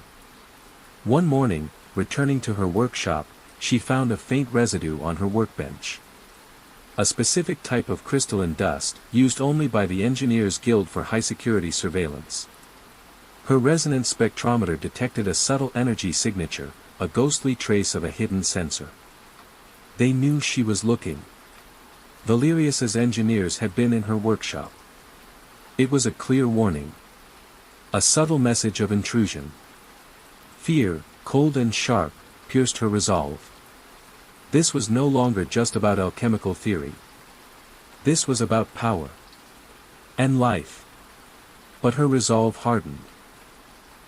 She could not stand by while her city was slowly murdered by a hidden enemy. She would not let Silvergate become a beautiful, empty shell. She needed answers. Answers that lay outside the carefully controlled narratives of Omnicorp. Answers that lay in the shadowy depths of the Undercity. Echoes in the Undercity. The Undercity was everything Silvergate above ground was not. It was a sprawling, subterranean labyrinth of forgotten tunnels, collapsing steam pipes, and unregulated workshops. It was a place where light was scarce, replaced by the flickering glow of gas lamps and the occasional burst of raw, untamed alchemical fire from illicit stills. The air here was thick with the scent of damp earth, unrefined minerals, and the raw, untempered grit of lives lived on the fringes. No polished chrome. No gleaming brass. Just dark iron, rough stone, and the ceaseless drip of condensate. It was dangerous, unregulated. But it was also free. It was a place where the city's true, unvarnished pulse could still be felt. Anya had rarely ventured here, only on rare assignments with Master Thorn to procure obscure reagents. But she knew of a contact. An old acquaintance of Thorn's, a grizzled alchemist named Jarek. He was a master of unconventional alchemical distillation. He lived deep in the Undercity, avoiding the governor's strict regulations. He was a man of the earth, his knowledge rooted in forgotten traditions. Donning a dark, hooded cloak that would let her blend into the shadows, and with Cogsworth tucked securely inside a hidden pocket, Anya descended into the Undercity. The transition was abrupt. The rhythmic hum of Silvergate faded, replaced by the chaotic clang of hammering, the hiss of leaking steam, and the muffled shouts of unseen traders. The narrow passages twisted and turned, dimly lit by sputtering arcane lamps. Alchemical runoff flowed in murky rivulets along the rough-hewn floors, reflecting the faint, unnatural light. The air grew heavier, warmer, smelling of earth and raw, unrefined energy. She found Jarek's workshop tucked behind a cascading waterfall of raw steam, its heat a welcome warmth in the damp chill. It was a chaotic haven of glowing crucibles, bubbling vats, and precarious stacks of salvaged machinery. Jarek himself was a burly man, his face scarred by old alchemical burns, but his eyes were sharp and knowing, like polished flint. Anya. Master Thorn's apprentice, Jarek rumbled, recognizing her. What brings a clockwork alchemist to the mud and grime? He poured her a cup of thick, earthy tea, its warmth comforting in the chill dampness. The tea tasted of roots and dark earth, a stark contrast to the refined teas of the upper city. Anya got straight to the point. She showed him her spectrometer readings, the complex drain signature, and the code. The blight isn't natural, Jarek. It's an engineered drain. And it leads to the Crystal Citadel. Jarek's eyes narrowed. He took a long sip of his tea. I knew it, he said, his voice grim. The whispers have been getting stronger down here. Our unregulated stills are failing faster than anyone else's. We thought it was just the decay, but this confirms it. He pointed to a small, roughly drawn diagram etched into the stone wall of his workshop. It depicted a series of concentric circles, with the citadel at its heart. What is this? Anya asked, tracing the lines. Old lore. Passed down from before the governor's time, Jarek explained. They say the citadel was built on a place of immense alchemical power. A natural nexus. The heart of Silvergate, they called it. The governor, he didn't just build a city. He found a way to tap into that nexus. To pull its raw, untamed energy. And he hid it behind his perfect facade. Jarek revealed a terrifying truth. Valerius was not merely governing Silvergate. He was siphoning its fundamental alchemical life force. The blight was a deliberate act. The energy wasn't just being drained, it was being transformed. It was being converted into a concentrated form of alchemical power, stored within the citadel. It was power that sustained Valerius himself. It augmented his influence. It maintained his absolute control. They say he uses it to project his will, Jarek whispered. To make people complacent. To bind their minds. To make them accept his rule without question. The complex code Anya had found. It was the governor's personal alchemical signature. His unique frequency. A subtle, almost invisible identifier embedded in the drain. It was his fingerprint on the city's slow death. Jarek produced an ancient, heavy book, its pages brittle with age. It was a forbidden text, filled with alchemical formulas deemed too dangerous or too wild by the Alchemical Council. The forbidden alchemy of resonance, he explained. It speaks of counterpulses. Of shattering existing alchemical bonds through sympathetic vibration. It's dangerous. It's unpredictable. But it's the only way. He pointed to a complex diagram, showing a method to create a surge of resonant energy. An energy that could overwhelm a siphoning mechanism and even reverse its flow, sending the stolen power back to its source, but in a chaotic, uncontrolled burst. The truth hit Anya with devastating force. Master Thorn, the Alchemical Council, they were either complicit or utterly blind. Valerius had not just taken power, he had weaponized the very essence of Silvergate. He was a parasite, slowly consuming the city from within. The Reckoning. Anya returned to her workshop in the Cogwheel district with a new, dangerous purpose. The path was clear. She had to expose Valerius. And she had to reverse the blight. She would use the principles of forbidden alchemy, combined with her unparalleled clockwork engineering, to create a resonance overload device. This device would emit a counterpulse of pure, untamed alchemical energy. It would sever Valerius's connection to the heart of Silvergate. It would flood the Citadel with its own stolen power. Elias, though initially terrified by the truth, ultimately pledged his unwavering support. "This is beyond theory, Anya," he said, his voice trembling but firm. "This is about Silvergate's soul. I'm with you. Whatever it takes." His methodical nature proved invaluable. He meticulously gathered rare, high-purity elemental compounds from the deepest, most secure storage vaults, often risking detection by the Engineers Guild. He crafted specialized conduits of reinforced alchemical glass, designed to withstand immense energy surges. He worked with a quiet, desperate intensity, his spectacles fogging with concentration. Anya spent weeks in a blur of intense work. Her workshop became a fortress of innovation. She designed intricate gear trains of almost microscopic precision. They were meant to modulate and amplify the resonance. She forged new alloys, capable of channeling volatile energies without shattering. Cogsworth, sensing her intense focus, remained vigilant, its sapphire eyes scanning the workshop entrance for any sign of intrusion, its internal gears ticking a constant, reassuring rhythm. Anya rarely slept, fueled by powerful alchemical infusions and a burning sense of injustice. The blight was growing worse. The city's hum was now a sickly gasp. The once bright streetlights flickered with unsettling frequency. The air carried a constant, faint acrid smell, like something burning away. The resonance overload device began to take shape. It was a complex contraption of polished brass, glowing conduits, and rapidly ticking gears. It stood nearly as tall as Anya herself, a testament to its raw power. At its heart was a specially designed chamber where the harmonic key, provided by Jarek, would be placed.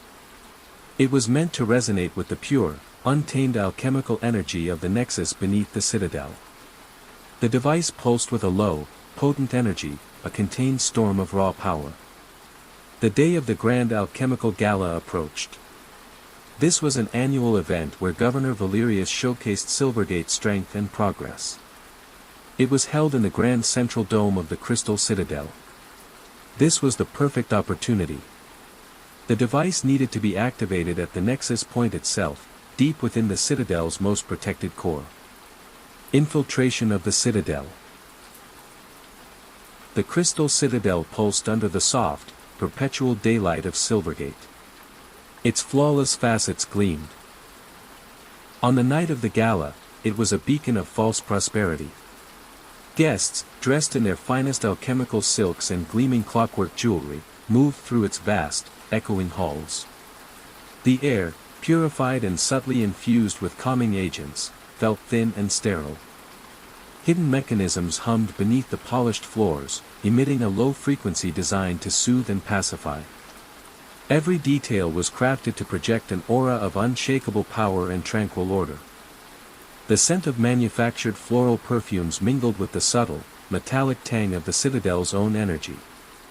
Anya and Elias, dressed in subdued, nondescript technician uniforms, blended into the background. Their special tool cases concealed the disassembled resonance overload device, each component meticulously packed. Cogsworth, its internal mechanisms muted, was tucked into Anya's deep pocket, its small weight a comforting presence. Elias was pale but determined. His grip on his tool case was tight, his spectacles reflecting the gleaming surfaces around them. Security was omnipresent. Not overt guards, but subtle optical sensors embedded in the crystal walls. Automated sentinels, silent and swift, patrolled the less crowded corridors. But Jarek had provided them with ancient blueprints, forgotten service tunnels that predated Valerius's complete overhaul. These passages were tight, often requiring them to crawl through dust-choked vents and past ancient, dripping steam pipes. The air grew heavy, smelling of damp rock and forgotten grime. Their path led them deep beneath the public areas. Past humming power conduits that pulsed with the drained alchemical energy, a sickly, unnatural glow. Anya could feel it now, the immense, pulsating heart of the nexus directly below. It throbbed with a suppressed power, distorted by Valerius's siphoning. The Blight. They reached the hidden chamber. It was a vast, circular space, its walls rough, unfinished rock, unlike the polished exterior of the Citadel. In its center, a massive, intricate alchemical apparatus hummed. It was Valerius's siphoning engine. It was connected by glowing conduits to the bedrock itself. The Blight, she realized, was being pumped through this machine. Its very essence was being converted into something unnatural, something that radiated Valerius's unique signature. The hum was sickeningly familiar to the hum of the Blight, a low, draining thrum that permeated the very air. Suddenly, a voice echoed through the chamber, cold and clear. "I anticipated your curiosity, alchemist." Governor Valerius descended on a personal anti-grav platform. He was flanked by two members of the Engineers Guild, their faces emotionless, their uniforms stark and clean. Valerius wore his customary pristine white, but his eyes glowed with an unsettling, faint blue light, reflecting the energy he siphoned. The air around him felt colder, charged with a subtle, oppressive power. Such defiance, Valerius mused, stepping onto the chamber floor. His voice was calm, but threaded with an undercurrent of cold menace. "A testament to your potential. A pity it must be extinguished." He held a device in his hand, a sleek, crystal wand that pulsed with the same faint blue light as his eyes. He pointed it at Anya. A wave of intense alchemical dampening washed over her, designed to disrupt her internal energies, to scramble her thoughts, to turn her very will against her. Anya staggered, her head swimming. Her bioneural interfaces flared with warning, a sharp, burning sensation. Elias, ever methodical, activated a small, portable resonance shield, disrupting Valerius's beam just enough to lessen its impact. "Assemble it, Anya," he yelled, drawing the governor's attention with a desperate, clanking lunge at an Engineers Guild member. While Elias engaged the Engineers Guild members in a desperate, chaotic skirmish, their energy tools clashing against Elias's improvised defenses, Anya worked with frantic speed. Her hands, guided by instinct and months of practice, pieced together the resonance overload device. Cogsworth, sensing the danger, leaped from her pocket and flew directly at Valerius, distracting him with a flurry of brass wings and sharp pecks, its tiny gears whirring with defiance. "Insolent automaton!" Valerius snarled, swatting at Cogsworth with a burst of energy from his wand. The owl was flung back, its gears grinding, its sapphire eyes dimming. Anya cried out, a surge of raw fury fueling her resolve. She would not let Cogsworth's sacrifice be in vain. With a final click, the resonance overload device was complete. It hummed with a low, potent energy. Its brass gears spun with mesmerizing speed. Anya inserted the harmonic key into its central chamber. Its rough crystal pulsed with an inner, wild light, a raw, untamed power. Valerius, having dispatched Cogsworth, turned his full attention back to Anya. His eyes burned with an icy fire. The blight ensures my city's order. Its stability. You threaten everything. You threaten me. He charged, his crystal wand glowing, ready to unleash a final, crushing wave of dampening energy. No! Anya screamed. She slammed her hand onto the activation plate of the resonance overload device. A blinding flash erupted from the device. A deafening roar filled the chamber. A wave of pure, untamed alchemical energy, imbued with the raw resonance of the harmonic key, shot outwards. It collided with Valerius's siphoning engine. It slammed into the governor himself. The siphoning engine shrieked. Its glowing conduits shattered. The very ground trembled beneath them. The vast apparatus buckled, its metal groaning and tearing. Valerius screamed, a raw, primal sound unlike anything Anya had ever heard from him. The blue light in his eyes flared, then dimmed. His pristine white uniform seemed to crackle and burn away, revealing something ancient and withered beneath. The stolen power that sustained him, the energy that fueled his iron control, was being violently rejected. It was reversed. Flooded back into him in a chaotic, unmanaged surge, consuming him from within. Across Silvergate, the effects were immediate and spectacular. The constant, draining hum of the blight vanished. The air shimmered. The great clock towers, long out of sync, suddenly chimed in perfect unison, their brass bells ringing with a joyful, vibrant resonance that echoed through the streets. The streetlights, once dim and flickering, burst into brilliant, steady light. The city's pervasive dullness vanished. It was replaced by a vibrancy it had not known for decades, a sudden explosion of color and sound. Citizens, who had moved with weary resignation, stopped. They looked up. Their faces, once etched with subtle fatigue, brightened. A collective gasp rose from the streets.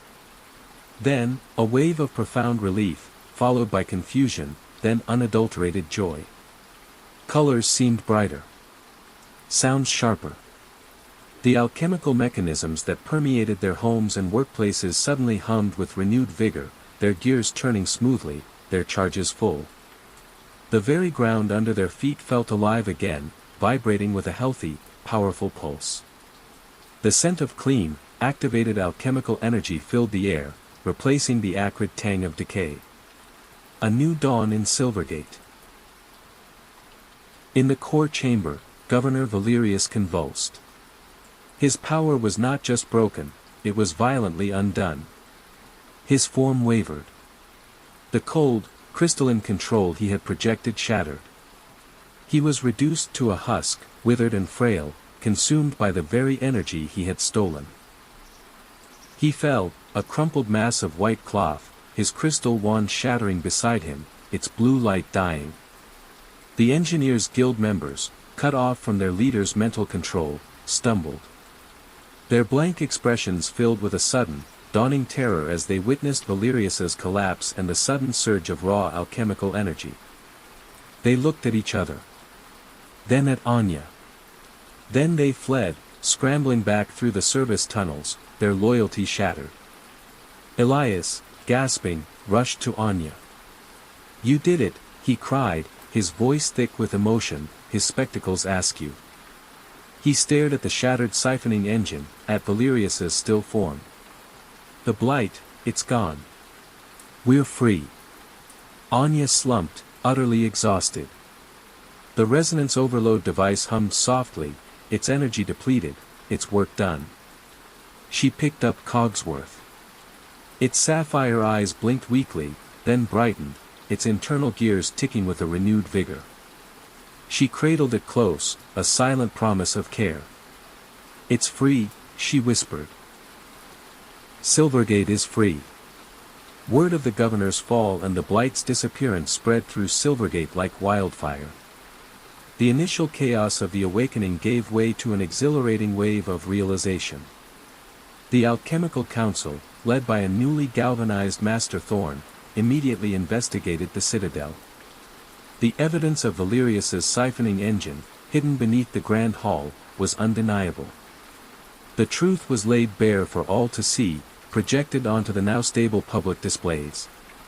Master Thorn, his face etched with regret for his past complacency, publicly acknowledged Anya's bravery and genius. She heard the whispers, he declared to a stunned populace, his voice resonating with newfound conviction. The whispers we chose to ignore. She saved us from a slow, cold death. She saved our very essence. Silvergate was not perfectly healed overnight. Decades of suppressed alchemical energy had left their mark. Many mechanisms would need careful recalibration. The citizens, accustomed to a life without strong emotions, would need to relearn the beautiful, messy art of truly feeling. There would be confusion. There would be disagreements. There would be the difficult process of rebuilding trust and re-establishing a genuine, unmanipulated society. But the light of true alchemical energy now pulsed through the city.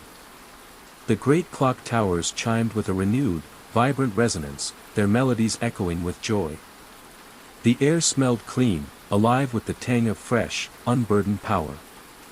The gears of Silvergate turned with a healthy, powerful hum, a symphony of life reborn. Anya, the clockwork alchemist, was hailed as a hero. Her workshop in the Cogwheel district became a hub of innovation once more, but now, it was a place of open discovery, a beacon for those who sought to understand the true potential of alchemy. Elias, no longer just a methodical alchemist, became her steadfast partner, working tirelessly to restore the city's infrastructure and teaching others to embrace the untamed potential of true alchemy. Even Cogsworth, its repairs complete, seemed to tick with a new, joyful energy, its sapphire eyes bright with life. The future of Silvergate was no longer predetermined. It was a blank slate, waiting for its people to fill it with their own hopes, their own conflicts, and their own genuine, powerful emotions. Anya knew her work had just begun. Silvergate, once a golden cage, was now a city free to choose its own destiny, one gear, one alchemical reaction, one vibrant, complex feeling at a time. The ticking began anew, a promise of a future forged by its own hand.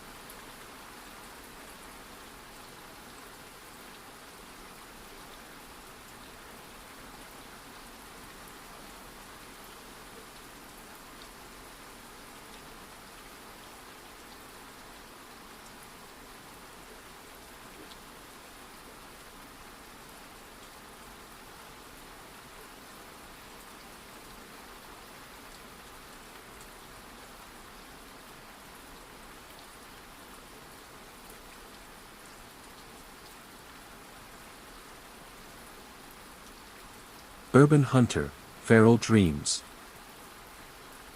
The colossal city of Ethelgard stood as a monument to engineered tranquility. It soared into the perpetual twilight of the upper atmosphere, a gleaming shell of chrome and bioluminescent glass. On its surface, Ethelgard was a perfectly ordered existence. Automated sky lanes hummed with silent transports. Pristine public spaces shimmered with holographic projections of serene landscapes and calming color palettes. The very air was filtered, purified, and infused with subtle, calming pheromones. Every citizen was seamlessly integrated into the city's pervasive biodigital network, their thoughts, their emotions, even their dreams, supposedly managed for optimal well-being. It was a city designed to live in a perpetual state of controlled bliss, a collective, perfectly curated dream. The sounds were soft, the distant whisper of air purifiers, the faint chime of public announcements, the almost imperceptible thrum of energy conduits.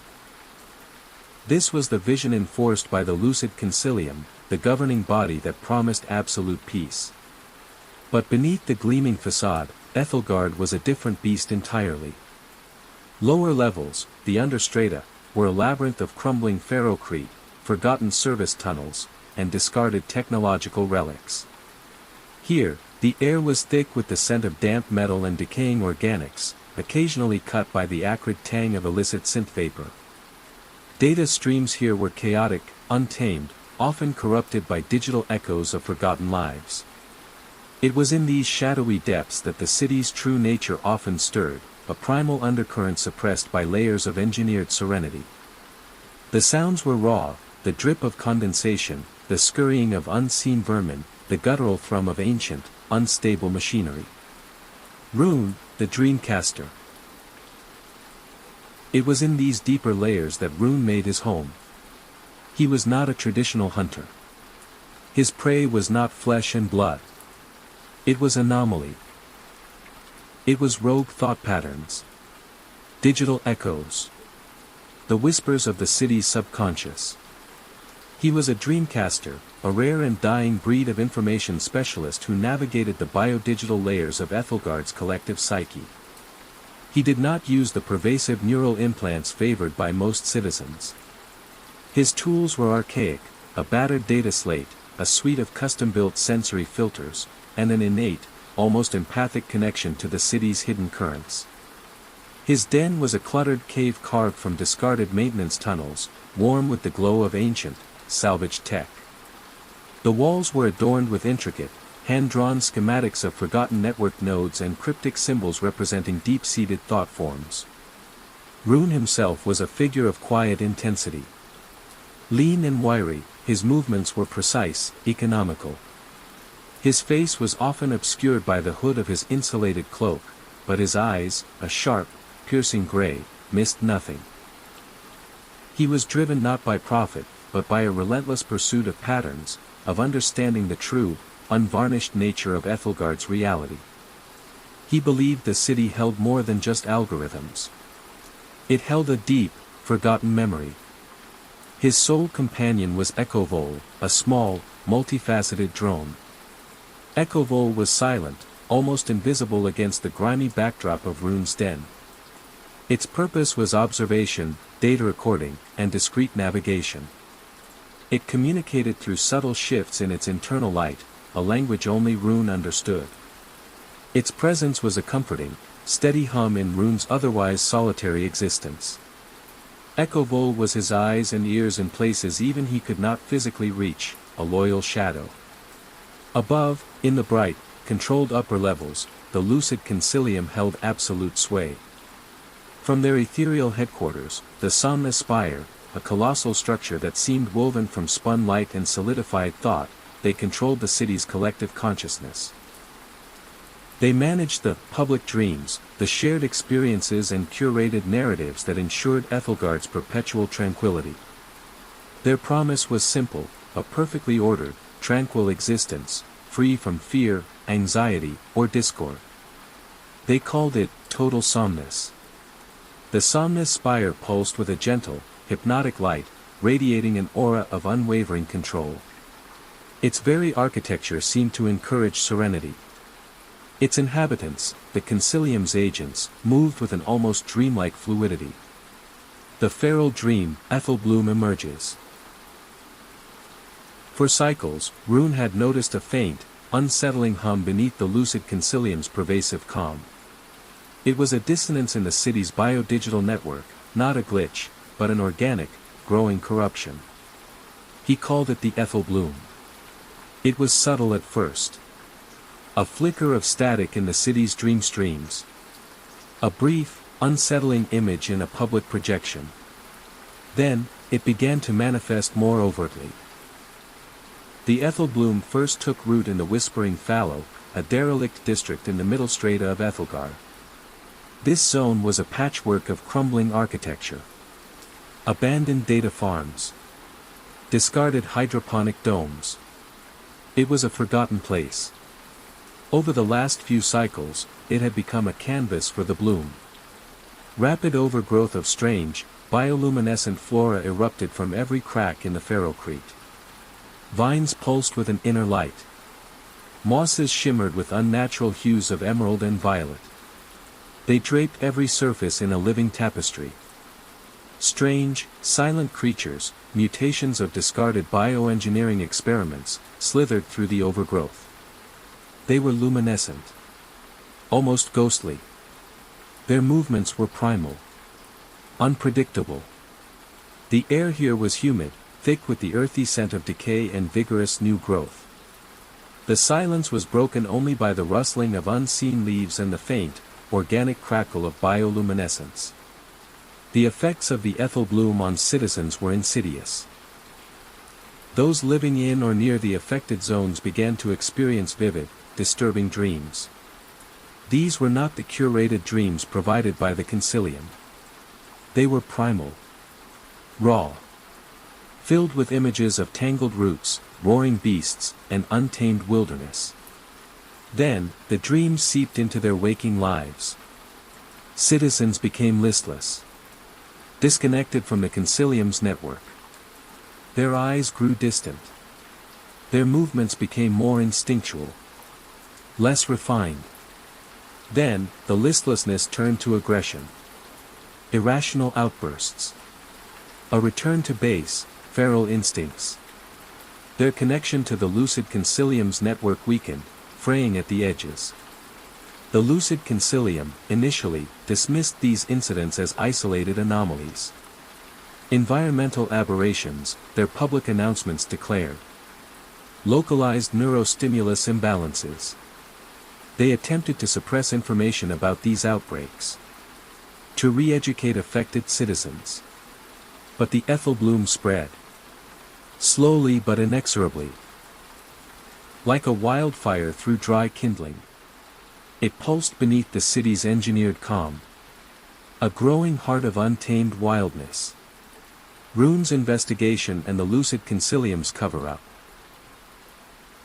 Rune delved deeper into the Ethel Bloom. His den, usually quiet, now buzzed with the faint energy of amplified biodigital signals. Echovol, tireless, recorded every subtle shift. Rune spent cycles immersed in the raw data. He filtered the cacophony of the city's network. He sought the Ethel Bloom's core resonance. He discovered it was not random. It possessed a strange, almost intelligent pattern. It reacted. Not just to environmental factors. But to repressed emotions. Forgotten memories. The underlying societal anxieties within the city's populace. It was a manifestation of Ethelgard's suppressed wildness. A primal cry echoing through the very fabric of its existence. He observed that the Ethel Bloom seemed to latch onto feelings of stifled creativity. Of longing for authentic connection. Of buried rage at the Consilium's pervasive control. It amplified these feelings. Twisted them. Transformed them into vivid, sometimes terrifying, dream states. These dream states then manifested physically. The bioluminescent flora. The mutated creatures. They were not just a disease. They were a raw, unfiltered expression of the city's denied subconscious. Ethelgard was dreaming. And its dreams were turning feral. Above, in the shimmering heights of the Somnus Spire, Consul Lux watched with growing apprehension. Lux was the architect of Ethelgard's tranquility. His mind was a vast, intricate network of algorithms and psychological profiles. He was a figure of impeccable calm. His movements were fluid. His voice a hypnotic balm. He wore robes woven from pure, shimmering light. He believed utterly in the Concilium's mission. To maintain absolute order. To shield humanity from its own destructive impulses. He saw the Ethel bloom as a cancerous growth. A direct threat to their meticulously crafted peace. A dangerous regression. The infection spreads, Lux intoned to his lieutenants. His voice was calm, but a subtle tremor ran through the Somnus Spire's control displays. The bioresonance signature strengthens. We must contain it. Eradicate it. Before it corrupts the entire collective dream. The lucid Concilium began to actively quarantine affected zones. They deployed synaptic enforcers. These were silent, armored figures. Their neural interfaces glowed ominously. They were designed for crowd control and psychological suppression. They moved with chilling efficiency. They pacified infected citizens with targeted neurosedatives. They sterilized affected areas with thermal purges. Their methods were cold. Brutal. They prioritized the illusion of order over individual well-being. Any citizen who showed signs of the Ethel bloom's influence was swiftly taken to re-education centers. Places where their minds were scrubbed clean. Their memories realigned. It was a clean, digital form of oppression. Rune knew these methods were futile. The Ethel bloom was not an external pathogen. It was a part of Ethelgard. A deep, natural response. Suppressing it would only make it stronger. More volatile. He needed to understand its true origin. Its true purpose. This required knowledge far older than even the lucid Concilium's vast archives. Seeking guidance, the dream tender. Rune realized the Ethel bloom was beyond his usual digital hunting. It was rooted in something ancient. Something primordial. He needed deeper insight. He needed a guide to the true, hidden layers of Ethelgard's foundation. He sought the Dream Tender. The Dream Tender was a legendary, elusive figure. Whispers in the deepest, most archaic levels of Ethelgard spoke of a being who had existed before the Concilium. Before the Somnus Spire. Before the city became a curated dream. The Dream Tender was rumored to have a direct, intuitive connection to the city's foundational dream matrix. A living conduit to the Earth's own subconscious. The stories said the Dream Tender resided in the deepest, most dangerous levels of the Understrata. In places where the city's light never reached. Where the original bedrock of the planet met the oldest, forgotten foundations of Ethelgard. Circuit Chef, its optical sensors dimming with a rare solemnity, provided Rune with the cryptic coordinates. The Dream Tender, the AI rumbled, knows the oldest songs. Be warned, Rune. The path is, unmapped by their consensus. It is a path of forgetting. The journey to the Dream Tender's sanctuary was a perilous descent. Eric navigated crumbling tunnels. Their air was thick with the scent of damp earth and ancient rust. He moved through abandoned data nodes. Their screens were covered in centuries of dust. They hummed with a faint, ghostly energy. Strange, half-organic growths clung to the walls. Bioluminescent fungi pulsed with a soft, eerie light. The sounds of the upper city faded. Replaced by the drip of subterranean water. The scuttling of unseen creatures. And a deep, resonant hum that seemed to emanate from the very core of the planet. Echo Vol, its internal lights flickering, navigated the tightest passages. It scanned for structural weaknesses.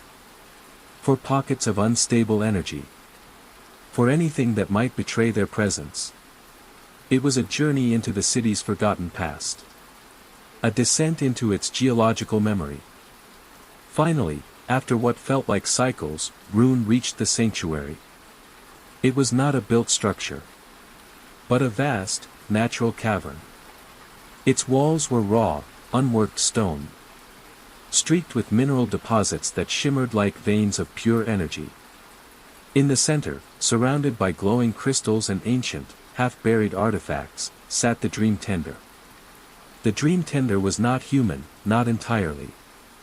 Its form was fluid, shifting. Its skin seemed to ripple with the colors of the earth. Its eyes, ancient and knowing, were pools of liquid starlight. It did not speak with a voice, but with a symphony of resonating thought forms that permeated Rune's mind. It was an entity of pure consciousness. A primal being linked to the planet itself. You carry the dissonant hum of the bloom, child of the city. The Dream Tender's thought forms resonated in Rune's mind. You seek its root. Rune projected the data he had collected. The Concilium's suppression tactics. The increasing aggression of the bloom. His fears for Ethelgard. The Dream Tender responded with a torrent of ancient knowledge. Ethelgard was built upon the sleeping giants. Upon the ley nodes. The ancient ley line network. A primal energy source. A natural dream matrix of the earth itself. The Concilium buried it. They paved over its song. They built their somnus spire directly upon its greatest nexus. The revelation stunned Rune. The lucid Concilium hadn't just suppressed emotions. They had suppressed the very life force of the planet. The Ethel bloom, the Dream Tender explained, was a natural response to this deep repression. It was the Earth's dream trying to break through the artificiality. To reclaim its voice. To express its suppressed vitality. It was not a disease to be cured. It was a truth trying to be heard. The only way to truly contain or understand it was to acknowledge its source. To integrate it. Not to suppress it. To listen to the planet's feral dream. To heal the city, the Dream Tender resonated, you must unleash its wildness. You will need a key. A spark to ignite the buried song. Forming alliances, Cinder. The Dream Tender told Rune he needed help. Someone who understood raw, unmediated energy. Someone who could bridge the gap between the ancient earth and the city's frantic pulse. Someone who dealt in discarded power. You will find Cinder, the Dream Tender resonated. She has the hands of fire. The mind of steel. She sees the broken places where power flows astray. Cinder was a street-level tech scavenger. An underground mechanic. She dealt in illicit power modifications and discarded Ethelgard tech. Her workshop was an explosion of salvaged parts. Sparking wires. Arc welders spitting light. The air was thick with the smell of hot metal. Burnt ozone. And cheap synth tobacco. It was a chaotic symphony of invention and desperation. It was located deep within the rust veins, a sector of the understrata known for its pervasive, aggressive corrosion and the desperate struggle for survival. Rune navigated the treacherous, narrow alleys of the rust veins. The structures here leaned precariously. Their metal skin flaked with pervasive rust. Luminescent fungi grew in aggressive patches, hinting at the bloom's creeping influence even here. He found Cinder's workshop behind a series of reinforced blast doors. The sound of hammering and electric drills vibrated through the metal. Cinder was a force of nature. Lean and muscular. Her short-cropped hair was streaked with grease and copper dust. Her hands, scarred and calloused, moved with incredible speed and precision, wrestling with a sparking power conduit. Her face was smudged with oil. Her eyes, sharp and intelligent, were the color of molten steel. She was wary. distrustful of anyone who came from the upper levels. She believed the Consilium's peace was a gilded cage for the privileged, and a forgotten hell for the rest. "What do you want, Upper Strata Ghost?" Cinder grunted, not looking up from her work. Her voice was rough, gravelly. "If it's cheap tech, you're in the wrong place. My scrap is pure gold." Rune explained. "The Ethel Bloom. The Verdant Heart. The Chronos Lock. The Lucid Consilium's deliberate suppression of Ethelgard's true energy source. Its ancient, organic heritage." He showed her the raw data from Seraphina, amplified by Kalen. The schematics of the buried ley nodes. The proof of systematic energy theft. Cinder stopped working. Her eyes widened. She stared at the data. Her expression shifted from suspicion to a slow, burning rage. The Ethel Bloom wasn't just a threat. It was a symptom of the deeper lie that had condemned her people to struggle for every watt of power. "They did this," Cinder whispered. Her voice was tight with suppressed fury. "They built their bright world on our shadows. On the stolen energy of the very ground beneath us." She slammed her wrench onto the workbench. The sound echoed through the workshop. "All right, Dreamcaster. You want a spark? You came to the right place. I'll make their precious Consilium burn. Not with fire, but with truth. And raw, unmediated power." Cinder agreed to help. She saw an opportunity. Not just to destabilize the Consilium, but to liberate Ethelgard. To restore the balance between the urban and the primal. To unleash the city's true, wild nature. She was the key. The conduit. The direct link to the raw energy they needed. The plan, embracing the feral, disrupting the lucid. With the wisdom of the Dream Tender, the technical brilliance of Cinder, and Rune's deep understanding of Ethelgard's biodigital network, a daring plan began to take shape. They could not kill the Ethel Bloom. It was not a disease. It was a natural phenomenon. A primal awakening. Instead, they had to redirect it. To guide it. To force the lucid Consilium systems to acknowledge its existence. To integrate its raw, primal energy. This would shatter the Consilium's absolute control over Ethelgard's collective consciousness. Their goal was the Somnus Spire. The nerve center of the lucid Consilium's mind control. They aimed to use the Ethel Bloom's resonance. Its raw, unfiltered energy. To overload specific control nodes within the spire. This would force a system-wide wake-up call for the entire city. They planned to tap into the repressed emotions. The forgotten memories. The true, untamed dreams of the citizens themselves. Using the bloom as a conduit.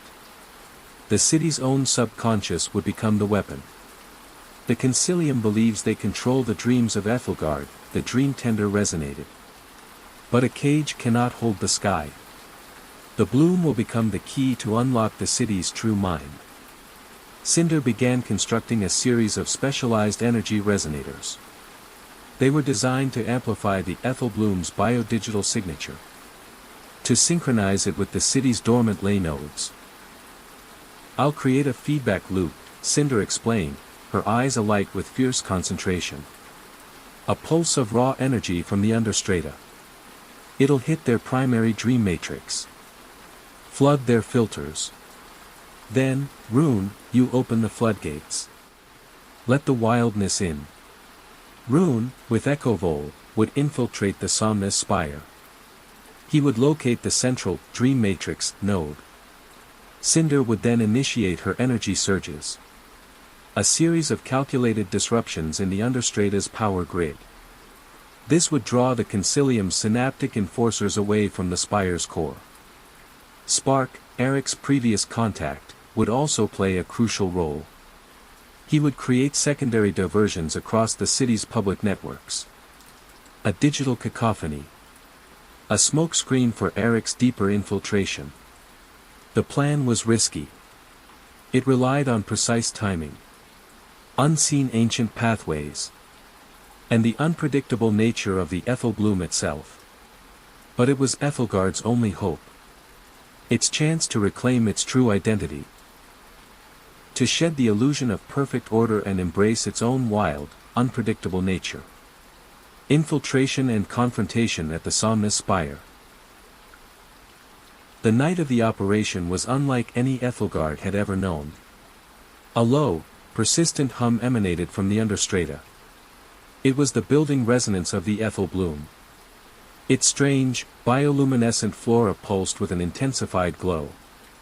The air in the lower levels was thick with the rich, earthy scent of burgeoning life, tinged with a metallic, electric tang. Cinder initiated the first series of energy surges. Explosions of raw power ripped through neglected conduits in the rust veins. Public power grids in the lower sectors flickered violently.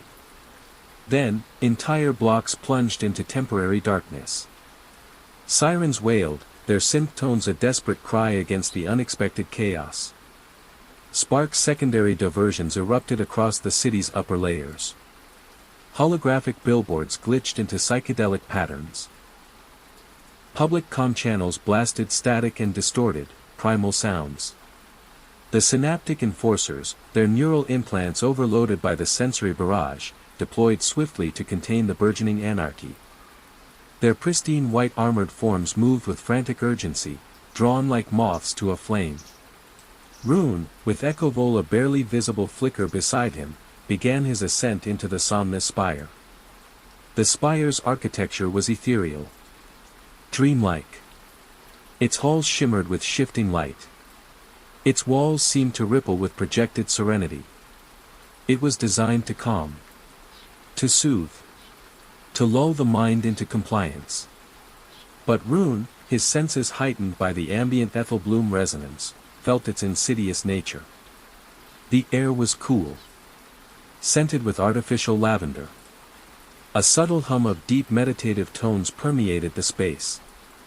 He navigated its interior, not by physical maps, but by following the subtle currents of the city's collective consciousness. He felt the threads of managed emotion. The channels of curated thought.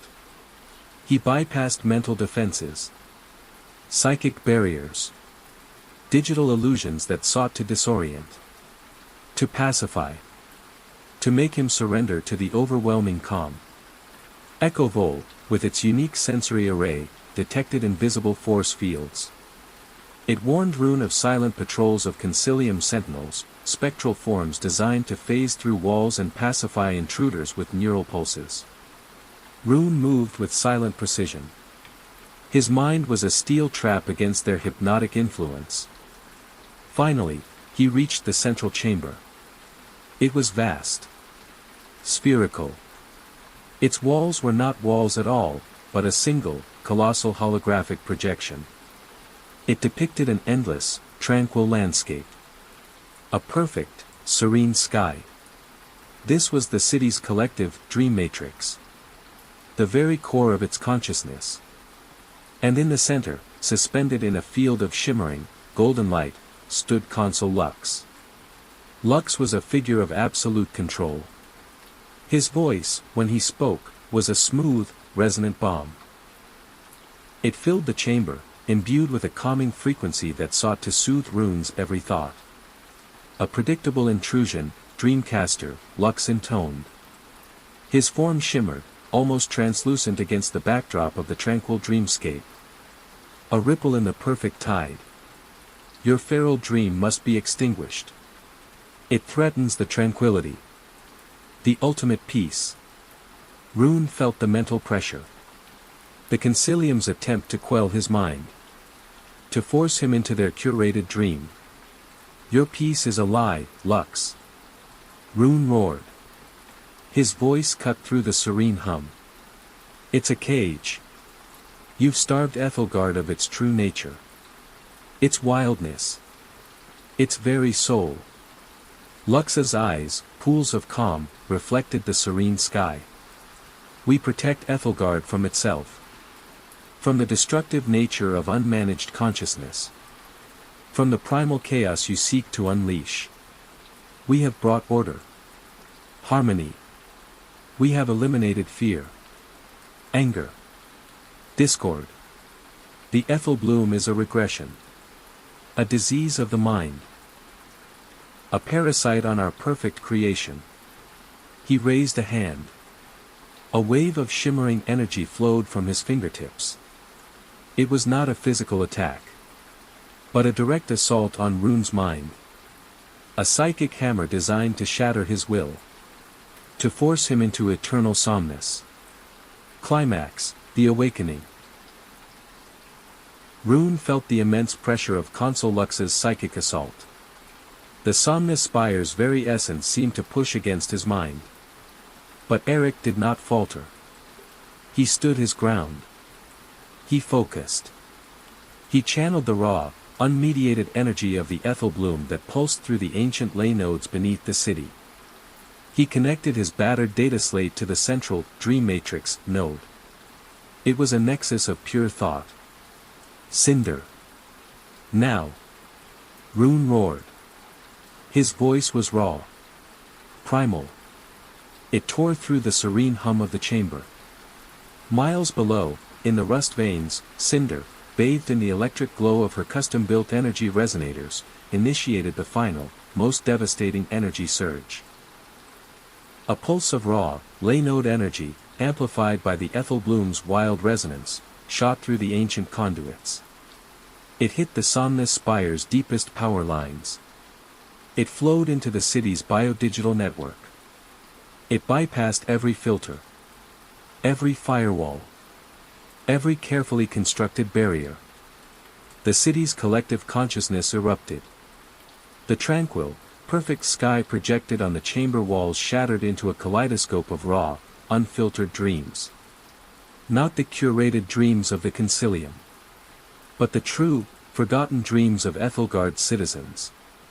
Dreams of wild, untamed forests. Of roaring oceans. Of soaring through open skies. Dreams of passion. Of pain. Of joy. Of pure, unadulterated chaos. Ancient memories. Repressed fears. Primal instincts. They flooded the network. They crashed into every citizen's neural implant. Every public display. Every carefully maintained facade. The Concilium's meticulously constructed, lucid dream shattered. It splintered into a million fragments of pure, unbridled reality. Consul Lux screamed. His perfect composure dissolved. His mind, accustomed only to carefully managed data streams, was utterly overwhelmed. The raw, unfiltered torrent of collective human experience crashed into his psyche. His eyes rolled back. His body convulsed. He crumpled to the floor, his shimmering robes tearing as if subjected to an invisible force. He was broken. Consumed by the very consciousness he sought to control. The Concilium sentinels, their integrated mental interfaces fried by the raw, chaotic input, seized. They collapsed into inert, gleaming husks. Outside the Somnus Spire, Ethelgard itself began to warp. The Ethel Bloom, no longer suppressed, became a force for creative chaos. Its bioluminescent flora erupted in public plazas. Their light pulsed with a fierce, untamed energy. Buildings, once cold and sterile, were draped in living, breathing tapestries of phosphorescent moss and shimmering vines. Their roots burrowed deep into the ferrocrete. Wild, beautiful animals, mutations of forgotten bioengineering experiments, now fully sentient, emerged from the lower levels. They roamed the forgotten sectors. Their calls echoed through the newly vibrant air. The city, once designed for perfect order, awakened to its true, wild nature. The pervasive sense of artificiality were replaced by the earthy aroma of growth, the fresh tang of vital, untamed life. Aftermath, Ethelgard's new dream. The immediate aftermath was a symphony of chaos and wonder. Citizens stumbled through the streets, their neural implants flickering erratically as their minds processed the torrent of raw data and forgotten dreams. Initial confusion gave way to awe. Then to tears. Then to a profound sense of liberation. The synaptic enforcers, their minds overloaded, wandered aimlessly or lay inert, their pacifying protocols broken. Their control shattered. The lucid concilium itself was fractured. Some members, like Lux, remained utterly broken by the revelation. Others, their minds still intact but their authority gone, simply fled, abandoning their shattered dream of order. Rune emerged from the somnus spire, no longer just a hunter, but a catalyst. His silence was now filled with a purpose greater than his own. He worked tirelessly with the Dream Tender, who projected ancient lore and calming thought forms across the city's still chaotic network. They helped guide Ethelgard's citizens through the initial shock. They helped them to understand this new, less controlled reality. The Dream Tender taught them about the balance between urban and wild, between consciousness and instinct. Cinder, her hands still smelling of ozone and triumph, became the chief architect of Ethelgard's new infrastructure. She directed vast teams of newly empowered citizens. They repurposed the lucid concilium's abandoned power grids. They reconnected them to the now flowing verdant Heart's ley nodes. Free energy pulsed through every sector. No longer centrally controlled, but shared. Community managed. The lights of the Understrata, once dim and flickering, now blazed with a vibrant, earthy glow. The Ethel bloom, instead of being a disease, integrated. It became a living, breathing part of Ethelgard. Not a blight, but a blessing. A reminder of the city's true, wild nature. Its resilience. The city continued to transform. Public plazas became living, thriving ecosystems. Buildings were draped in phosphorescent moss and vibrant, flowering vines. The sterile sounds of controlled bliss were replaced by the rustle of leaves. The chirping of strange, beautiful insects. The distant calls of mutated, yet harmonious, urban wildlife. The people of Ethelgard, once living a curated existence, now reconnected with their own emotions. Their own instincts. Their own wild, unpredictable selves. Rune walked through the transformed city. His once solitary path now intersected with countless others. He saw the awe in their eyes. The renewed life in their movements. The genuine laughter that echoed through the now living data spires. The hunt was over. Replaced by the cultivation of a truly living city. Ethelgard was no longer a perfectly ordered, sterile dream. It was a vibrant, unpredictable, feral one. Rune understood that the urban and the primal could not just coexist. They could merge. They could thrive in a new harmony. True peace wasn't about control. It was about balance. About embracing the wildness that lay beneath the surface. And letting the city breathe its own, untamed dream. His pursuit of anomalies had led him not to a cure, but to a rebirth. Ethelgard was finally awake. And it was beautifully, defiantly wild.